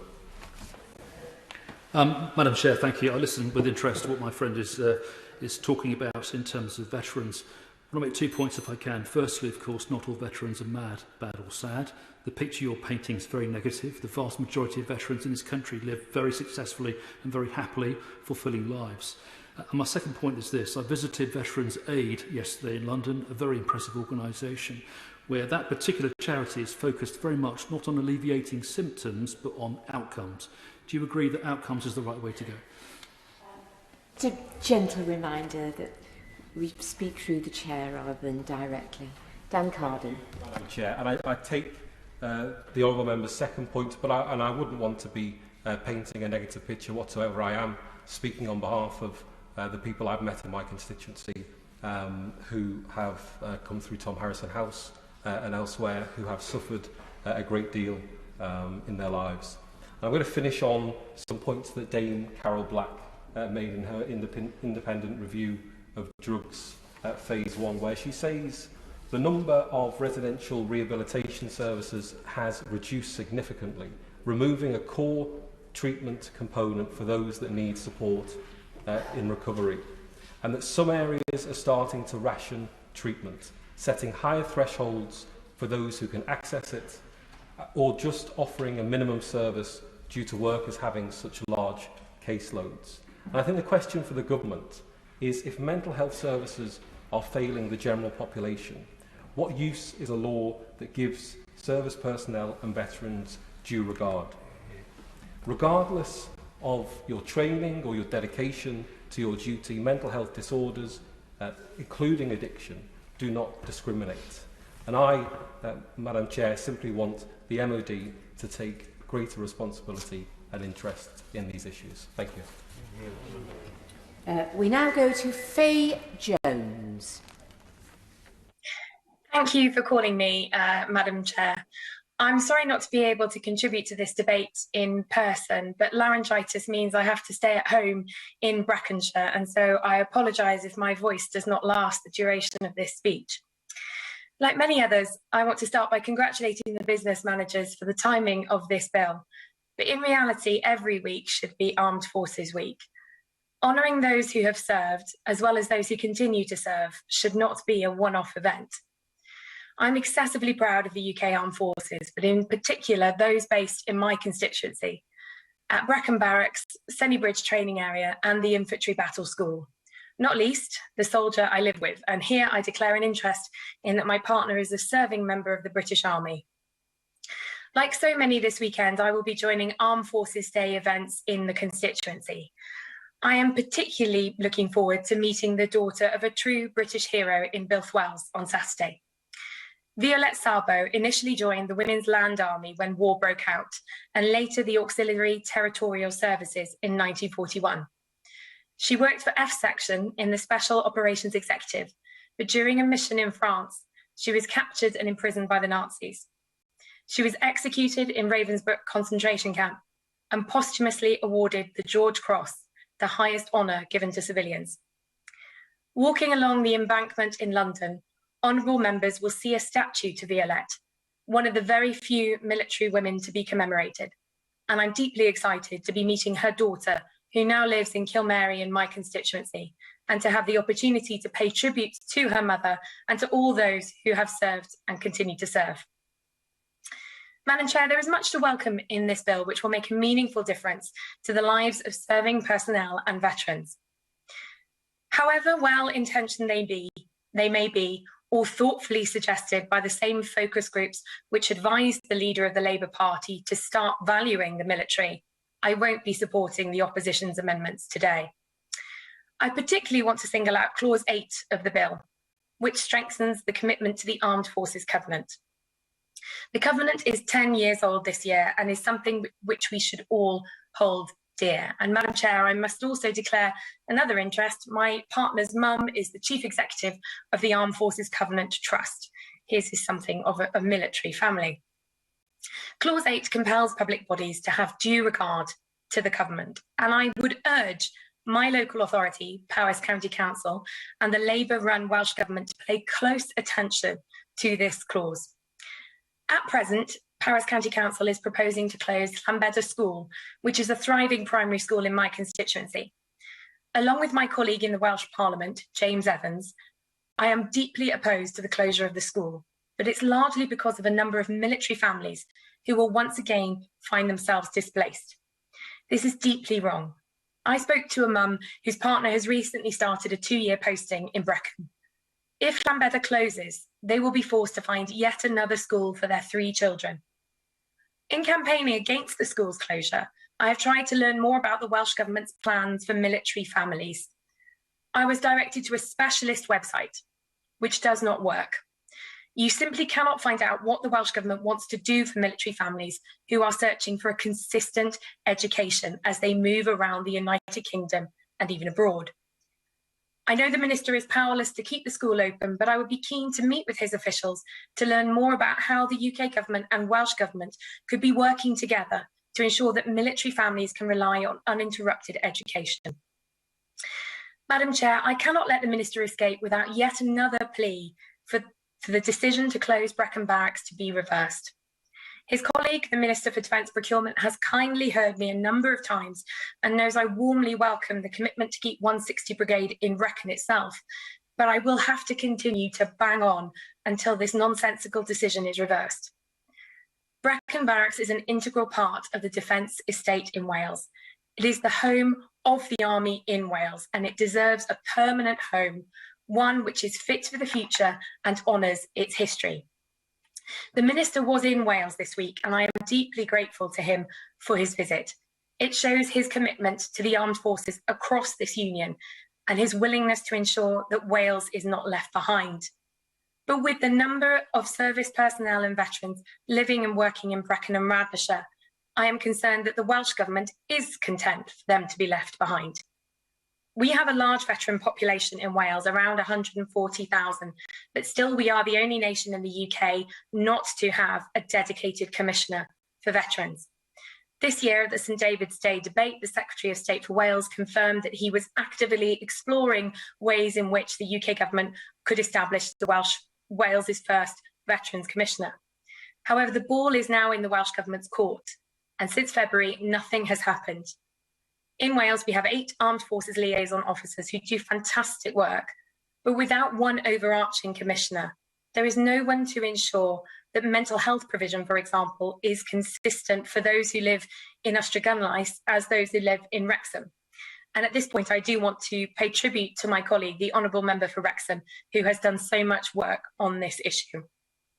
So can I urge the Minister to continue his engagement with the Welsh Government and get them to put the interests of veterans in Wales above the need to constantly frustrate the Conservative government in Westminster? Madam Chair, I was incredibly moved to see a large parade of veterans streaming through Brecon a few weeks ago. They were there to support the former soldiers who faced prosecution following their service in Northern Ireland. While I couldn't join them in person on the day, I give them my full support. These vexatious prosecutions must end. Without any new evidence, there is no justification for the continued harassment of former soldiers. The Northern Ireland Select Committee, of which I am a member, this morning heard from the Secretary of State for Northern Ireland, who confirmed that he would be bringing forward a bill shortly. But shortly is too slow. We cannot waste any more time. It wasn't appropriate to include Northern Ireland veterans in the Overseas Operations Bill for the very obvious reason that Northern Ireland is part of the United Kingdom. But there must be no further obstacles to this legislation. All serving personnel should be treated equally, and it is more than time that the government righted the wrongs done to those who served in Operation Banner. Thank you very much, Madam Chair. We now go to Ben Lake. Diolch, Madam Chair, and it's a pleasure to follow my constituency neighbour, the Honourable Member for Brecon and Radnorshire, and a pleasure to speak today in support of several amendments which I believe will improve the welfare of both serving soldiers and former service personnel. And as we are in Armed Forces Week, I'd like to pay tribute not only to the tireless campaigning of organisations like the Royal British Legion, but also to veterans in my own constituency of Ceredigion. And in that respect, I'd like to pay particular tribute to the efforts of the Ceredigion Armed Forces Community Covenant, and especially Captain Colin Jones, MBE, and his work with the Ceredigion Armed Forces Veterans Hub. Together, they run regular breakfast hubs across the county and have organised a series of events to raise money for good causes, the most recent of which took place just last Saturday, in which Colin climbed the Rwyddfa, the highest mountain in Wales, blindfolded in aid of Blind Veterans UK, a feat that was followed in the evening by a friendly, very competitive football match between the old boys of Aberystwyth AFC and the old boys from the Royal Welsh Regiment.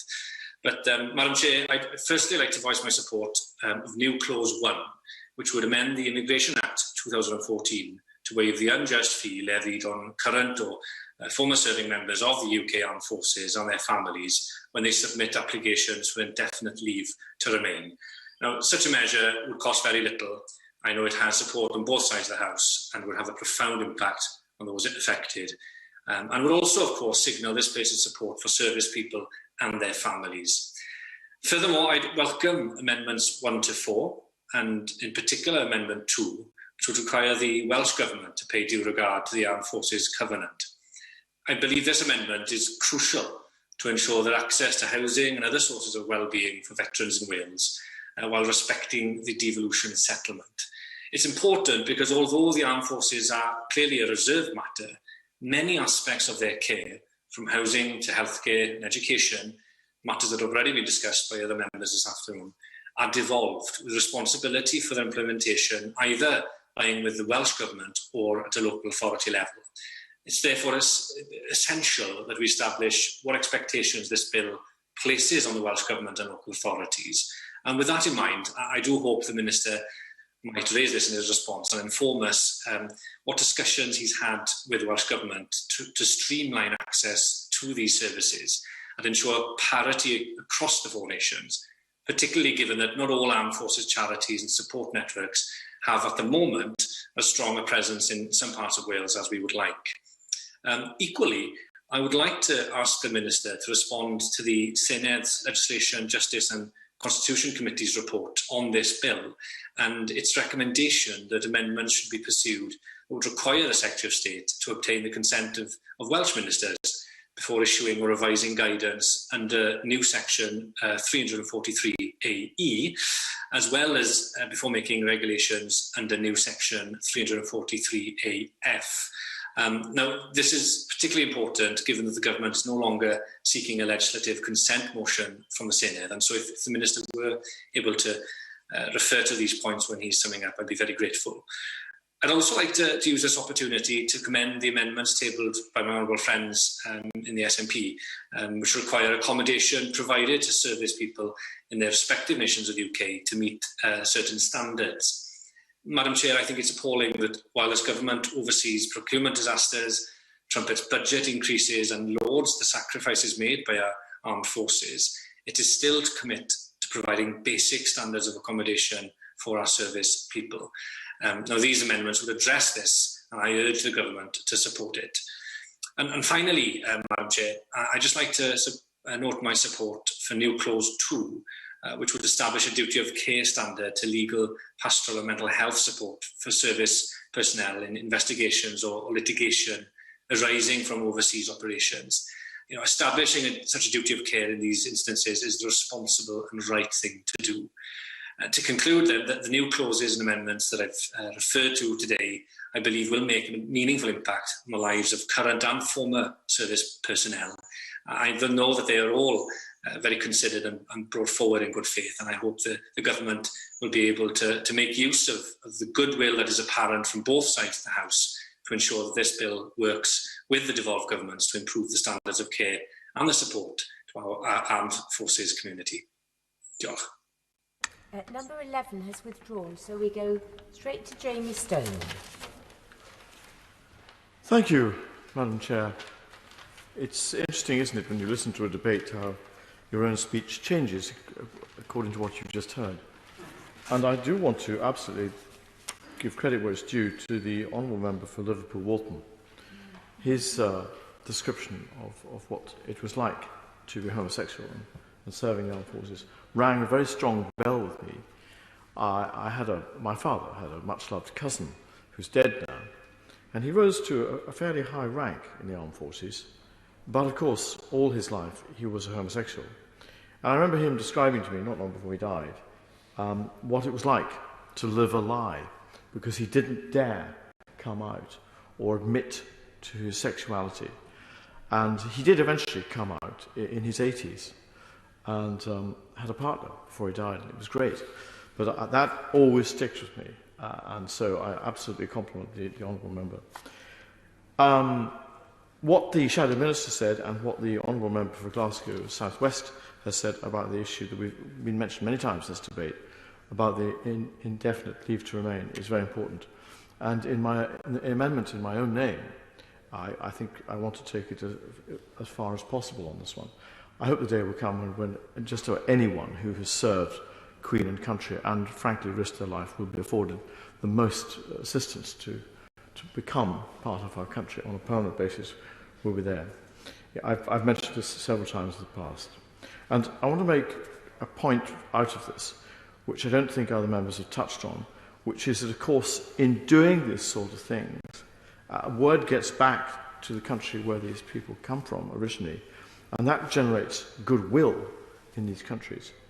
And my theme of this speech is about recruitment, really. And that goodwill will help us address the problem, which I've heard about again and again in my 4 years in this place, that we're not recruiting the numbers that we need. So we should never underestimate the importance of goodwill when it comes to that. I also would be obliged if the Minister would pass on my thanks to his colleague, who very kindly hosted a most interesting briefing about Mali, and the Shadow Minister was there as well. When we heard what was being done by our services personnel in Mali to ensure peace and to do good in the world, it really did sound very, very good indeed, and was very, very encouraging. Now, I absolutely get in this place the need for us to be clever in our defence of the country. I understand why we must do what we must do on cyber. I understand the importance of getting into space. We're going to have to watch that particular aspect. Hypersonic speed, the use of drones, both in defence and attack, if we have to. And so technology and gadgets is absolutely part of what we're going to have to do in the future. And yet, when I think about the recruitment problem, and when I think about those soldiers who have been out in Mali and are about to just be relieved by another battalion, what I say is that no matter how clever the gadgets, no matter how clever the science, at the end of the day, if we're going to do the job, such as peacekeeping in Mali or interventions wherever we have to in the world, we do need boots on the ground. And that is why, and I've said it before in this place, I am concerned about what does appear to be a 10,000 cut in the British Army. And I do not believe that is sustainable, and I want to go on the record, Madam Chair, as saying that. And I want to say this much. Before I ever came near this place, this may be hard for right honourable members to believe, I did actually have a career in oil, in a drilling company, in an oil production company. And yet I had a briefing not so very long ago with some of the oil firms who are working in the North Sea, and they worried me a lot by telling me the problems they were having recruiting suitable young people into the industry. Why was this? Why is this? Because, quite unfairly, there seemed to be a sunset industry. And therefore some of the brightest and best say, well, I don't fancy a job with BP, I don't think so, or I can do something else. I'd like to go and work in the City of London and make squillions. And my final point, Madam Chair, is this, is that if we take the British Army below a certain critical mass of numbers, young people who might make a huge contribution to the defence of this country in our armed services might look at that career option and say, I don't see there's a great future there. It's shrinking all the time. I think I'll go and do something else.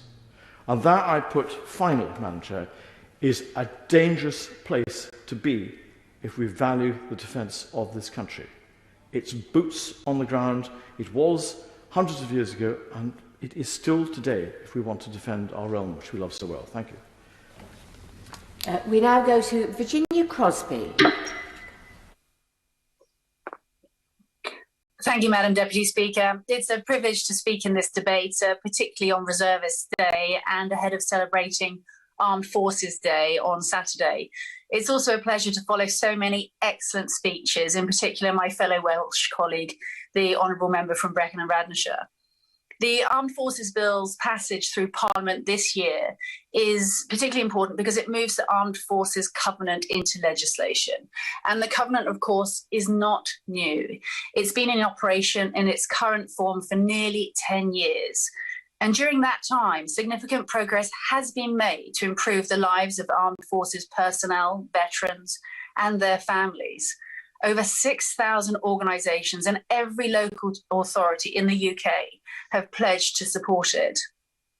However, it's still just a pledge, and individual members of the armed forces community still suffer disadvantage accessing public services.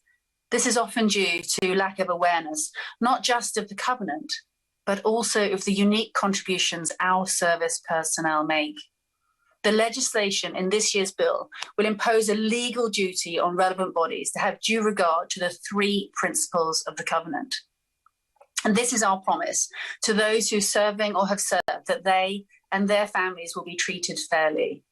I come from a service family. My grandparents met in the RAF, and I have RAF Valley in my constituency, and I'm proud to be on the Armed Forces Parliamentary Scheme, the RAF section.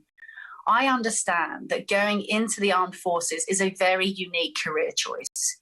You hand yourself and your family over to the service of your country with all that that entails. I'm fortunate to work closely with RAF Valley. Group Captain Andy Turk's whole force team at the base is a very close-knit and supportive community.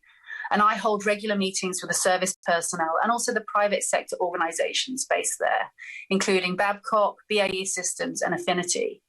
And I represent both civilian and service constituents, and their concerns are my concerns.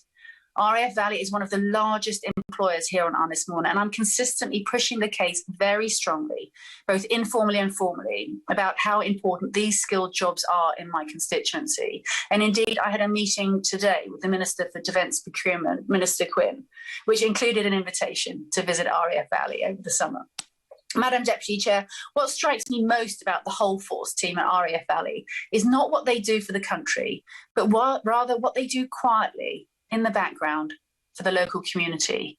Yes, training our future fighter and helicopter pilots is what we shout about, but it's their commitment to Anglesey that makes them truly part of our island. The station is as much part of the Anglesey life as Anglesey life is part of the station. And so my message today is this.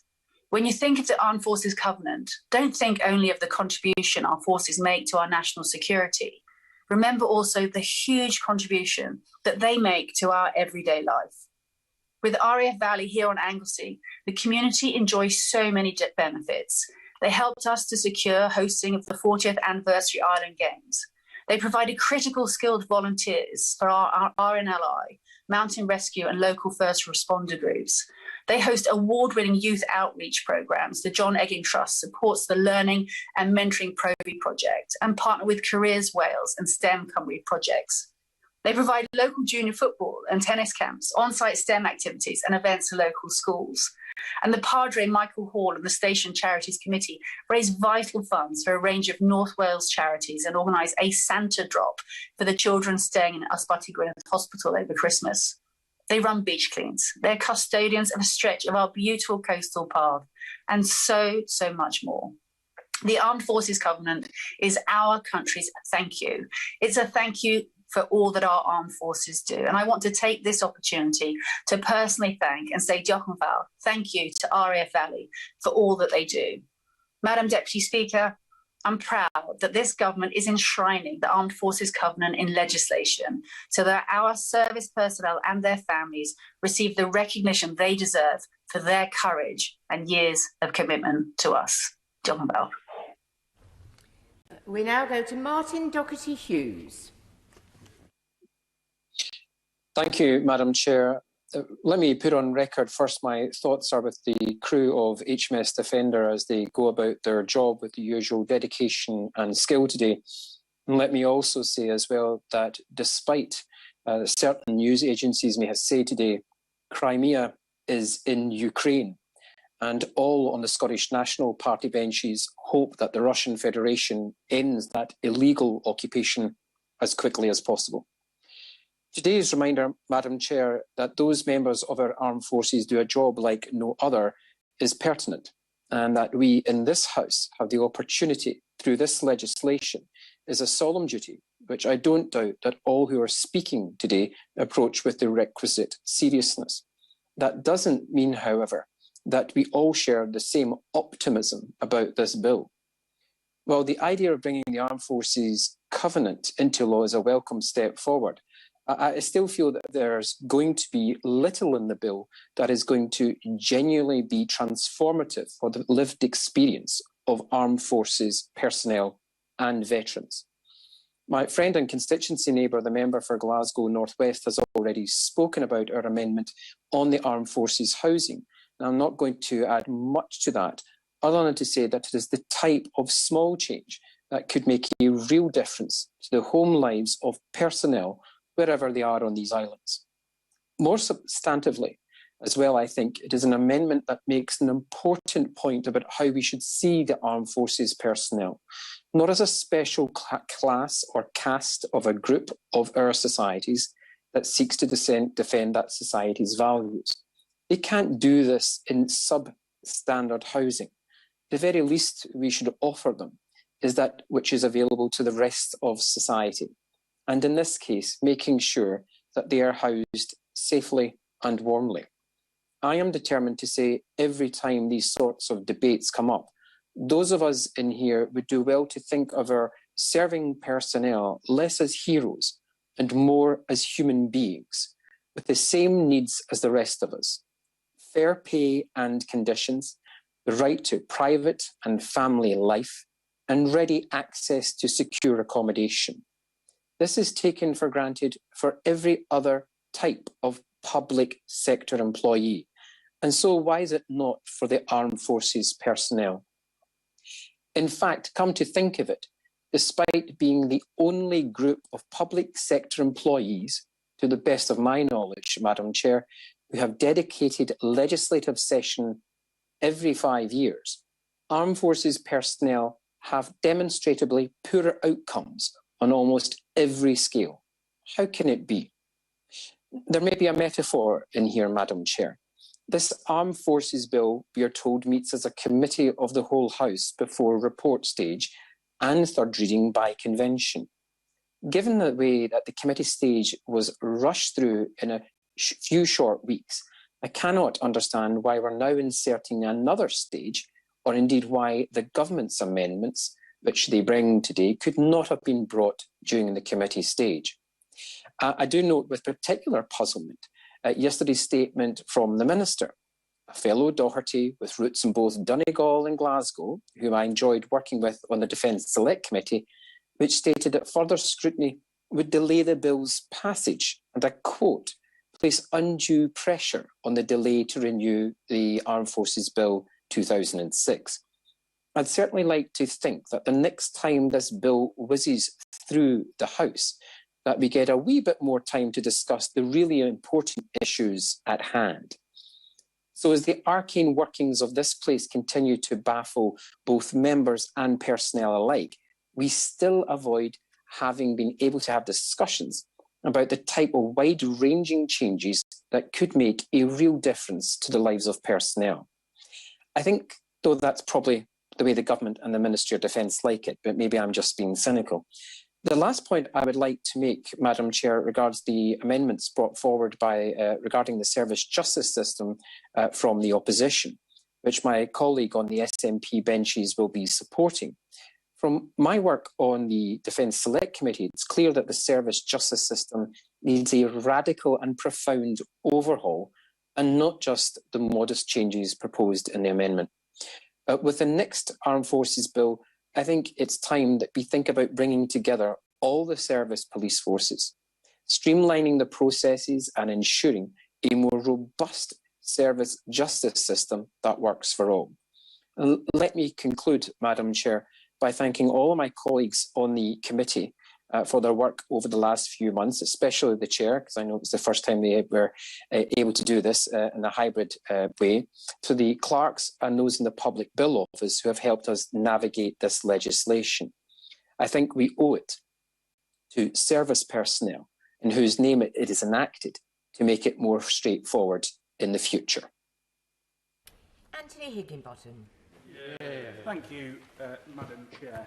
It's always a pleasure to speak in any debate on the armed forces, but particularly this week as we recognise the huge contribution they make, today on Reservist Day and Saturday on Armed Forces Day. And can I also take this opportunity to thank the Armed Forces Parliamentary Trust, because through the scheme that they run, I've been able to see almost every week the incredible work that our armed forces do day in and day out. Madam Chair, they say an organisation is only as good as its people, and nowhere is that more true than in the armed forces.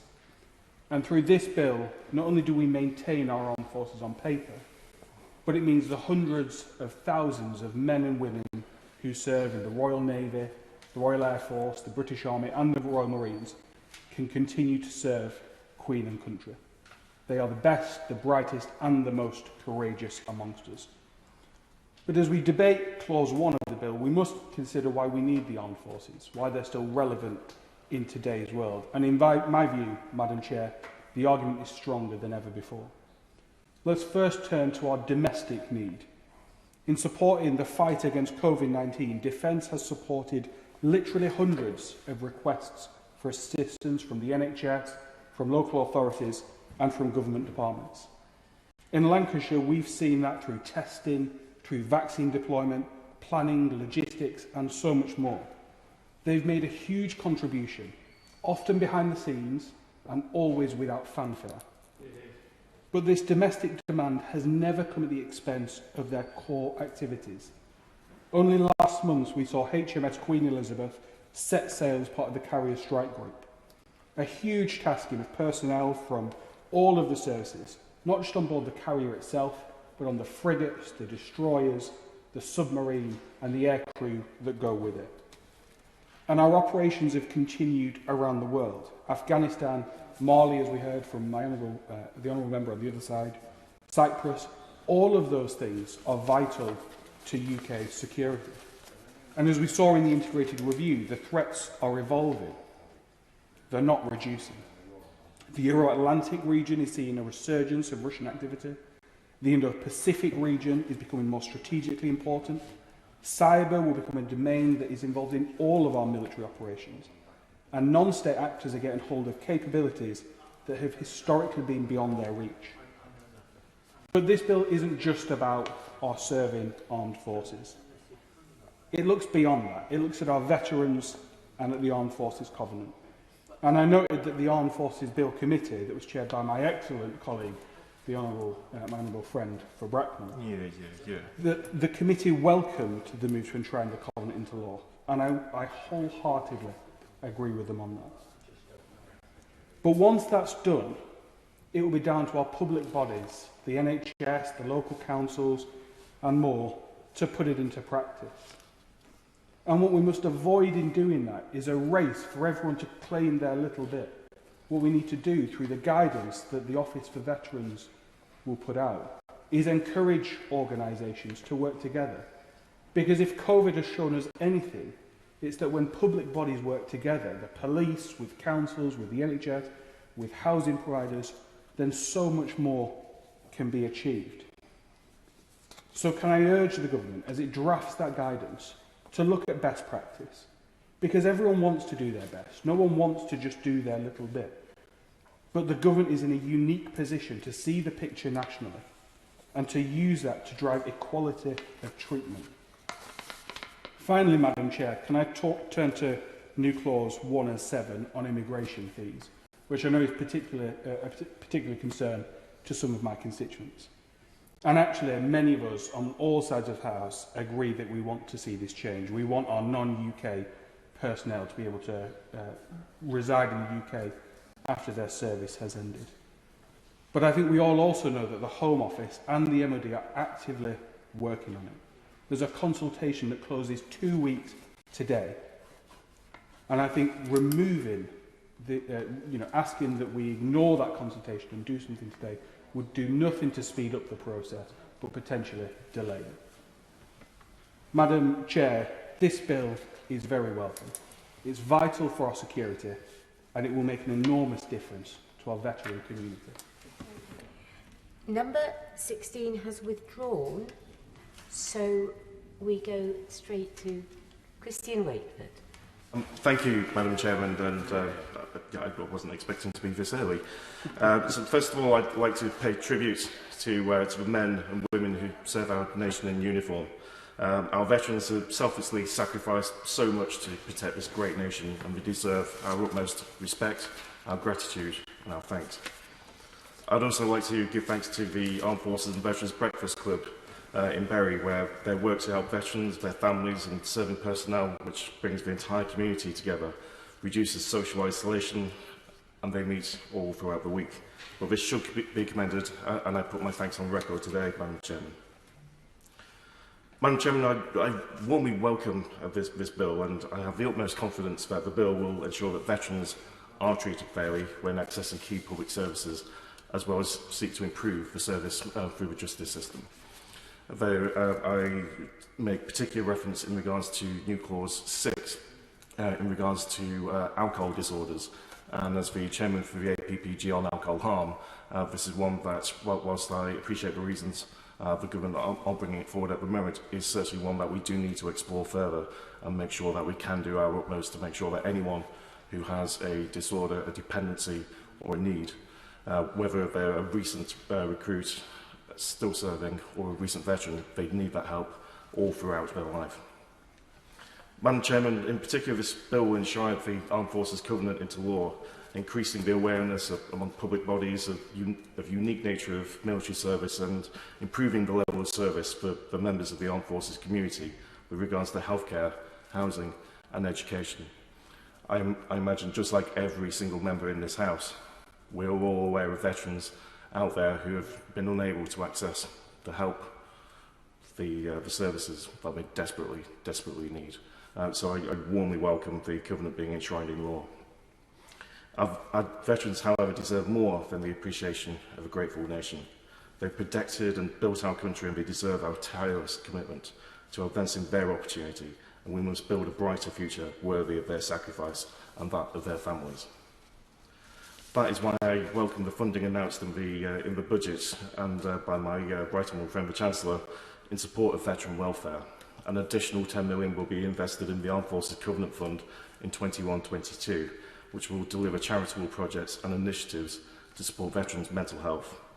This latest funding is in addition to the annual government contribution of £10 million to the Covenant Fund.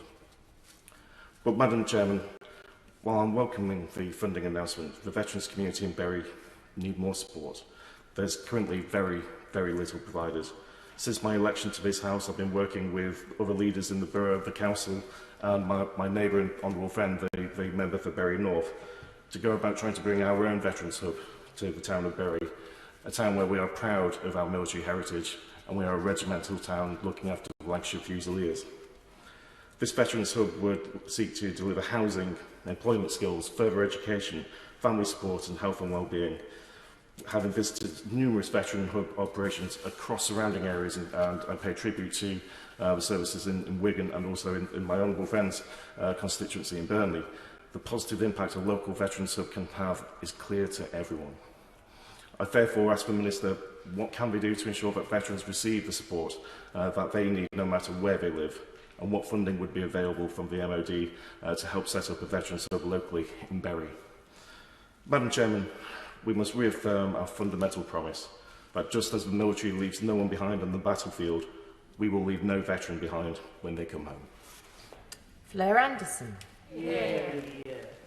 Thank you, Chair, and it's a pleasure to follow the member for Bury South and an honour to speak in this debate on Armed Forces Week and on Reservists Day, especially because I am very proud to have the Royal Marine Reserve headquarters in my constituency.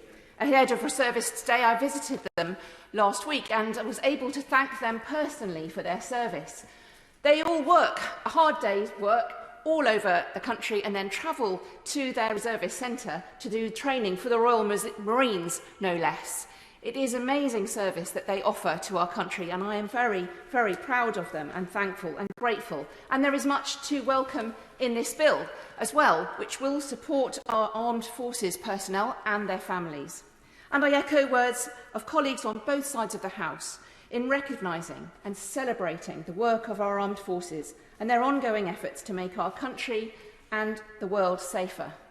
There is no price to put on safety. Only when your own safety is compromised or you don't have it do you realise how important it is to us every day. I've worked with aid workers in Bosnia during the war, and I've seen the difference it can make to a whole community to not have that safety, so I do value it so much. Our armed forces have had to adapt all of their work and all of their training during the pandemic at speed, and I commend their works to do that. And I'm also thankful for the work they've done to support frontline efforts to tackle the pandemic. They really have stepped up when we've asked them to. It's for this reason that while I support the aims of this bill, I think it's a huge missed opportunity and could have gone further. It needs to go further if it's going to deliver the real improvements to the day-to-day lives of our service personnel, veterans and their families. My honourable friend give way? Absolutely. I thank my honourable friend for giving way, and as a fellow member of the Armed Forces Parliamentary Scheme, does she agree with me that this bill could have gone further with regards to addressing the mental health provisions and provided to veterans, given the fact that they have to wait 37 days to receive face-to-face appointments for mental health services, compared to the government's own target of just 14 days? Thank you. I thank the member for her intervention, and I would agree this bill could have gone further, both in putting all aspects of the Covenant fully into law, but also the scope of the bill as well, as I will be outlining. So the bill does not fully enshrine the Armed Forces Covenant in law. The bill seems to absolve central government from responsibility for delivering the Covenant, as has been outlined by colleagues. It doesn't make sense to place new responsibilities on a wide range of public bodies, from school governors to local authorities, to deliver the Covenant, but not to include central government. Does the Minister agree that the government is effectively outsourcing the delivery of these important commitments and also evading its own responsibility on issues like pensions and social care and mental health services, as outlined? For this reason, I support Amendments 1 to 4, Chair. This would place the same legal responsibility to have due regard to the Armed Forces Covenant on central government and the devolved administrations, and remove this glaring discrepancy. My second point, Chair, is that the bill is just too narrow. Service charities are rightly concerned that the scope of this bill contains nothing specific on issues like service accommodation, employment, pensions, compensation, social care, criminal justice and immigration. The scope of the legislation must be wide enough to ensure that all areas of potential disadvantage are addressed. Our armed forces personnel and their families should not suffer disadvantage in any area. By setting a legal standard that is below existing voluntary commitments in some areas, the government does risk creating a two-tier covenant and a race to the bottom on services for forces communities, where we should be providing the gold standard. The bill as it stands does not cover all commitments made in the Covenant, nor all public bodies responsible for delivering them. The bill contains powers for the Secretary of State to expand these, so why not just include them? Will the Minister clarify how and when these powers might be used? This is why I'm supporting Amendment 6 this afternoon. Lastly, this bill does nothing to address the shameful scandal of visa fees for Commonwealth veterans, which I know has support from all sides of this House, so I would urge members to support this. The government's long-awaited proposals, currently being consulted on, will help just 1 in 10 Commonwealth veterans. We know what the Commonwealth veterans want, need and deserve for their service, so why not just put it into this bill? The proposed changes do not apply to family members of those who've served or have been medically discharged, meaning that it will only help a minority of those affected. Commonwealth service personnel have contributed an enormous amount to our national defence. We owe them a huge debt of gratitude. Extortionate visa fees have left non-UK veterans facing financial ruin and feeling abandoned by the country they have laid down their lives for, potentially, and have served with courage and distinction, and we thank them and then do not give them the rights that they deserve. The government's long overdue proposals are insulting to those personnel and will continue to prevent non-personnel from living in the country they have fought for, and will reduce retention rates and recruitment rates, as has been outlined. New Clause 7 would mean that Commonwealth and Gurkha veterans who have served 4 years would pay just cost price, just over £200, instead of the £2,389 for an indefinite leave to remain application. So for those who have families, we're close to £10,000 to apply for a right. We didn't ask them for that when they laid down their lives potentially for us and for our country, but we asked far too much of them, put far too high a barrier for the indefinite leave to remain application. This is a move that the Royal British Legion and organisations like Citizenship for Soldiers have long campaigned for, and I pay respect for their campaigns and for speaking up for so many people. Chair, I would urge honourable members to support this amendment today. So to close, the government likes to talk up its support for our service communities, and rightly so, but it is not delivering. It's time for ministers to deliver the promises of the Covenant in full for every member of our armed forces, veterans and their families. I often think that our armed forces personnel lose out because they're not allowed to wear their military uniform out and about, and I absolutely understand the reasons why they can't. And when you go to countries like America, armed forces personnel are thanked everywhere they go. They're given special treatment and respect for their service to their country, and rightly so. But armed forces personnel often do not feel that respect because they can't wear their uniform. So this covenant goes a long way to saying how much we respect our armed forces personnel and their families, but it could go a bit further to achieve that. The proposed amendments by the opposition are reasonable and constructive and designed to get the very best for our forces from this legislation. So I urge members from all sides of the House to support these amendments. Thank you. Order, order. I have now to announce the result of today's deferred division. On the motion on the conference November and Christmas adjournments, the ayes were 567, the noes were 3. So the ayes have it. Marco Longley. Thank you, Madam Chairman. I would like to start by thanking the Minister for the assurances he provided from the dispatch box in his opening remarks. I would also like to pay special thanks to my honourable friend, the member for Bracknell, for the diligence which I know he conducted the Bill Committee. I must pay special tribute to my friend and colleague, the honourable member for Wolverhampton South West, who, whenever he recollects and provides details of his experiences, never failed to move me, and I know many of the members within this chamber. Another thank you is due, clearly, to the Armed Forces Parliamentary Trust, particularly with the efforts they have put in, and of course all of the military establishments who continued with the Armed Forces Parliamentary Service during this difficult time with restrictions due to COVID. Being a member of this scheme has been absolutely invaluable to me, even with all the constraints that COVID did impose. One of the key messages, Madam Chairman, that I take away from the last 18 months is that our military all do their job with a conviction that I find difficult to equal elsewhere. In fact, calling it a job is probably wrong. It is in fact a way of life. It is not a life of luxury. Indeed, it is not a life with the many things most of us take for granted.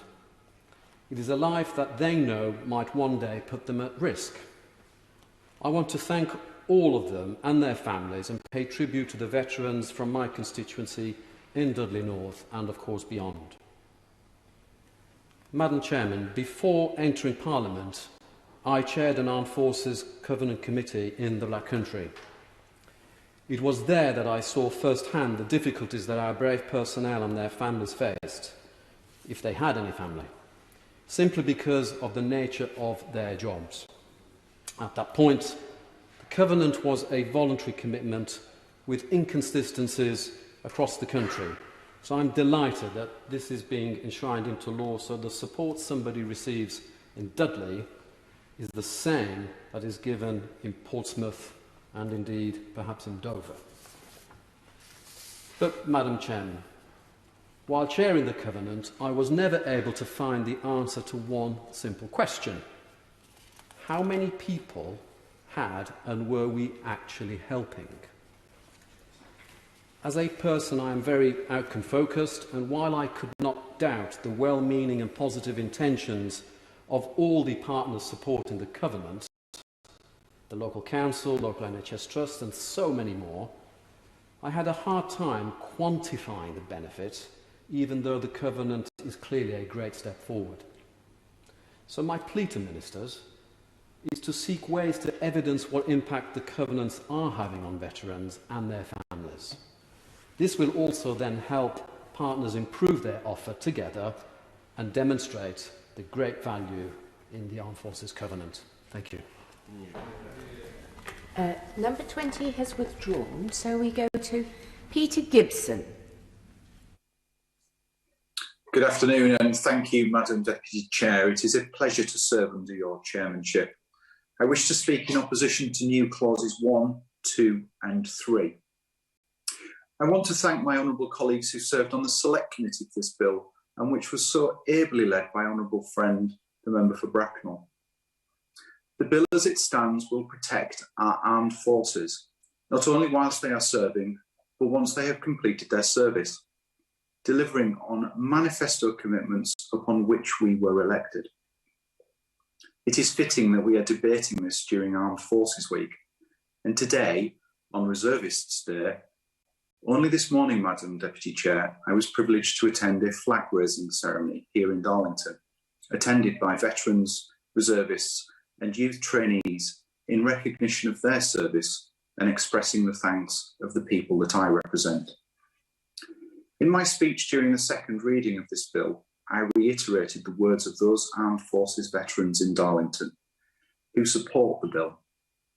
The bill will impose a legal duty on UK public bodies and local authorities to have due regard to the principles of the Covenant, ensuring that armed forces personnel, veterans and their families are not disadvantaged because of or by their service when accessing key public services. I am satisfied that with the new clauses put forward by the government, this bill will right the wrongs of the past to provide the protection that our armed forces personnel and veterans need and deserve. That being said, I welcome that the government acknowledges that more can always be done. With regard to new clause 1 and 7, the government has already stressed that it is aware that the current system does place a financial liability on non-UK service personnel and are currently consulting on a policy to waive fees for personnel at the conclusion of their military service. I look forward to the consultation's end next month. Similarly, in regard to new clause 2, the government has already set out its desire to provide a gold standard provision for veterans, and I'm glad that ministers have stressed the importance of that duty of care. Finally, in regard to new clause 3, the government has outlined at length how the armed forces are adapting to new challenges we face across the globe. Madam Deputy Chair, this bill enshrines the Armed Forces Covenant in law and impacts veterans in all of our constituencies. I am proud to be supporting the government this evening and delivering an important promise to those who do and those who have served us so well. Sure. Thank you, Madam Deputy Speaker. I welcome the opportunity to pay tribute to all serving armed forces personnel and veterans, thousands of which are based in my Stockport constituency and across Greater Manchester, and who we all owe a debt of gratitude to. I thank the honourable members for Portsmouth South, Barnsley East, Glasgow North West and Western Bartonshire for moving clause NC7, which calls for indefinite leave to remain payments by Commonwealth and Gurkha members of the armed forces. It is vital that we recognise the sacrifice that these brave men and women make for our country, and they should be recognised and rewarded accordingly. The very least the UK government can do is to forego the cost of remaining in our country. I would also like to pay tribute to all Gurkhas, as well as to the work of the APPG on Nepal and the efforts of my good friend, the Honourable Member for Ealing Southall, who has tirelessly campaigned for justice for the Gurkha community. I'm especially grateful to Mr. Peter Mills from Stockport Veterans Breakfast Club for all his work in supporting the veteran community in my town. Mr. Mills has a long and distinguished career in the military, including a tour of Bosnia while serving in the 1st Battalion Cheshire Regiment during the conflict in 1993. The work that Mr. Mills and many like him do is crucial to providing the support and camaraderie that many serving personnel and veterans need. Madam Deputy Speaker, there are 2.5 million veterans living in the UK, and it's vital that they aren't simply forgotten about once they've served our country and put their lives on the line for it. Those veterans, like Mr. Mills in my constituency, require funding for community services such as a Veterans Hub in Stockport Town Centre, a place where serving and former personnel can receive support for housing, employment and public services such as healthcare. This is vital in helping many integrate back into society after tours of duty and once they retire. In order to do this, they need government support in the form of a fair funding package to all local authorities so these hubs can be rolled out across the nation in support of our veteran community. Voluntary organisations do incredible work, but it should not be left to them to make up for the shortfall in government support. Too often the Armed Forces Covenant is not upheld and the promises made do not match the reality experienced by our service communities, from substandard housing to veterans' mental health and social care. Earlier this year, a highly critical report by the National Audit Office revealed that tens of thousands of troops live in substandard accommodation, while the Ministry of Defence refuses to pay for £1.5 billion worth of repairs, meaning that half the rooms in MOD barracks would fail to meet the current building regulations. That is no way to treat those who have put their lives on the line to keep our country safe. The government also needs to reduce the waiting time for access to affordable and social housing and to improve the existing armed forces housing stock, much of which is dilapidated and often fallen into disrepair. The Armed Forces will place as a legal responsibility on councils to deliver on the covenant in the areas of housing, healthcare and education, but crucially without providing any extra funding to do so. The government must therefore implement the Armed Forces Covenant fully in law and increase its funding. Finally, as I've alluded to already, Commonwealth military veterans who have served with the UK military and put themselves in harm's way for our nation should be afforded the exact same privileges as British nationals. However, the Royal British Legion has warned that they are facing a desperate situation due to visa fees of thousands of pounds for those who want to stay in the UK following discharge from the military. This situation must be urgently rectified, and the visa application fees for military personnel from Commonwealth countries must be abolished urgently. Failure to do so will leave many facing deportation. Given that the UK aims to recruit 1,350 people from Commonwealth countries each year, up from its previous target of 200, we now have more than 6,000 Commonwealth personnel who currently serve in the armed forces. Does my friend give way? I will give way. Yeah. Okay, my friend also agree is that these individuals have a huge contribution to make post their military career to British society, whether it be the NHS or other public services, and that by not doing what he says, we're actually missing an opportunity for the experience that they gained in their service to this country to be given back to this country. Madam Deputy, I fully share my honourable friend's views. I think these people could be invaluable in our society, contributing to all sections of the community, and the government should urgently resolve this matter. Many of these people are exempt from immigration controls during service, but this is removed immediately on discharge. That is no way to thank them after years of loyal service for our country, and we should be rewarding them rather than penalising them. Thank you for allowing me to speak. Jim Shannon. Thank you, Madam Deputy Speaker, for giving me the chance to contribute on this debate. It's an issue that's very close to my heart and one that I wish to speak on. I also just want to put on record how pleased I am to see the Minister in place in the front row, and he's been a good friend of mine over the years, good friend of us all, and we look very much forward to what he's got to say. I declare an interest, Madam Deputy Speaker, as a former part-time soldier having served in the Ulster Defence Regiment and the Territorial Army Royal Artillery for 14.5 years. Perhaps maybe that is maybe give me that interest in particular, but also the Armed Forces Parliamentary Scheme that all members have referred to here has given us a greater overview of what happens here, and has given an opportunity to see what the Royal Air Force does and what the Royal Navy does, and to have a more strategic overview of what it all means. So it's really been good to do that. I was disappointed to see in new Clause 3 reporting personnel numbers in the Armed Forces, and I have to put on record, Madam Deputy Speaker, as others have, and I think the Honourable Gentleman for Caithness, Sutherland and Easter Ross referred to it as well. The figure for the forces has dropped. When we look back, and it's long before I came here, but I was in the Assembly at that time in 2004, under Labour there were some 207,000 personnel, and it's dropped dramatically. So I do worry, as others have said, that we come to the stage where viability becomes a key issue, and whether we are able to respond to all the places in the world where there is conflict. I think some members have referred to, might have been the Honourable Lady in the front row, by the way, that referred to Mali. and we know that British soldiers have a key role to play there and in Africa. The level of terrorism in Central Africa, in Gabon and Nigeria, in Mali and other parts of that part of Africa is rising, and we have a role to play. We have a role to play in the Far East as well. So I do have great concern over that. In Northern Ireland, over the years, we've been very fortunate to have had a level of recruitment. We never needed conscription in Northern Ireland because the people volunteered, and they did in great numbers, and all the world, the First and Second World War, and indeed every conflict since that as well. So I just want to say, and again, I think government and the minister, perhaps maybe not for this debate, but the other minister, maybe the Secretary of State, can confirm that the numbers of TA personnel have been increased in Northern Ireland because the recruitment of TA personnel in Newtownards, in my constituency of Strangford and Newtownards, in the town where the two regiments are located, shows great improvement.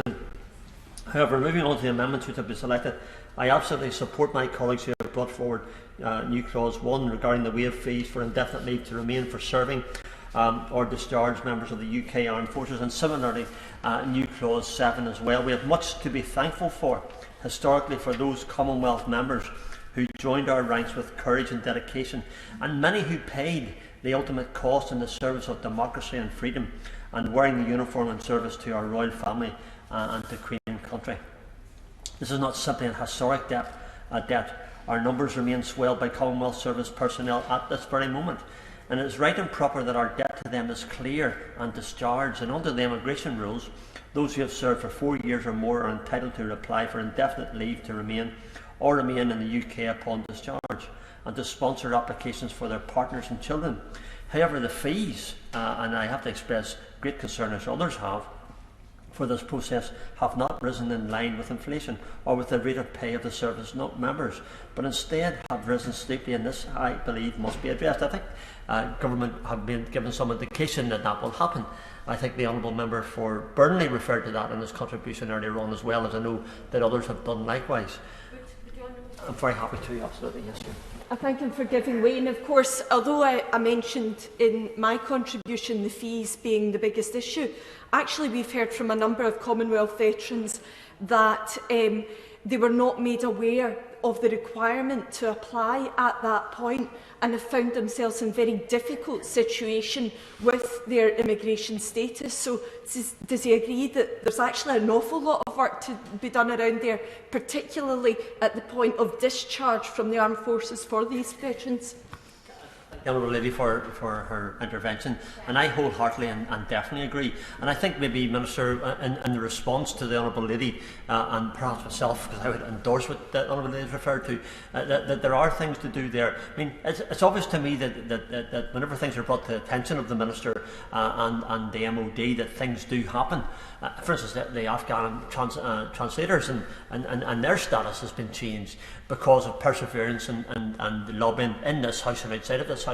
So I would suggest that perhaps maybe what the Honourable Lady has referred to, and I would agree with her, if there's an anomaly to be addressed, then let's do that. And the way to do that is for our Minister to respond, and hopefully he can do so. Referring to the fees again, they now stand at £2,389 per person, despite the unit cost to the Home Office of processing an application being just £243. Madam Deputy Speaker, when you look at those figures, and I'm not, I always try to be very respectful in the chamber when I make things, but whenever you see a figure of 243 and you see a figure of 2389, you sort of wonder to yourself, I mean, where's the money going? You know, and if there's a family of 4, then it becomes £9,556, which then, and you know, they're not moving on their own, Madam Deputy Speaker, they're moving as a family. So I believe consideration should be given for all of the family. And which I acknowledge that government has went some way to acknowledge this step, in that they proposed to drop fees for personnel who have served more than 12 years. They do not include any provisions for the families. I understand. If the Minister is able to reassure me on that matter, I will be more than happy to respect that as well. They must change, and I fully support new clause 1 and 7. For those who fight to protect these shores, we cannot, I believe, refuse entry to these shores by ways of fees, which could take years to save and even maybe more years to pay off. This small step could change lives and bring working families to enjoy what they have served to uphold. When someone serves, it is not simply their life that has changed, it's the entire family. And that's the issue. And the question today to the other minister on vaccinations, I made the point for families, because it's not just one person, it's a family, and more often a family of four, or maybe a family of even more than that again. And that the immediate family must be part of the equation at all levels. Can I also welcome some of the work that's been done in relation to the veterans? I have a deep interest in veterans because of the service in my constituency of Strangford, where many people have joined over the years and probably live with those problems of PTSD. And I see the Honourable Member for Bracknell in this place, and I want to thank him for his recent report, which I think has gone some way to addressing those issues as well. But I want to make this point, and I want to make a point for a charity, if I can, Madam Deputy Speaker, and it's called Beyond the Battlefield. They're a charity started 10 years ago in my constituency. I know there's many charities, there's lots of charities, but I want to make a play for this one if I can. Last year they looked after 850 veterans, whether it be benefit issues, whether it be social housing, whether it be health issues, and they just family issues as well, legal advice. The help that they give is incredible, and many of those people are those ones who fall under the radar, where the other charities don't pick them up, and it becomes a real problem.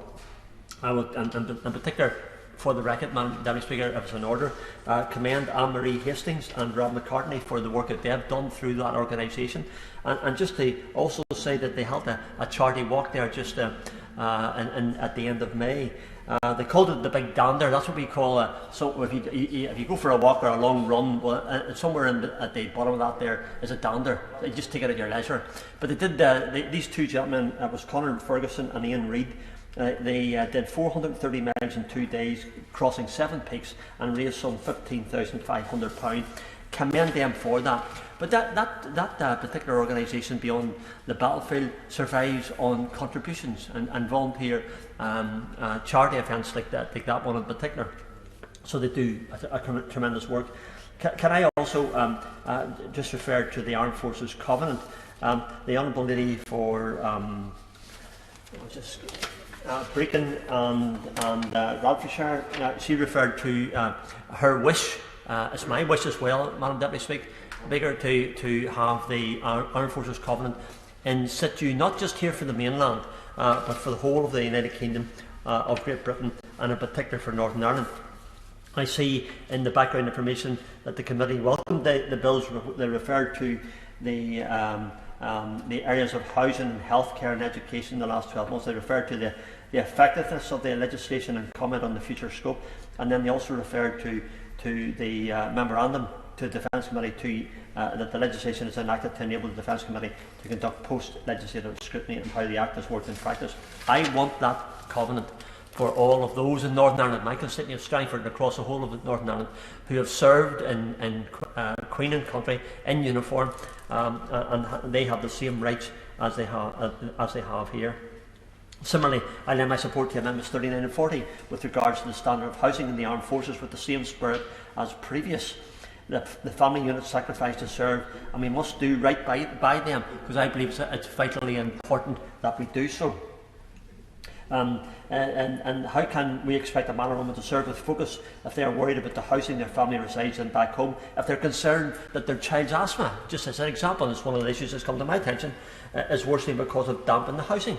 And the answer is they can't. It is their duty to sacrifice for us, and they do so willingly. So in this House, I believe we must do the same for them and address the issue of for families in decent housing. To me, it is sad that we feel the need to legislate in this way, but the fact is that some of the army housing is not fit for purpose, and funding must be allocated to these family homes urgently. Madam Deputy Speaker, and I'm coming to the end of my contribution, have an army couple, one from Northern Ireland, one from England, who refused to put their 5-year-old into army housing, and so they private rent. It's not because they want to be better than anybody else. It's because they rented accommodation that was offered wasn't just suitable, and it's not suitable for their child. It's not suitable for them. Indeed, I would suggest it's not suitable for anybody. So they've had the private rent. It means that their decent wage is almost taken up in its entirety by rent and childcare. When we ask people to serve, we take them away from the support of siblings, away from the support of parents to mind their children, and yet we do not, with great respect, do not provide enough for them to live comfortably when doing so. Little wonder that many families choose to split their time and keep a base in one town and make travel or weekends and leave only to work. For me, one step towards providing a good working family is providing housing that is fit for purpose, that families can live in to stay together and save the money that they can, working on base and do away with the very, very costly private rented costs. Madam Deputy Speaker, I'm immensely proud. We all are in this House. We stand in awe of those people who serve in uniform, whether it be the Royal Navy, whether it be the Royal Air Force, or whether it be the Army. We are so proud of what they have done for us, and I believe in this House we have to do our best for them in gratitude for their service and gratitude for the families who also are part of that. We need to give them the best, and I believe, unfortunately, Madam Deputy Speaker, that we're not just there just yet. Thank you. Leo Doherty. Thank you, Madam Chair, and I'd like to thank all members today for their thoughtful and sincere contributions. And I'd like to put on record again, Madam Chair, my gratitude for the effective chairmanship of the Select Committee in relation to this bill from the honourable, my honourable friend, the member for Bracknell. I'd also like to thank the honourable member for Portsmouth South for the constructive tone of his remarks today. And he spoke at some length, quite rightly, on the historic hurt suffered by those dismissed from military service purely for their sexual orientation, and this related to New Clause 4. And this theme was also mentioned and was very welcome in terms of the remarks by the honourable member for Glasgow North West, North Durham, Bracknell, Liverpool, Walton, who made it, and the honourable gentleman for Liverpool, Walton, made a very moving speech, and also the honourable member for Caithness, Sutherland and Easter Ross. So, Madam Chairman, I want to put very clearly on the record that the historic ban on homosexuality in the armed forces was absolutely wrong, and there was horrific injustice as a consequence of that. We will go all out to address that injustice. We are resisting the new Clause 4 today because we believe if we accept that, that would complicate our efforts to, at pace, address this injustice. But getting after this historic hurt and delivering justice for these people is at the heart of our veterans strategy, which I will be announcing later this year. And I have met with Fighting with Pride already to that end. So we will address this injustice with compassion and deep urgency. Many other members mentioned the issue of settlement fees in relation to New Clause 1 and New Clause 7. This was mentioned by, and this was in the name of the Honourable Member for Caithness, Sutherland and Easter Ross, and other members spoke to this, the Honourable Member for Bracknell, Ceredigion, Burnley, Putney, Darlington, Stockport and Strangford, who also mentioned the cases of Afghan interpreters who I'm pleased are now coming to our country for the sake of refuge. So let me be clear again, Madam Chairman. The provisions for settlement fees are out for public consultation. This will conclude on the 7th of July. I can't preempt what the consultation will find, but I'm optimistic and expectant that we will deliver a good result and an honourable result for those who serve and deserve to be able to settle without exorbitant and unjust fees. The Right Honourable Member for North Durham returned to the familiar theme of investigations, and I'm pleased to confirm to him this afternoon that Justice Enriquez will report by the end of the summer, at which point we will consider with sincerity and rigour the recommendations within that report, and I have no doubt that we will communicate further on this subject. And I will give away very briefly. In a minister in his defence, could he just clarify what he means by the summer? Because it's a big difference between what we all know as summer, what the MOD knows as summer. Is that what we recognise, or will it be later in the year? I'm pleased to confirm, Madam Chair, that means summer this year, not summer next year. Madam Chair, I was pleased to hear from a trio of Welsh MPs, the member for Brecon and Raneshire, and Ceredigion and Ynys Môn. The member for Ceredigion questioned whether or not we should have had a legislative consent mechanism in relation to this bill. I'm happy to confirm to him that that is not required, and we've taken legal advice on that. My honourable friend for Brecon and Raneshire referred to my recent visit to Wales, and I was very pleased to meet with veterans and members of the armed forces in Wales recently and hear about the very important work of armed forces liaison officers, Madam Chair, in relation to the local delivery of the Armed Forces Covenant. And we had some discussions about whether or not there is a need for a Veterans Commissioner for Wales. And I would hope that all three Welsh members who spoke today, member for Brecon, Raneshire, Ceredigion and Ynys Môn, would support that notion, because I think it would, in addition to the Armed Forces liaison officers, deliver some value for our defence people and our veterans. And I urge the Welsh Government, as I will do in future meetings, to look at that very, very seriously. Madam Chair, we were pleased also to hear from Marston Doherty, for the member for Western Bartonshire, who brought his usual good cheer and sincere interest in defence affairs to the Chamber, virtually. The member for Burnley referred quite rightly to the valued work of the Armed Forces Parliamentary Scheme through the Trust, and also the centrality of people to everything we do in defence, which I thought was very apposite. My honourable friend for Bury South spoke about the Breakfast Club in Bury, but also the challenges faced by veterans and service people when it comes to alcohol. I have noticed, I must say, Madam Chair, a discernible shift in the drinking culture of the armed forces. It is becoming much less of a thing. And I was on a visit, during my visit to Wales, I met serving members of one para who said that the gym is now the new bar. So it's quite interesting compared to my experiences as a young subaltern 20 years ago. Of course, I spent a lot of time in the gym, Madam Chairman, but I was also committed to time in the bar as well. So I think that culture may be shifting. And I will be happy to support the honourable gentleman's efforts in Bury South to support his, if he was in his place, I would give him that personal commitment, but I'm happy to support his work and his honourable friend in Bury North to support veterans at the local level.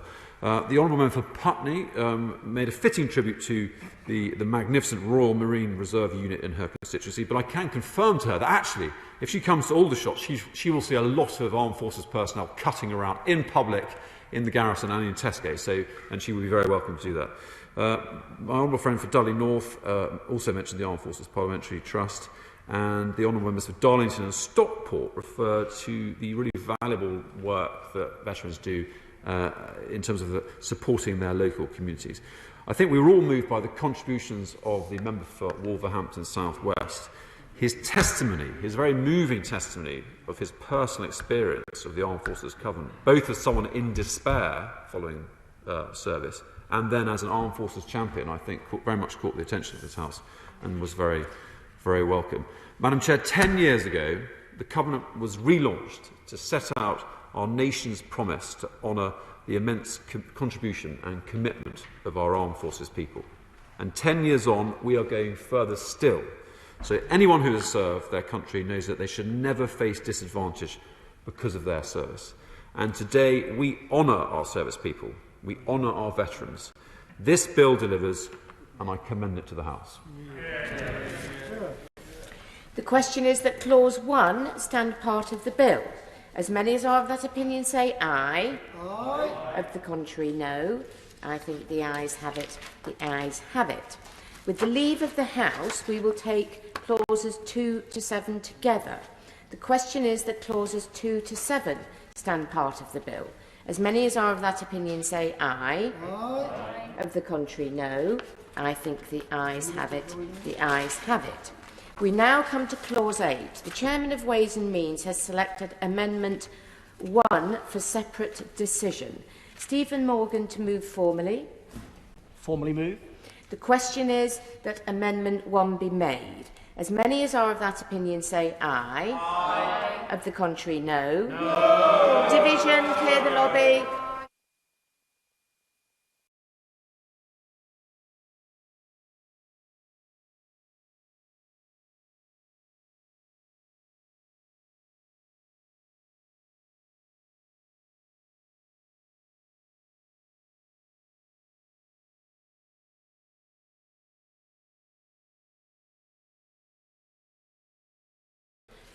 The question is that Amendment 1 be made. As many as are of that opinion say aye. Aye. Of the contrary, no. Aye. Tellers for the ayes, Sarah Owen and Lillian Greenwood. Tellers for the noes, Scott Mann and James Morris.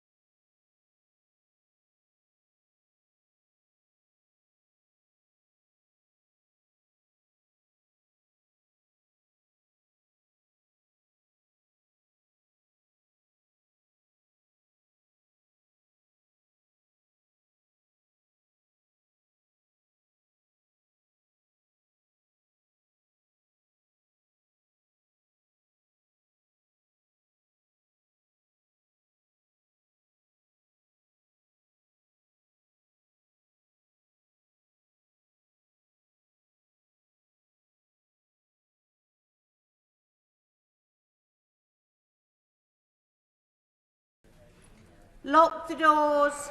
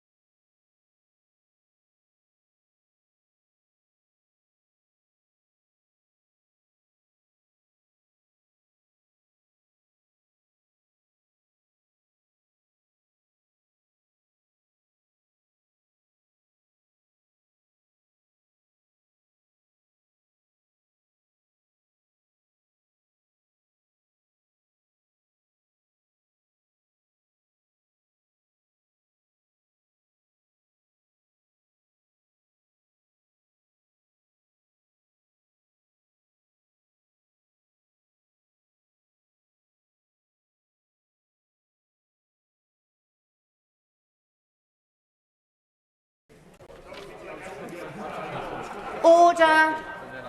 Order. The ayes to the right, 271. The noes to the left, 355. Ayes to the right, 271. The noes to the left, 355. So the noes have it, the noes have it. Unlock. We now come to Government Amendments 8 to 9. With the leave of the House, we will take Government Amendments 8 to 9 together. Minister to move formally. The question is that Government Amendments 8 to 9 be made. As many as are of that opinion say aye. Aye. Of the contrary, no. I think the ayes have it. The ayes have it. We now come to Amendment 41, which the Chairman of Ways and Means has selected for separate decision. Carol Monaghan to move formally. Aye. The question is Amendment 41 be made. As many as are of that opinion say aye. Aye. Of the contrary, no. No. Division, clear the lobby.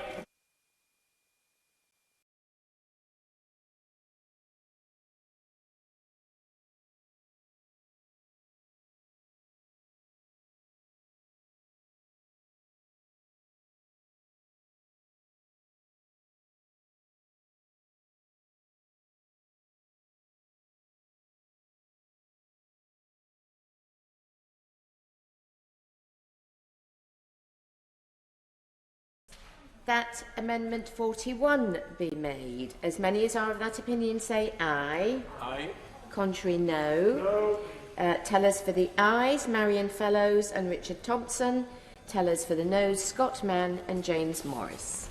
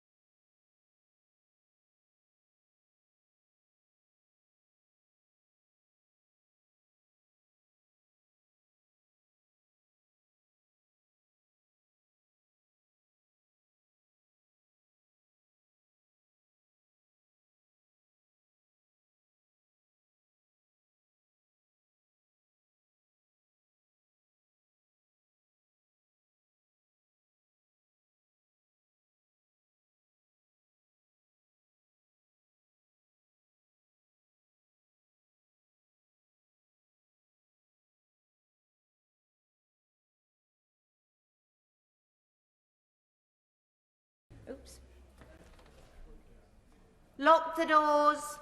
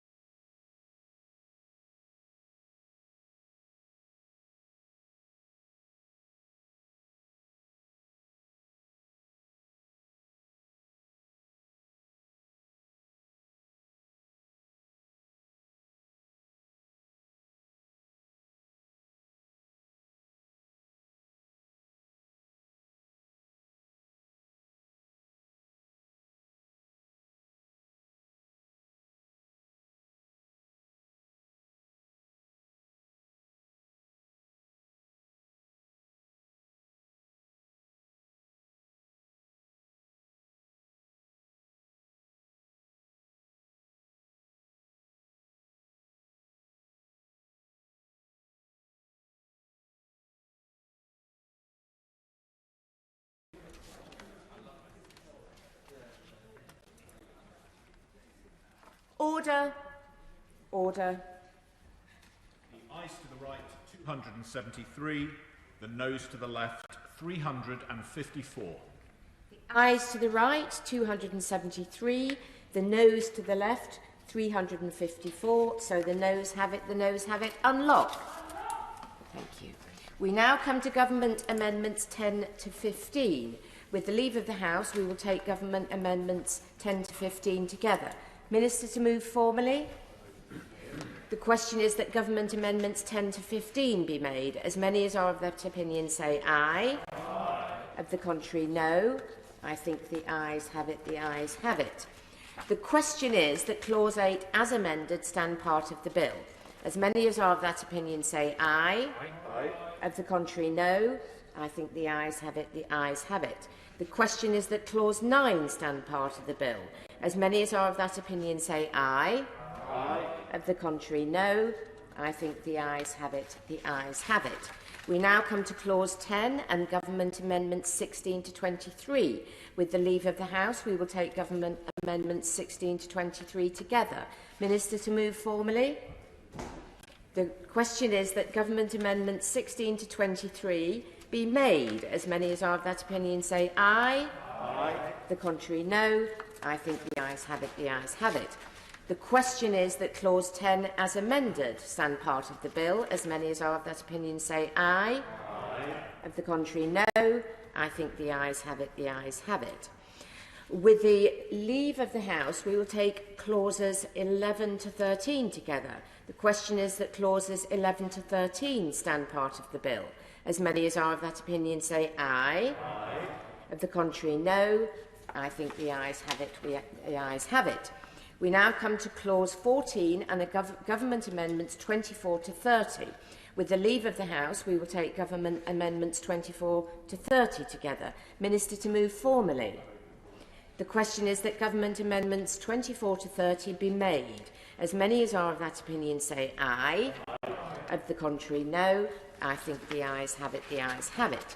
The question is that Clause 14, as amended, stand part of the bill. As many as are of that opinion say aye. Aye. Of the contrary, no. I think the ayes have it, the ayes have it. With the leave of the House, we will take clauses 15 to 26 together. The question is that clauses 15 to 26 stand part of the bill. As many as are of that opinion say aye. Aye. Of the contrary, no. I think the ayes have it, the ayes have it. The Chairman of Ways and Means has selected new Clause 7 for separate decision. Stephen Morgan to move formally. I beg to move formally. The question is that new Clause 7 be read a second time. As many as are of that opinion say aye. Aye. Of the contrary, no. Division, clear the lobby.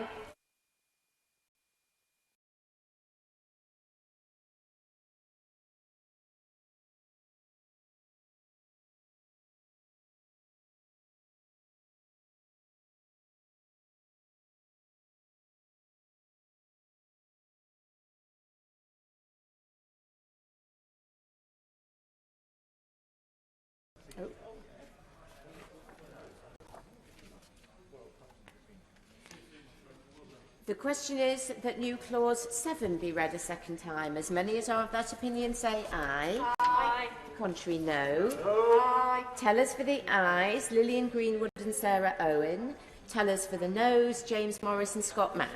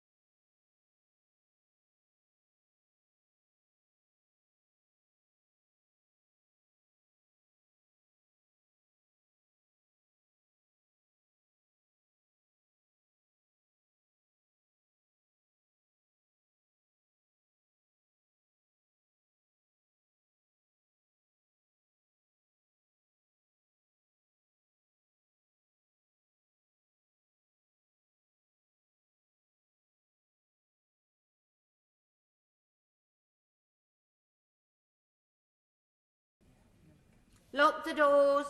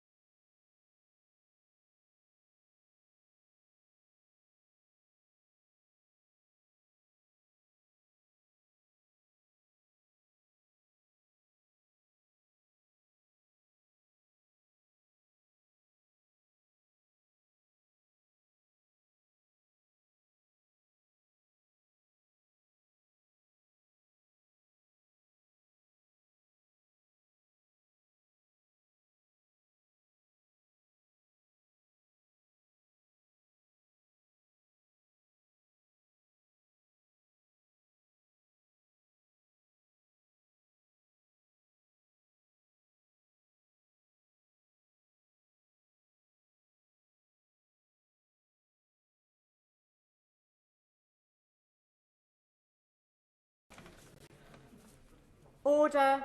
Order.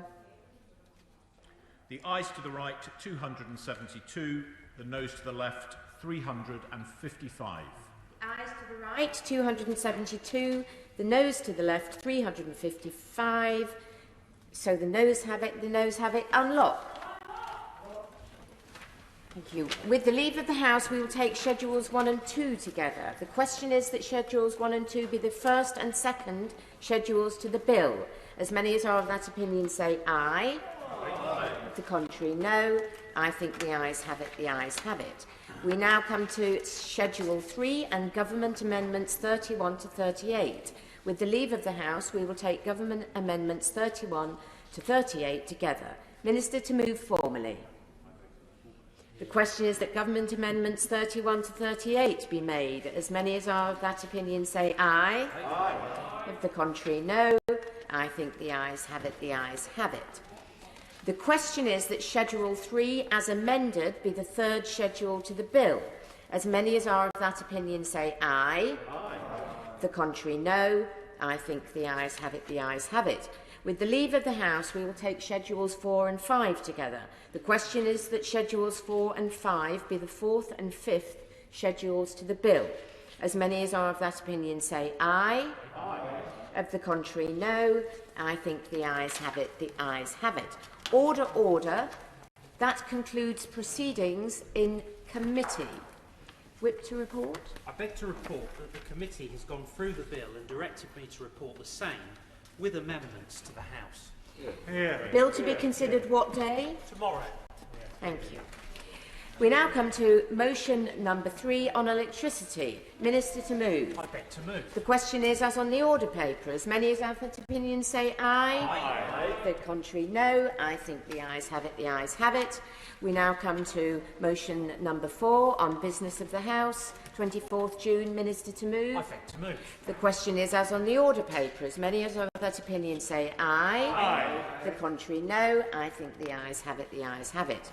We now come to motion number 5 on delegated legislation, financial assistance to industry. Minister to move. I beg to move. The question is, as on the order paper, as many as are of that opinion say aye. Aye. The contrary, no. I think the ayes have it, the ayes have it.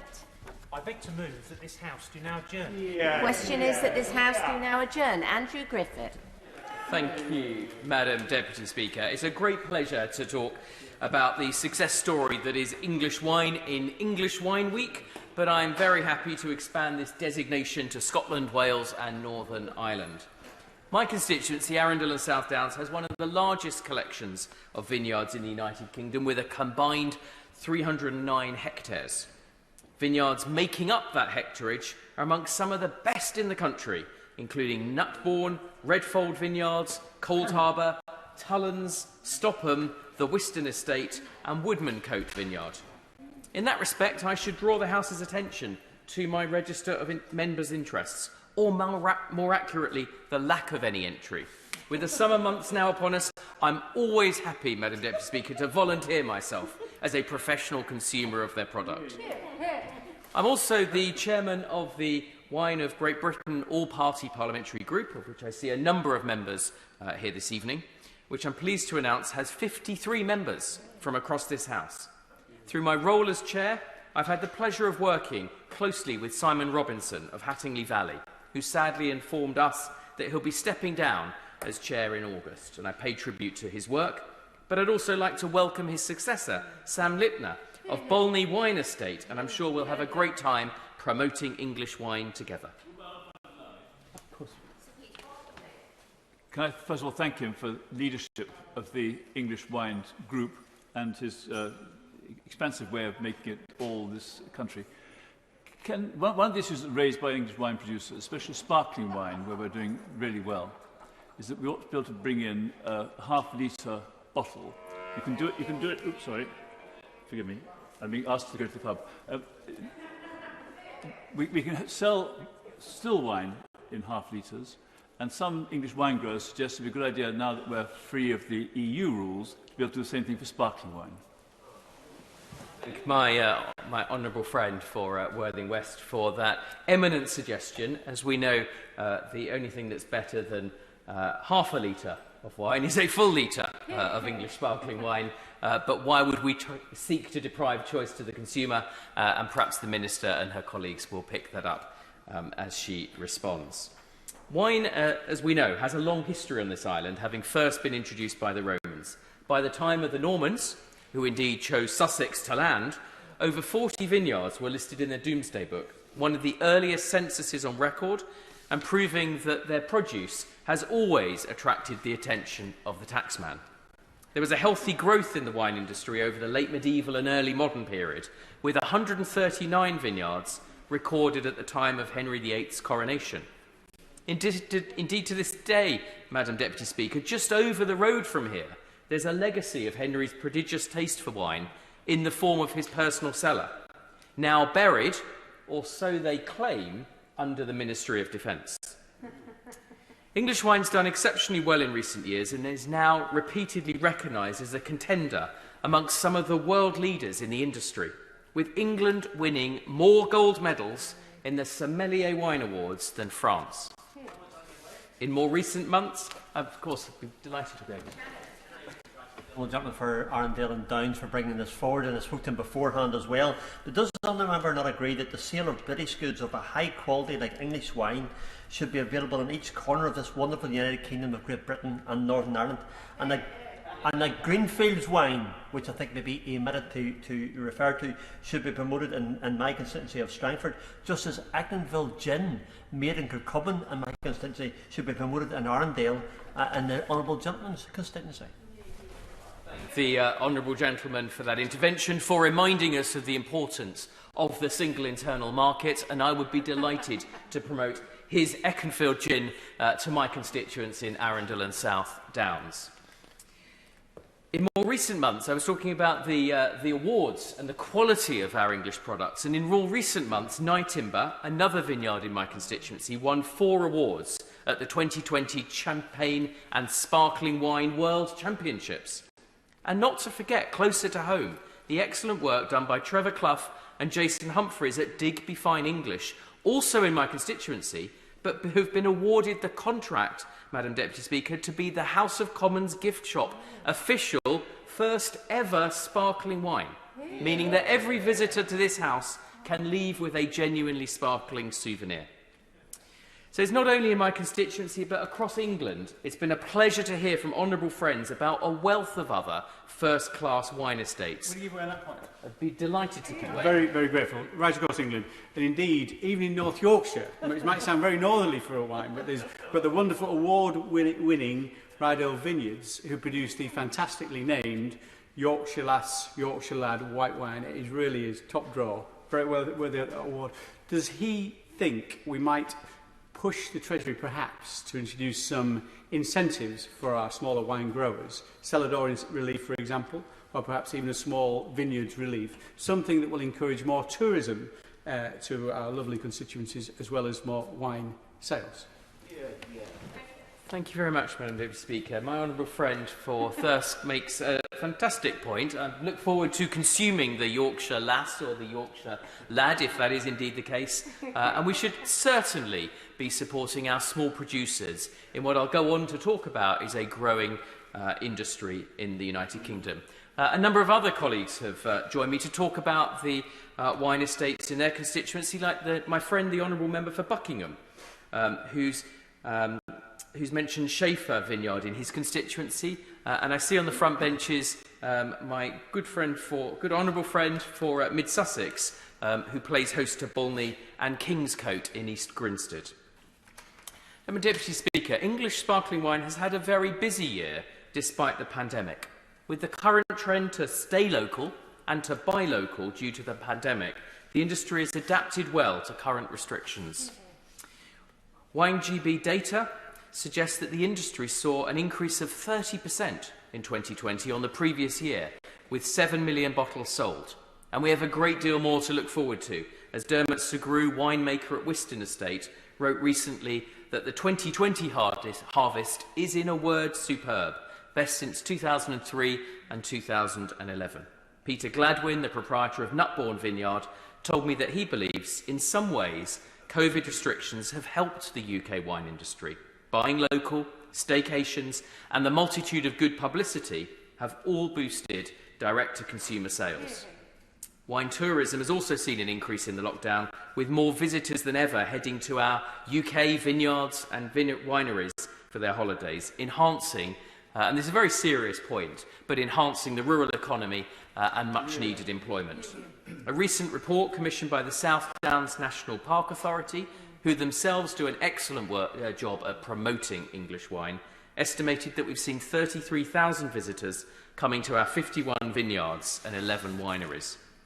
And if the authors of a recent report on climate change, another very serious topic, are to be believed, the South Downs wine harvest will only grow, as just today 0.4 of 1% of agricultural land is currently used for viticulture, whereas the report estimates that up to 34% of land could be suitable in the future.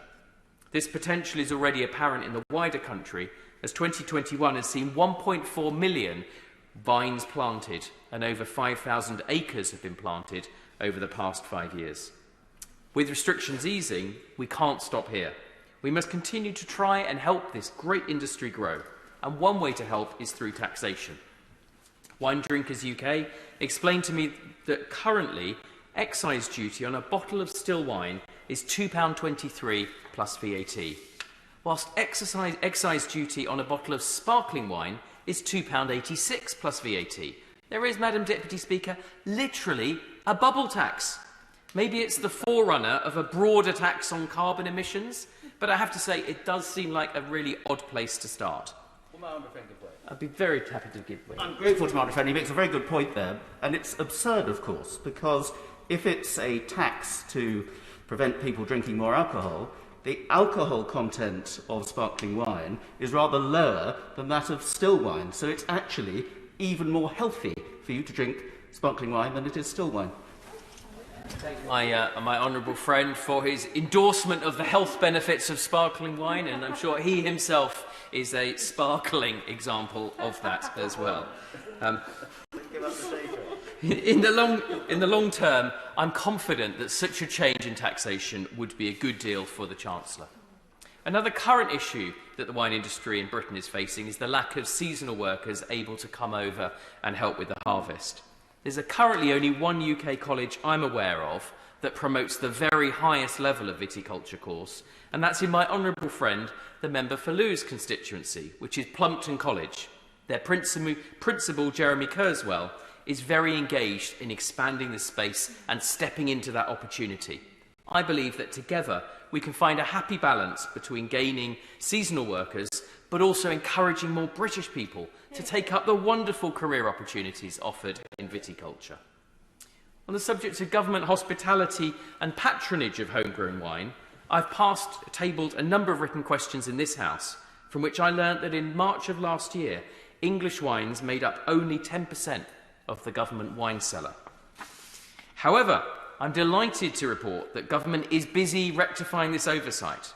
In 2018-19, 49% of wines purchased for government hospitality were English or Welsh, and that's improved this year to 73%, a commendable direction of travel and one we should really celebrate in English Wine Week. Since I became chairman of the Wine of Great Britain All-Party Group, the members and I have been pushing the government to promote English wine as much as possible.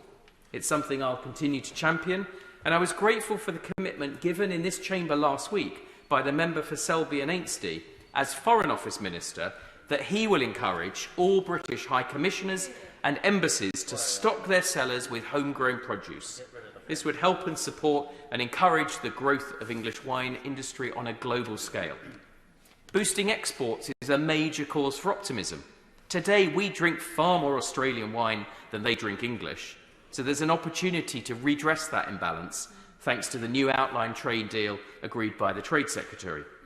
Such opportunities will be firmly on the menu, or the agenda, at the Sussexport, say this carefully, Hansard, Sussexport event, to be hosted by Wilton Park this July for all export businesses in Sussex. English Wine Week is also an outstanding opportunity to celebrate the community institutions that serve our local English wine, the Great British Pub. They provide a warm welcome and a safe place to enjoy company, perhaps a glass of English sparkling wine and often delicious food. Many are cherished and characterful buildings, used for hospitality over the centuries. To help our hard-pressed hostelries, I've launched a South Downs pub guide to encourage my constituents and visitors to the South Downs back to the booths, benches, beer gardens and bar stalls of these local favourites. From the Foresters Arms in Curdford to the Thatched Inn in Hassocks, the Holly Tree in Warburton and the White Horse of Graffham, all points of the compass in Arundel and South Downs are well served by an array of local pubs. I'm thankful to Squires Garden Centre and Harwood's Land Rover for making this guide a possibility. It's not quite, as they say, yet available in all good bookshops, but copies will be available in time for unlocking on the 19th of July. In the meantime, it's at southdowns.pubs.com. Madam Deputy Speaker, in conclusion, I believe that it's important to celebrate and support this growing British industry in any way that we can, from promoting it on the international stage to ordering a bottle or two occasionally for ourselves. It's a successful, sustainable and with plenty of room to grow. Thank you very much. Tim Loudon. I'm very grateful for having the opportunity to participate in this debate, given that we have a little more time due to the previous business finishing early. And I really congratulate my honourable friend and neighbour. And I'm very covetous of his constituency because it does include the best vineyards in the country, in the county, which has the best vineyards in the country.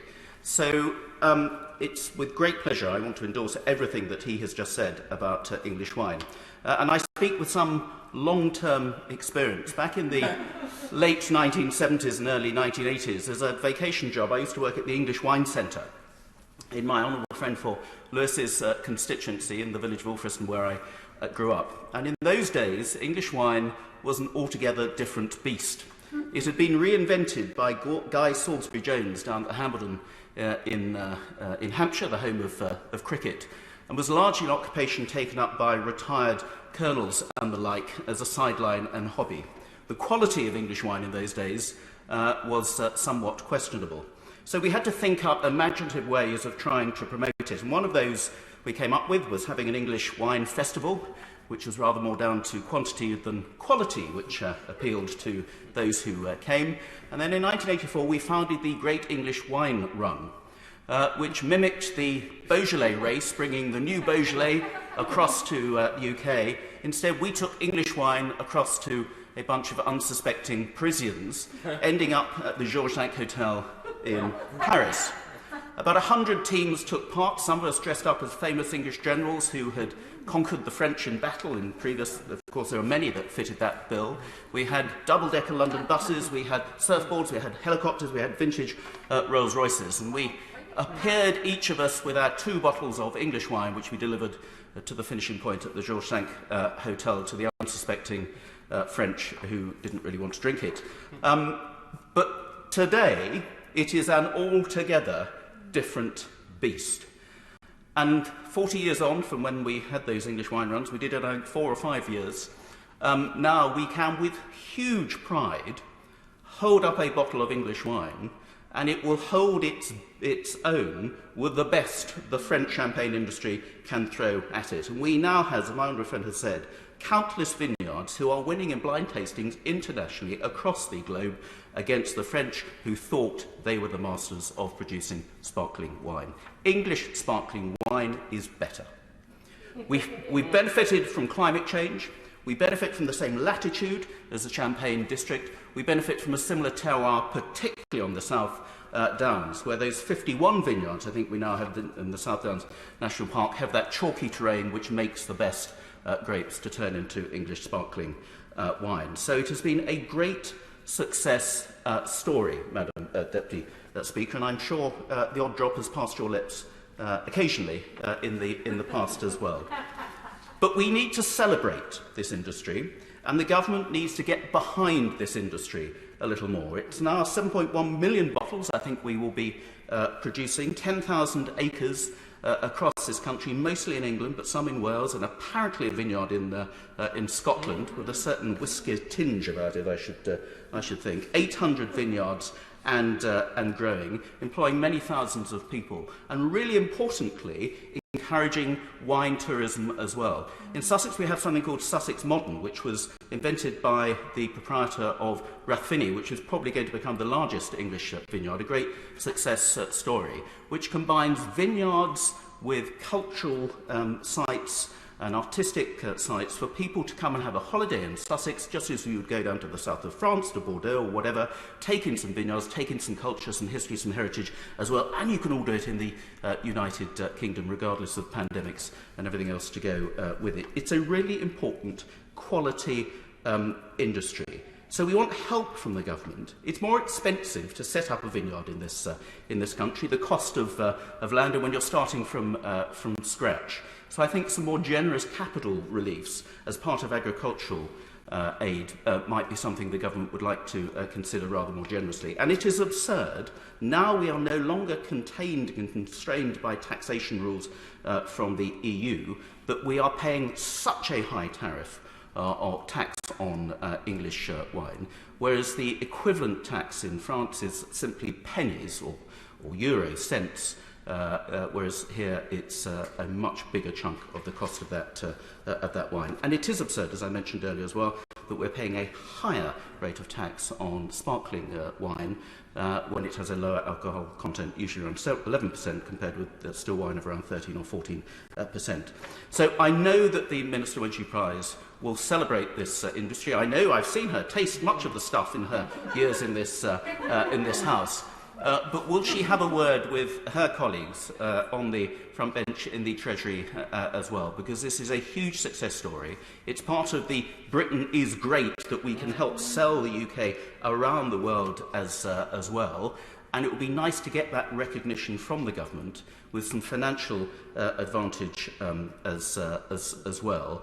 And with the post-Common Agricultural Policy world in which we now live, the world is our oyster, England, in the English wine industry, and much of the South Downs still can be developed under vineyards to come. So thank you very much for the opportunity, Madam Deputy Speaker, and I look forward to great things from the Minister, and we can all go retire to the bar and have a sparkling wine from England afterwards. Miss Victoria Prentice. Thank you, Madam Deputy Speaker, and I would like to thank the honourable gentleman from Arundel and South Downs for organising this refreshing debate this afternoon. I think it's been really a very enjoyable end to today's proceedings, but has also raised some important matters which I will endeavour to go through. English Wine Week gives us a really good opportunity to come together to celebrate all that is good about English wine. And it's true that the growth in this sector has been phenomenal. Growth of 150% in just 10 years. Other sectors can only dream of such growth. We have over 3,500 hectares under vines at the moment, located on 770 vineyards spread across the country. And on that, it's great to have representatives in the chamber this evening, not just of Digby and Nightimber, which really many of us have heard of and are familiar with their products now, but also the honourable gentleman from Thirsk and Moulton, who talked about Yorkshire Lad and Yorkshire Lass, the honourable lady from Lewis, who represents so many great growers, the honourable lady from Mid-Sussex, who represents, as we heard, Bolney and Kingscote, and the honourable gentleman who was here earlier from Worthing West. It was great to hear from the honourable gentleman from East Worthing and Shoreham, who is also a very experienced wine drinker, and it was good to hear his experiences of the great English wine run. I think it is fair to say that in his and my lifetimes, the reputation of English wine has rightly changed enormously, and he made that point extremely powerfully. It is impressive, the growth is impressive, but this is very much just the beginning. Wine GB predict that by 2040 we will be producing 40 million bottles a year, and as much as 70,000 hectares could then be under vine. Large champagne houses, including Pommery and Tattinger, are working with vineyards and wine producers here, because of the climactic reasons which have been rehearsed by my colleagues. Industry anticipate that by 2040 the wine sector will account for up to 30,000 new jobs. And a significant part of this new economy is tourism, with 150 British vineyards now open to the public, and a very useful article about this in the Telegraph yesterday, suggesting where people can visit on their summer holidays. Significant also is excellence in education. Plumpton, which we've heard mentioned, the quality of wine education there is recognised around the world, and rightly. And I was very pleased to talk to my honourable friend who is the Minister in the DWP earlier, and she told me about a very exciting scheme where the DWP is working with Plumpton to do a sector-based work academy in viticulture, and thereby producing and training up the workers we need for the future of this sector. So I met WineGB recently to discuss what more we can do as government to support the sector. We continue to work on the application for a new GI for Sussex wine, which of course is in the Honourable Gentleman's constituency. That application is being processed within our new domestic GI scheme and is progressing well. The Honourable Gentleman mentioned the excellent report from the South Downs National Park, where the writers of that report are prepared to countenance a truly massive expansion of viticulture in the region. DEFRA officials are taking this report very seriously and will be meeting the report writers next month to discuss how we can take the practical issues forward together. It's also important to discuss marketing. We are truly a wine-loving nation. The trade is very important to us. By volume, we trade more wine in this country than anywhere else in the world. A fifth of the value of our food imports are wine. English consumers clearly love wine, but I should bring us down to reality. 99% of the wine we drink is not currently produced here. We need to come together to boost sales among local consumers, which very much fits with our mantra this year of buy British, buy local, buy sustainable. I will look at the regulations to post-Brexit to make sure that they work in the best possible way for this industry. The points about taxation will, I'm sure, have been heard by Her Majesty's Treasury, and it is right to say that we are looking at how future farming schemes can fit this sector in a way that the Common Agricultural Policy just didn't. We also need to make sure that English and Welsh wine is benefiting from our work on exports. 10% of what we produce is exported at the moment, and the food and drink element of the GREAT campaign has made real progress in China, the US and Japan. We will continue to showcase excellent English wine, and the Honourable Gentleman and his APPG are right to challenge us on hospitality, government hospitality, and I will continue to work with him on that. I'm pleased to say that in December last year, the UK joined the Organisation of Vine and Wine, which should help us shape the rules around winemaking on an international platform in the future.